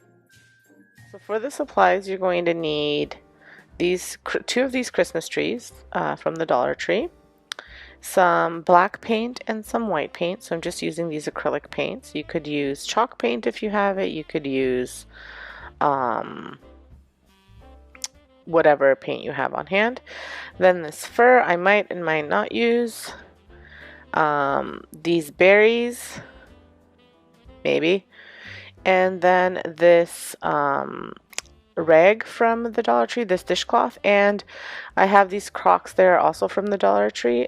They were my son's, I think, before he even really learned how to walk, or maybe he was just learning how to walk. I don't know. They're just little slippers we had for around the pool. They don't fit him anymore, so I'm going to be painting them black, and those will be the shoes for my gnome. So I only needed one coat of the black, and you don't have to, if you have boots or anything like that that you could use, you could do that. I just didn't have anything that I wanted to use for this that I thought I could use for this. I thought I had a pair of ceramic boots, like a little planter that looked like boots, but I must have seen it somewhere. I couldn't find it. Then maybe I don't have it. I must have seen it at someone's house and thought that that was really neat, but then I thought I had it, or maybe I thought I was going to buy it. I don't know. Sometimes I think I have things and I don't actually have them. So once they are painted and covered all the way through, you can set them off to dry, and you can start to make your little gnome. Now, whatever you decide to use for your feet, it doesn't matter, like I said. You'll just have to either connect it together somehow, if it's not together, and you're going to need some floral foam as well, which I forgot to show you at the beginning of the video. And the floral foam will be so that you can stick your tree in it, and then you stick it into the shoe itself. So for the tree, you're going to take the bottom part of it off, and I always keep all of the little things because I might be able to use them for something else. And then you just have to put the branches down. So normally the tree branches go up, and you want to have them go the opposite way. So you're just going to push them all down at the bottom and fluff them out as best as you can. And you're going to do this with both trees. So once you fluff out the second tree and have it the way you want it, you're going to join the two trees at the flat sides. What I mean by flat sides is you need one side on each tree to kind of be flatter so that you can join them and make a wider gnome, like so. And then you're going to use the top part of your branch just to tie them together. And once they are joined together, you're going to, again, kind of fluff it out a little bit to make it look a little bit fuller. And your body for your gnome is pretty much done. You will want to put it in your floral foam so that way you can put the hat on and fluff it out even more so you can kind of see what it looks like standing up. So what I did here was I just took 2 pieces of floral foam that I think will fit into the shoe. Should have measured it before I painted it, so make sure you do that. And I'm just going to put the base of the tree onto those pieces of floral foam and stretch it out as much as fluff out the tree as much as I need to make it like a fuller body of a gnome. Then you're going to take your dishcloth and you're going to fold it in half, and you're going to kind of cut out a moon shape, but first you're going to cut a little piece. So as you can see, I'm doing about 3 squares, and this will be for your mittens. So you're going to cut that piece out and put that off to the side, and then you're just going to shape your mittens. So what I'm doing is I'm making I'll be making four pieces of this. So right now I'm getting 2, then I'm going to fold it in half, and I'm gonna cut the piece right here, and then I'm gonna cut out my mitten shapes once again, and then I'm gonna hot glue these together. Now when you're hot gluing them, you want to make sure that you're hot gluing the inside of the mitten together. Now if your cloth is the same color on both sides, this doesn't really matter. If it only matters if it's not the same on both sides. And you're just kind of shaping the mittens without the thumb. You don't need to worry about the thumb.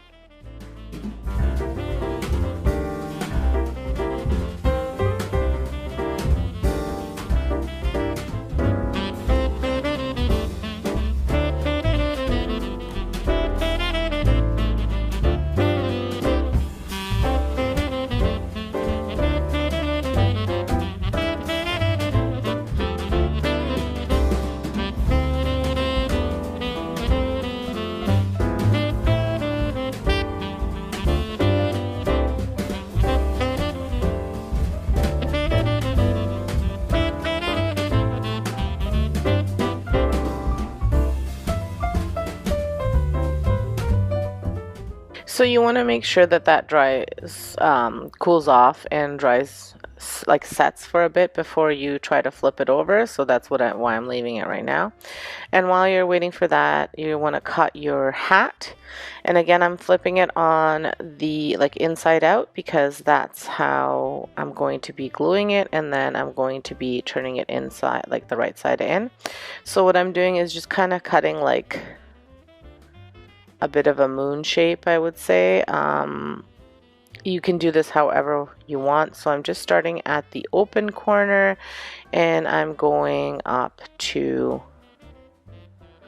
the closed corner and trying to keep as close as I can to the edge. My scissors need a good sharpening. I've been using them too much on things that I shouldn't be using them, so they're a little bit dull, but you get the idea.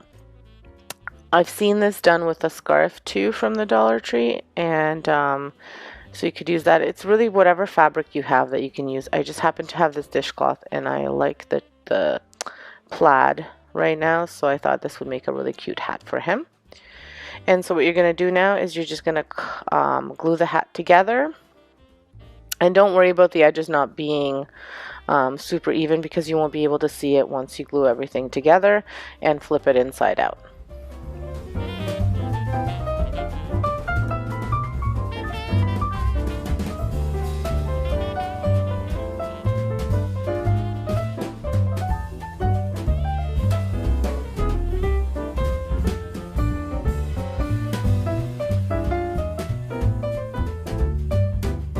While wait for this to set and cool, you can flip over your other mitten, and you want to do this gently so you don't rip it open, but your hot glue should stick fairly well together. And then once you flip it over, it's a nice cute little mitten shape.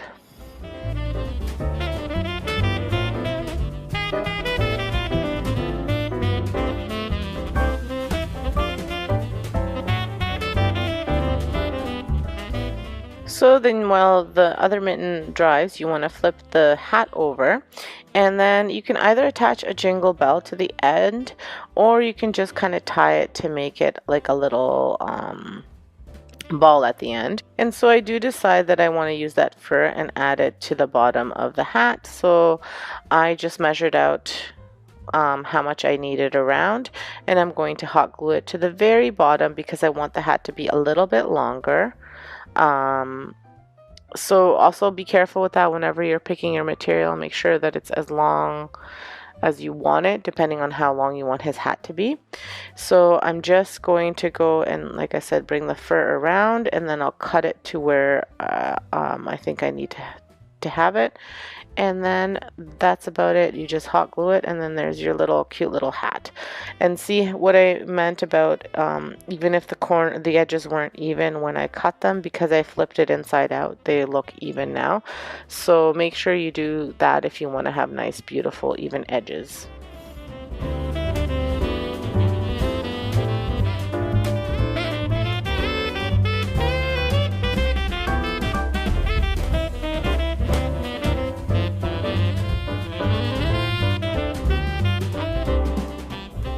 So once you have your hat made, then all that's missing is to put the hat on the tree and to give him a little nose. So what I am doing for the nose is I'm using a Christmas ornament, and when you're putting his hat on, you want to make sure that the bottom is lower than the top.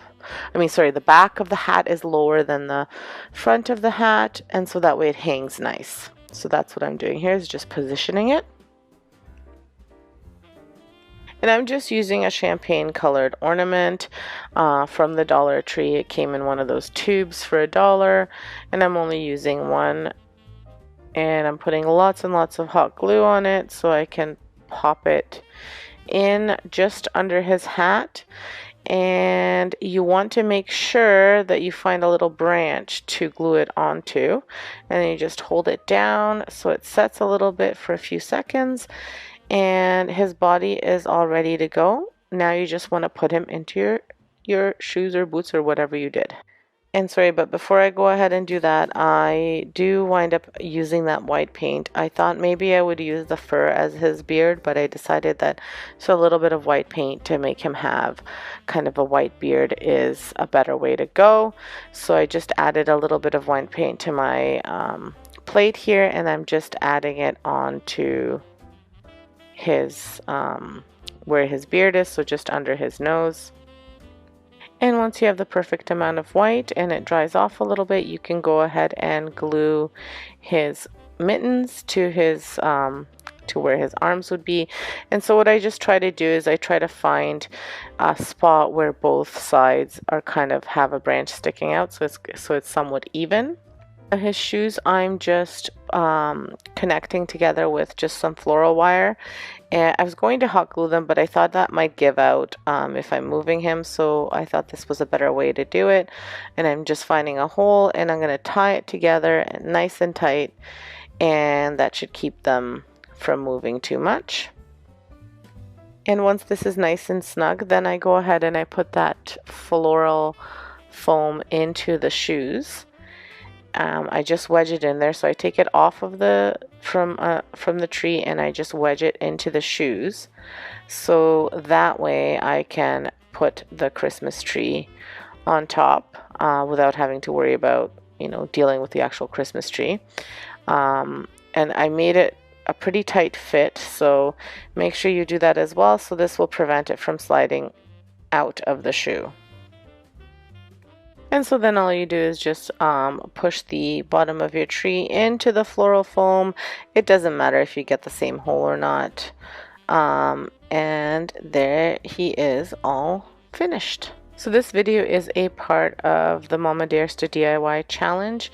If you haven't checked out her channel, make sure you check her out. She is really talented, and she's co-hosting with Sweet Urban Rose, and what we had to do was use one or more Dollar Tree Christmas trees to create a DIY. Now this video is on a little bit later than I normally post, but hopefully it wasn't too late for you guys. Thank you for stopping by my channel. If you haven't subscribed, make sure you subscribe. I do lots of budget-friendly DIYs and Dollar Tree DIYs. And I also do some renovations. So this background fireplace is actually something that I created I renovated myself. But here's this little guy. He turned out really cute. I love the hat. The hat is amazing. The little mittens go really well with the hat. His little shoes are so cute. I've made several gnomes, and I'll link the playlist just above here, but this is probably by far one of my favorite gnomes that I've created. The sign that I'm going to be making is a sign that I purchased at the Dollar Tree last year, and it was a green sign that said Merry Christmas. I wanted to paint over it in red. I had something planned. I don't even remember now what I had planned, but I never got to it. I had painted it, and then that Merry Christmas was still showing through, so I just kind of left it. I don't even remember if it was sparkly, if it wasn't. I have no idea. I just know that I painted it, and it didn't turn out to be the way that I wanted it to be, so I kind of left it. So what I'm doing now is what I did was I started painting it off with the Rust-Oleum chalked linen white paint, thinking that if I do a couple layers, it will cover it.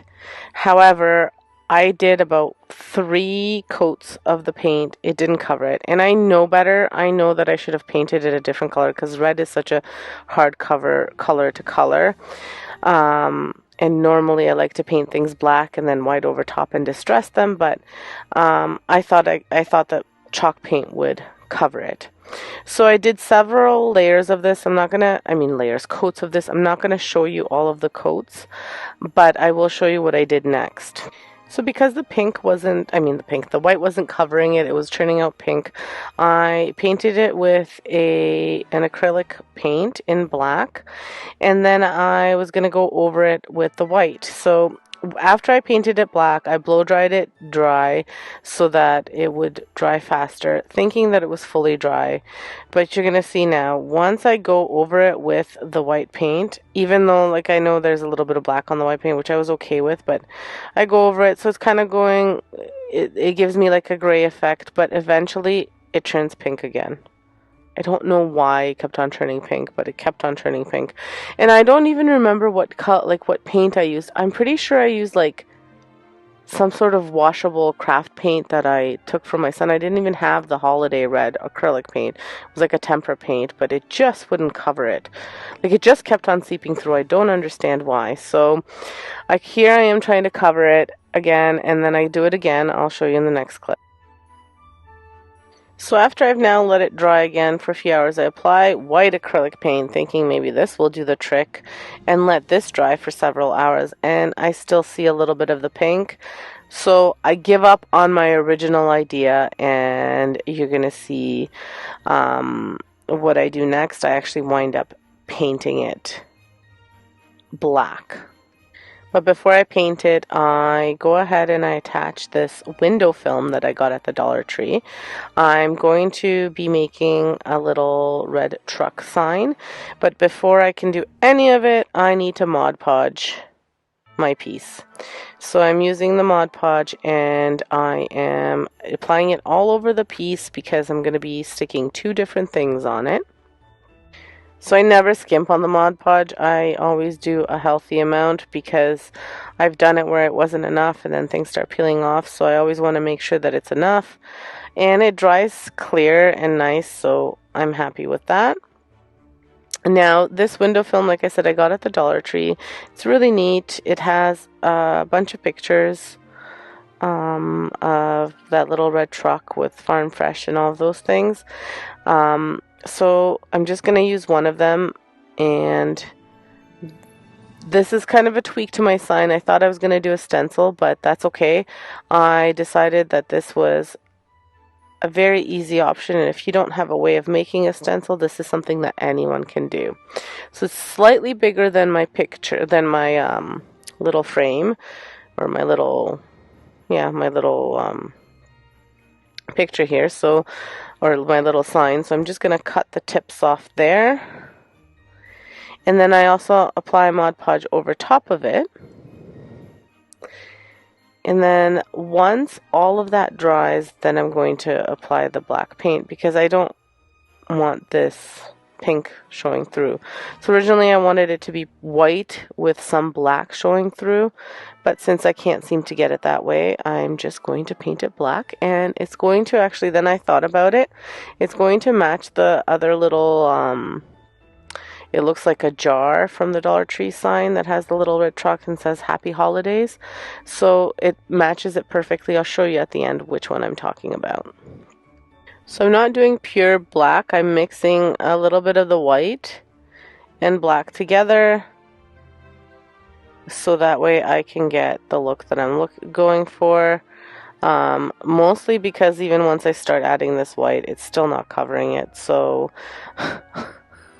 I was having such a hard time, and I was so determined to get this to be white. I don't know why I didn't just go for the black right away. So I'm going to add the black into here, and so it's going to be like a little bit of a mixture of black and white. So more of like not a pure black, maybe like a charcoal black that I'm adding on here.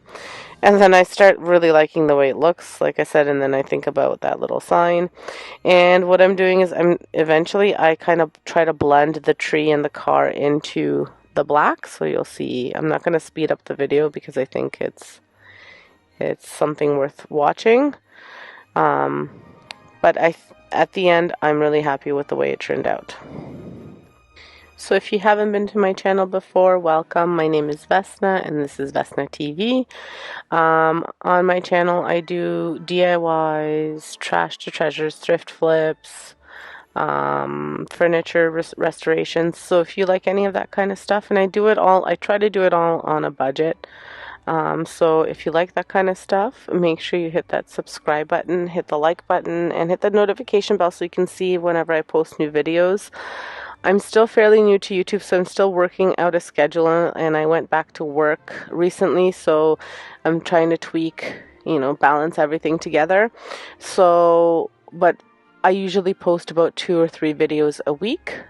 This week is a few more. Today I already posted one, which you can check out. I'll link it up above here, and then I'll be posting this one, and that's it for this week. on this channel. I do have a home and cooking channel, so you can check those out too. So here it is painted. I am so happy with the way it's looking.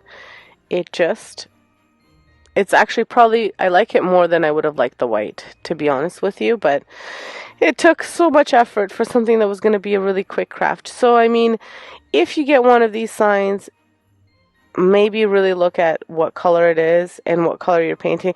The sign itself, I don't think was so much of a problem as was that red color. So just keep that in mind. But otherwise, it's a really quick and inexpensive project to do. I mean, $2.50, and I didn't even use all the decals from the window cling. And it's $2.50 because in Canada, Dollar Tree is $1.25 for each item. Now, I also wind up adding Farm Fresh over in the corner, and it's just another part of the window cling that I've just cut off. And I was going to add that little arrow, but then I took it off. I didn't really like the way it was with it. Let me know if you liked it. Maybe you would have kept it. I didn't like it.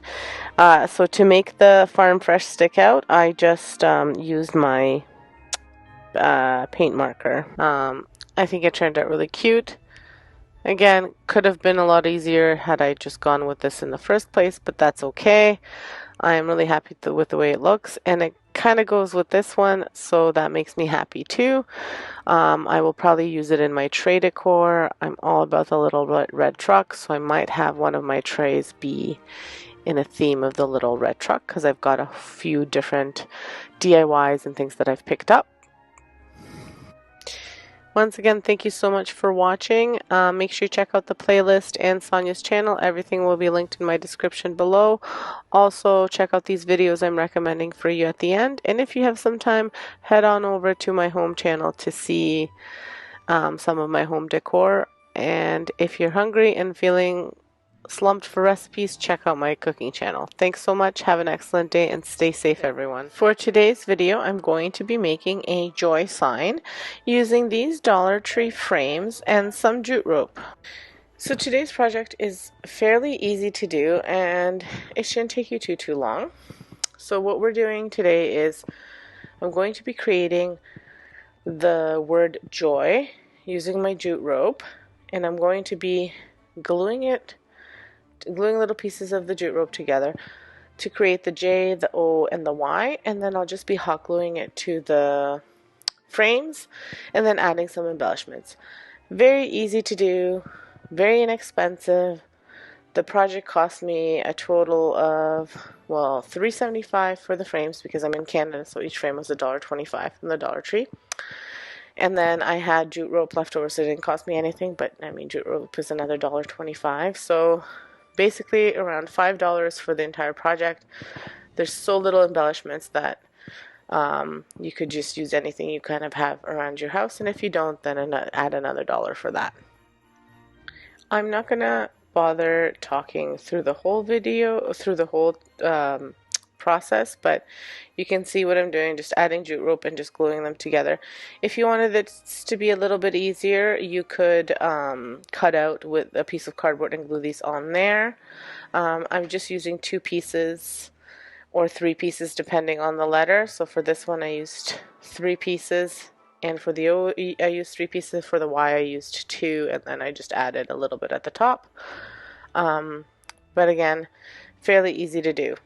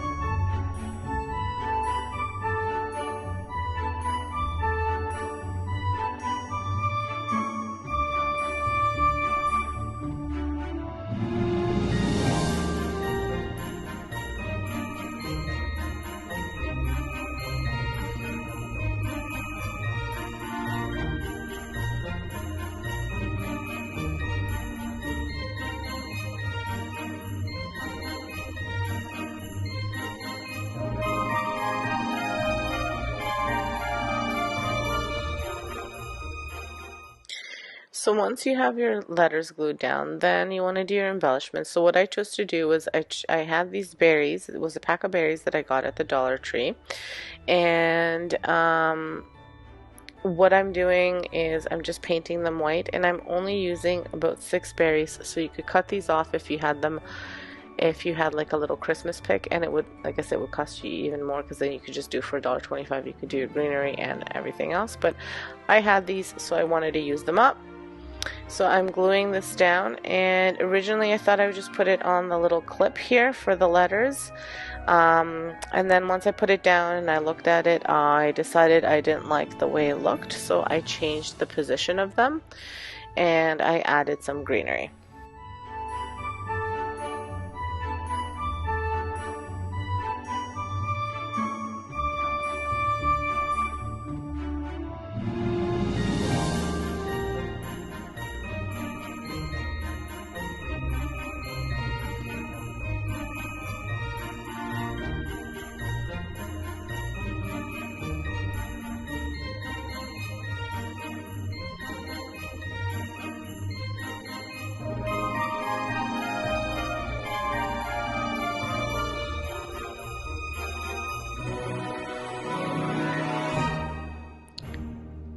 So here's the finished project. I really like the way it turned out. It'll go great either on my fireplace or in one of my tiered trays. I'm really happy with the way this one turned out, and like I said, it was really easy to do and anyone can do it. So guys, if you haven't been here before, welcome, and if you're coming back, welcome back. Thank you so much for watching.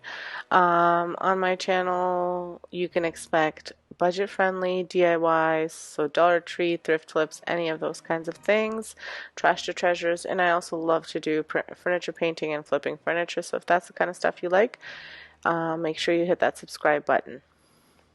For my second DIY, I am using this pumpkin from the Dollar Tree. It is something that I bought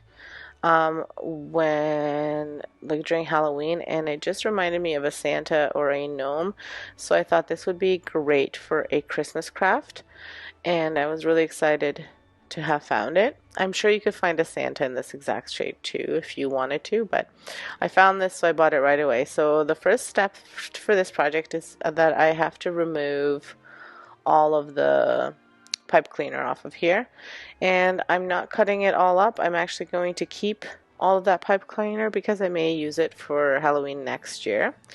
And this is another easy project. All the things that you need are basically a mop, some fabric for the hat, and something for the nose, whatever you can find. So what I'm using is I am using a tree skirt that I bought at Dollar Tree for his hat, a Dollar Tree mop for his beard, and one of those styrofoam balls that you can get in a pack at Dollar Tree as well. So again, so we have 1, 2, 3, 4. So the mop, the hat, the nose, and the body. So $4 basically for this one. $5 if you live in Canada, because $1.25, like I said before. Again, and another easy one. This one is a little bit more time consuming because you have to glue the beard, but again, another easy project to do. So what you see me do here is I'm just I'm just hot gluing the bits of the mop to the gnome. Now these are already taken off of the mop part. I will link my other gnome videos to the top here, and you can see this is all from one mop head. So I've made, this is now gnome number 3, and I still have bits left over for more if I wanted to. So that mop goes a long way, and you just cut the strings to the length that you want them, and then you glue them one by one to your frame. Once you actually glue all of your pieces down, then what you're going to want to do to make the beard look fluffier and fuller, you're going to want to unravel each one of the mop strings. So you want to make sure when you're gluing it, you're only gluing it at the top, not at the bottom as well. They have to be loose at the bottom, so that way you can unravel them and make the beard look fuller and a little bit kind of like curly almost like a Santa or a gnome. So it's like you've seen gnomes before, so it looks that way. Now you could totally add arms or feet to this gnome. I didn't, but you could. And how you unravel these, so they're just like, it's quite easy. You just kind of start separating them. Don't do it too much, because if you start separating them all the way, it'll separate all the way to the top, and then you're not going to have anything left.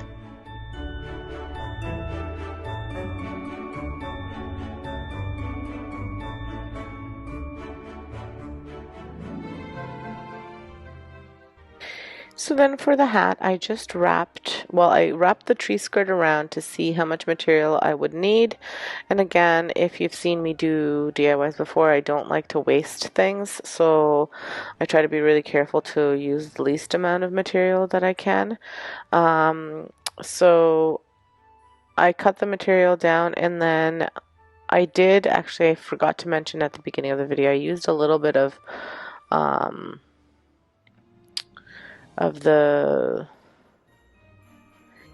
the fake snow that you can buy that kind of pulls apart, a little bit like a cotton ball for the top of his hat.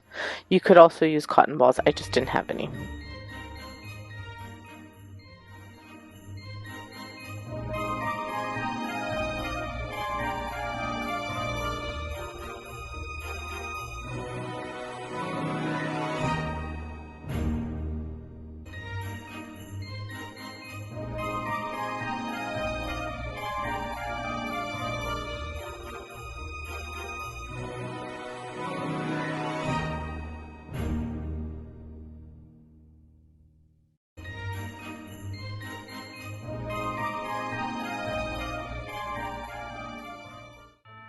And here's the finished piece. I think he turned out really cute.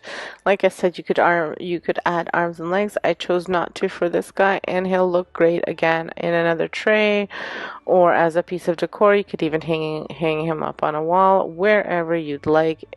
He will fit. He's quite big, but not too huge.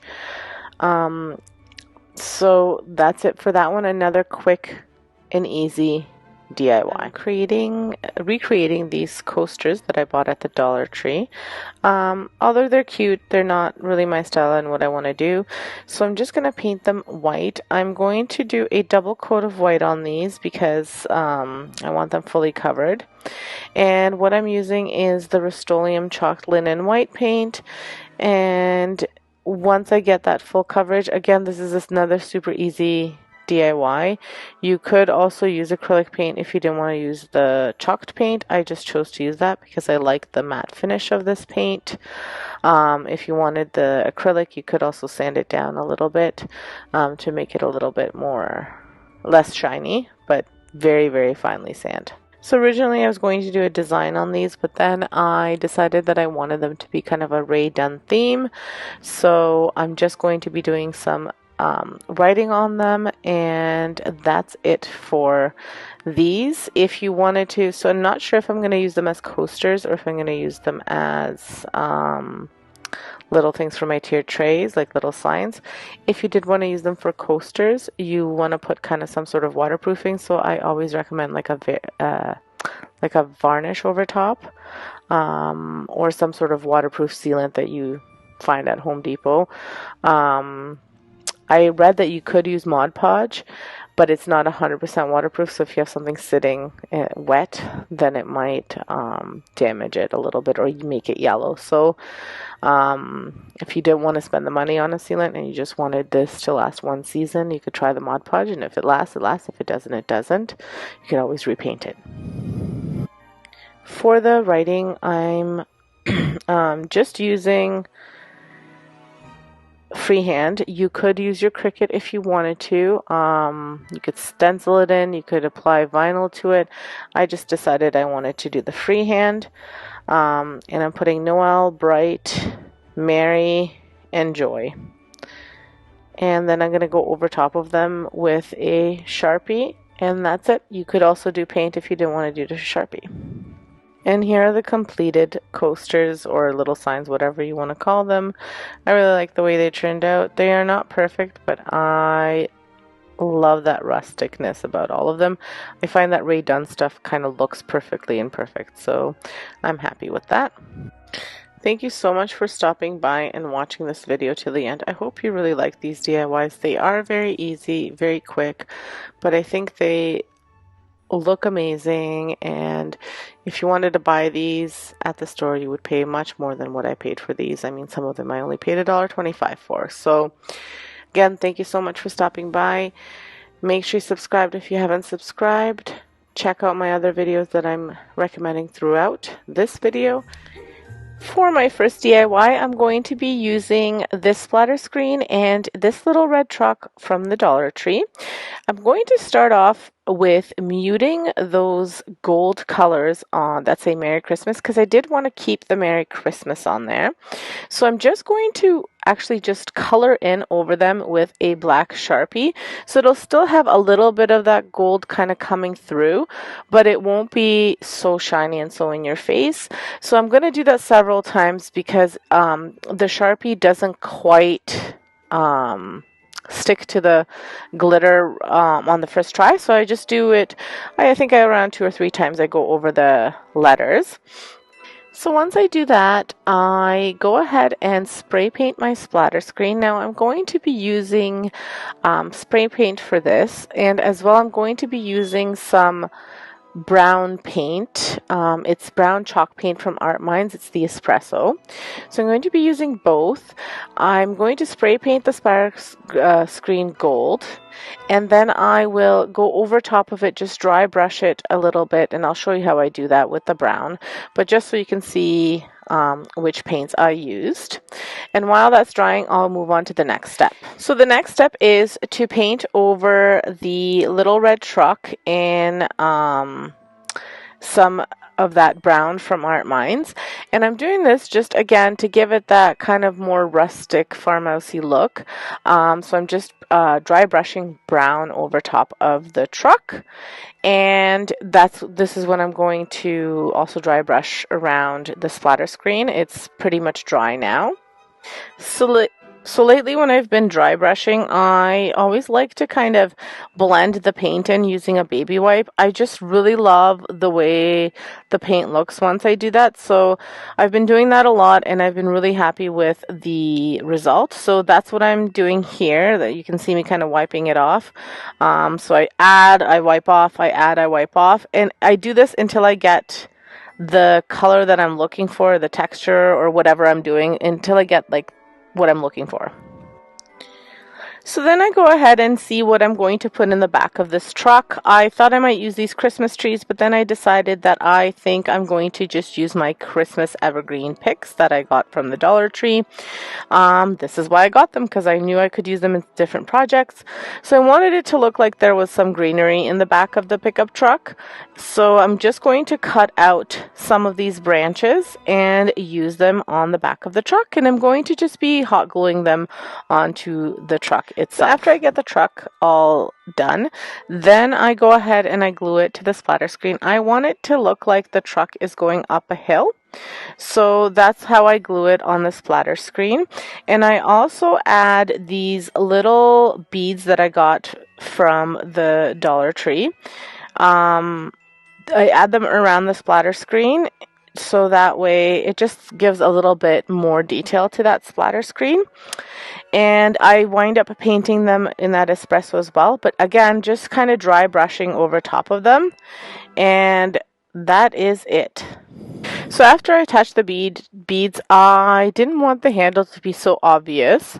And I was too nervous to cut it off, and I also like the fact that it had a little hole to hang it. So I thought it would be great if I wanted to hang it on a wreath hanger. So what I did was I created a little bow. Now I am not someone who's good at making bows just yet. I will get there.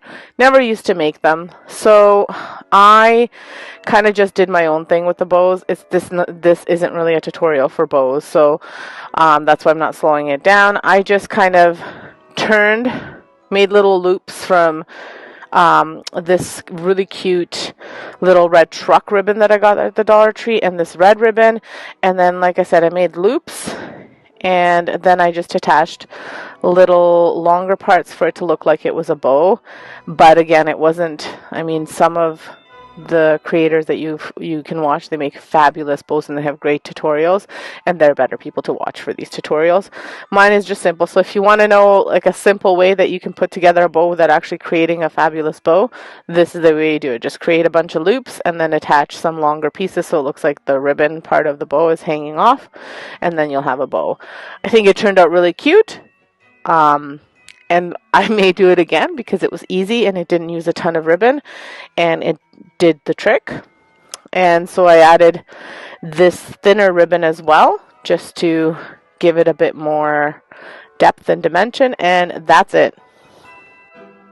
So after attaching all of the ribbon and dry brushing the little beads, so basically adding all of the final touches, I was happy with the finished product, and here is what it came out to. I'm so happy with this cute little red truck DIY wreath. Super cute, super inexpensive, and really easy to make.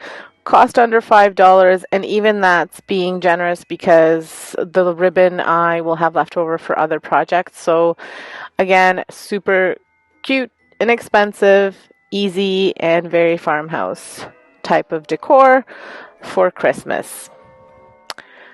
So my next DIY is a lot of fun as well. Really, you only need a few things. You need this cane. Then you need this plaid tree skirt, all from the Dollar Tree. The cane is one of those wreath metal frames. And you're going to need some ribbon for your bow and some hot glue. Again, another really easy, and some scissors obviously, but again, another really easy DIY and very inexpensive. So before I start cutting, I want to start my cane, and I want it to start with the little white fur at the bottom, or at the top of the cane, actually at the top and bottom of the cane. And then I hot glue it there in place, and then I see where I can cut. So I'm using the least amount of material possible. I will make this small tree skirt last me the entire, it'll cover the entire cane, and that was my goal. I don't like to waste anything, so this was a great way of putting it together. And I just make sure that I'm gluing it right at the edge, like kind of overlapping over a little bit so that it doesn't show if you're hanging it up, so it looks like it's wrapped all the way around, but in fact I'm not wrapping the back. Then I follow that same pattern all around the cane, where I cut what I need, then I glue what I need, and then I cut it again. So I'm not cutting before I glue a piece down because I was afraid that I would cut and not have enough. So that's why I didn't cut right away, and it worked out really, really well. So here I'm just showing you how I'm wrapping it around just a little bit, so it doesn't show, like I said, when you're hanging it up, so it looks like it's wrapped all the way around. I will play some music for you guys so you can enjoy, so that you guys can watch what I'm doing without listening to me talk.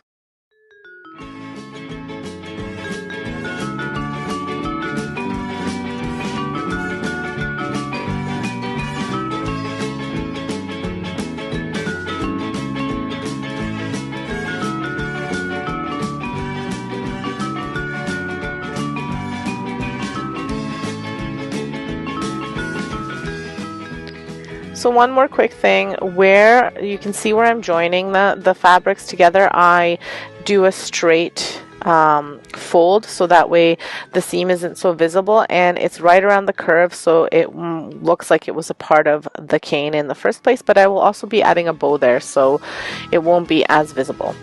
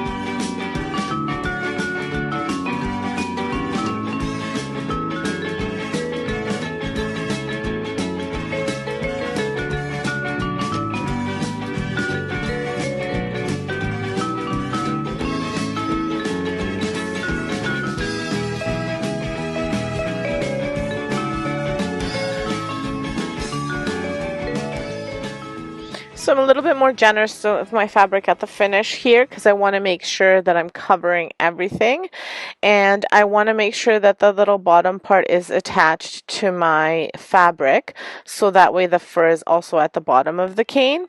So here's what I'm talking about. I'll just overlap everything here, and it'll be actually just a little bit past the bottom of the cane, the little fur, but that is okay because I need it to be at the bottom. I wanted to have a nice little finish there. And then I wind up adding bows. Again, like I said in the other part, this will not be a bow tutorial, but I attempted to make a proper bow with this one, and I think I did a pretty good job. So here's the bow that I made. Like I said, I didn't record myself making it because it took me a really long time to make it, and I don't think anyone would have wanted to see me fumble through that. So once I get better at these bows, I will do a tutorial, but I didn't think I had any business doing one since I'm still learning. So I'm deciding whether I'm going to add which of these little red trucks I'm going to add to my bow to complete my cane wreath. And I've decided I'm going to add the bigger red truck that says Merry Christmas. And I'm just going to hot glue my bow to the cane, and then I will hot glue the little red truck, and that'll bring this DIY to an end. So here's the completed cane wreath, and again, I'm super happy with the way it turned out. I think it's very, very cute. It'll again be a beautiful addition to my decor, and super inexpensive. Again, I'm using that same ribbon that I used for the first DIY, and that ribbon is going a long way, and it looks super cute. So for my last DIY, I will be using another 3 grease splatter screens, as well as some floral wire, some white spray paint. And then you just need some sort of block. It could be a wood block, it could be anything, just for your base. This, I had a scrap piece of wood, but I mean, if you didn't have a scrap piece of wood, you could use, you could even use a book and hot glue it to a book, like a heavier book, because you can get books at the Dollar Tree for $1.25, and they're hardcover books. It's really anything that you can attach these splatter screens to. I just happen to have scrap pieces of wood at home, so that's what I used. What I do then is I bend these splatter screens down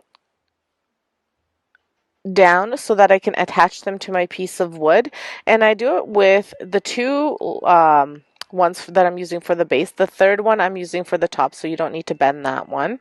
And then as I'm doing this, I realized this little piece of wood is too small, so I wound up using a bigger piece of wood. So just keep that in mind. You want to make sure that your piece of wood is big enough, long enough, and wide enough, or whatever you're using, so that way you can either hot glue it. I wound up screwing these in because screws work better than hot glue in terms of keeping it sticking longer. So I wound up getting my husband to help me screw them down, so that way I could make sure that they stay there for good. And then I wind up spray painting them white. Before I spray paint, I want to make sure I attach all the splatter screens together and then screw them in as well. So I'm just attaching them. This is where your floral wire comes in. I'm just attaching them with the floral wire. The base screens first and then the top screen. I'm measuring to see whether they'll fit on my block, and then I'm also measuring to see whether I like the way that looks as a snowman. So this is kind of to your liking. This was my measurements were. So if you want to make one exactly like mine, I did 6 inches apart. So just so that you're aware, but that's how I did mine. So, but you can do yours however you'd like. Once I attach my screens, I quickly realize it won't work with my small block. So I go ahead and I just grab another piece of wood that I had. I believe this is from some sort of shelving or something that we had, or I don't even know. It was just a scrap piece of wood that I found in my husband's workshop. So I'm going to hold it down while he screws it down. It's as you can see, it's as wide as the snowman, and it'll actually even look better in the long run. So if you used one of those books from the Dollar Tree, the bigger hardcover books, it would hold it down, and you could glue it down as well. So really, just because I used a block of wood and you don't have one, you don't have to go out and buy a block of wood. You can just use something like that, and obviously not screw it in, just hot glue it together. And if you don't have white spray paint or the gold spray paint like in the previous project, you can always just use acrylic paint. I just found it to be easier with spray painting. I didn't record the spray painting because that's pretty self-explanatory. I've done lots of spray paint tutorials as well, so if you want to see that, you can see it on a different video. Just for the sake of time, I didn't want this video to be too long. Once that's done, I just go ahead and I have this little sock from the Dollar Tree. It was a pair of socks that I got. One sock I'll use for another DIY, and then this one I'll just use, I'll cut it down so that it makes one long piece, and then I cut it in the middle to make two pieces so I can make a nice little scarf for my snowman. And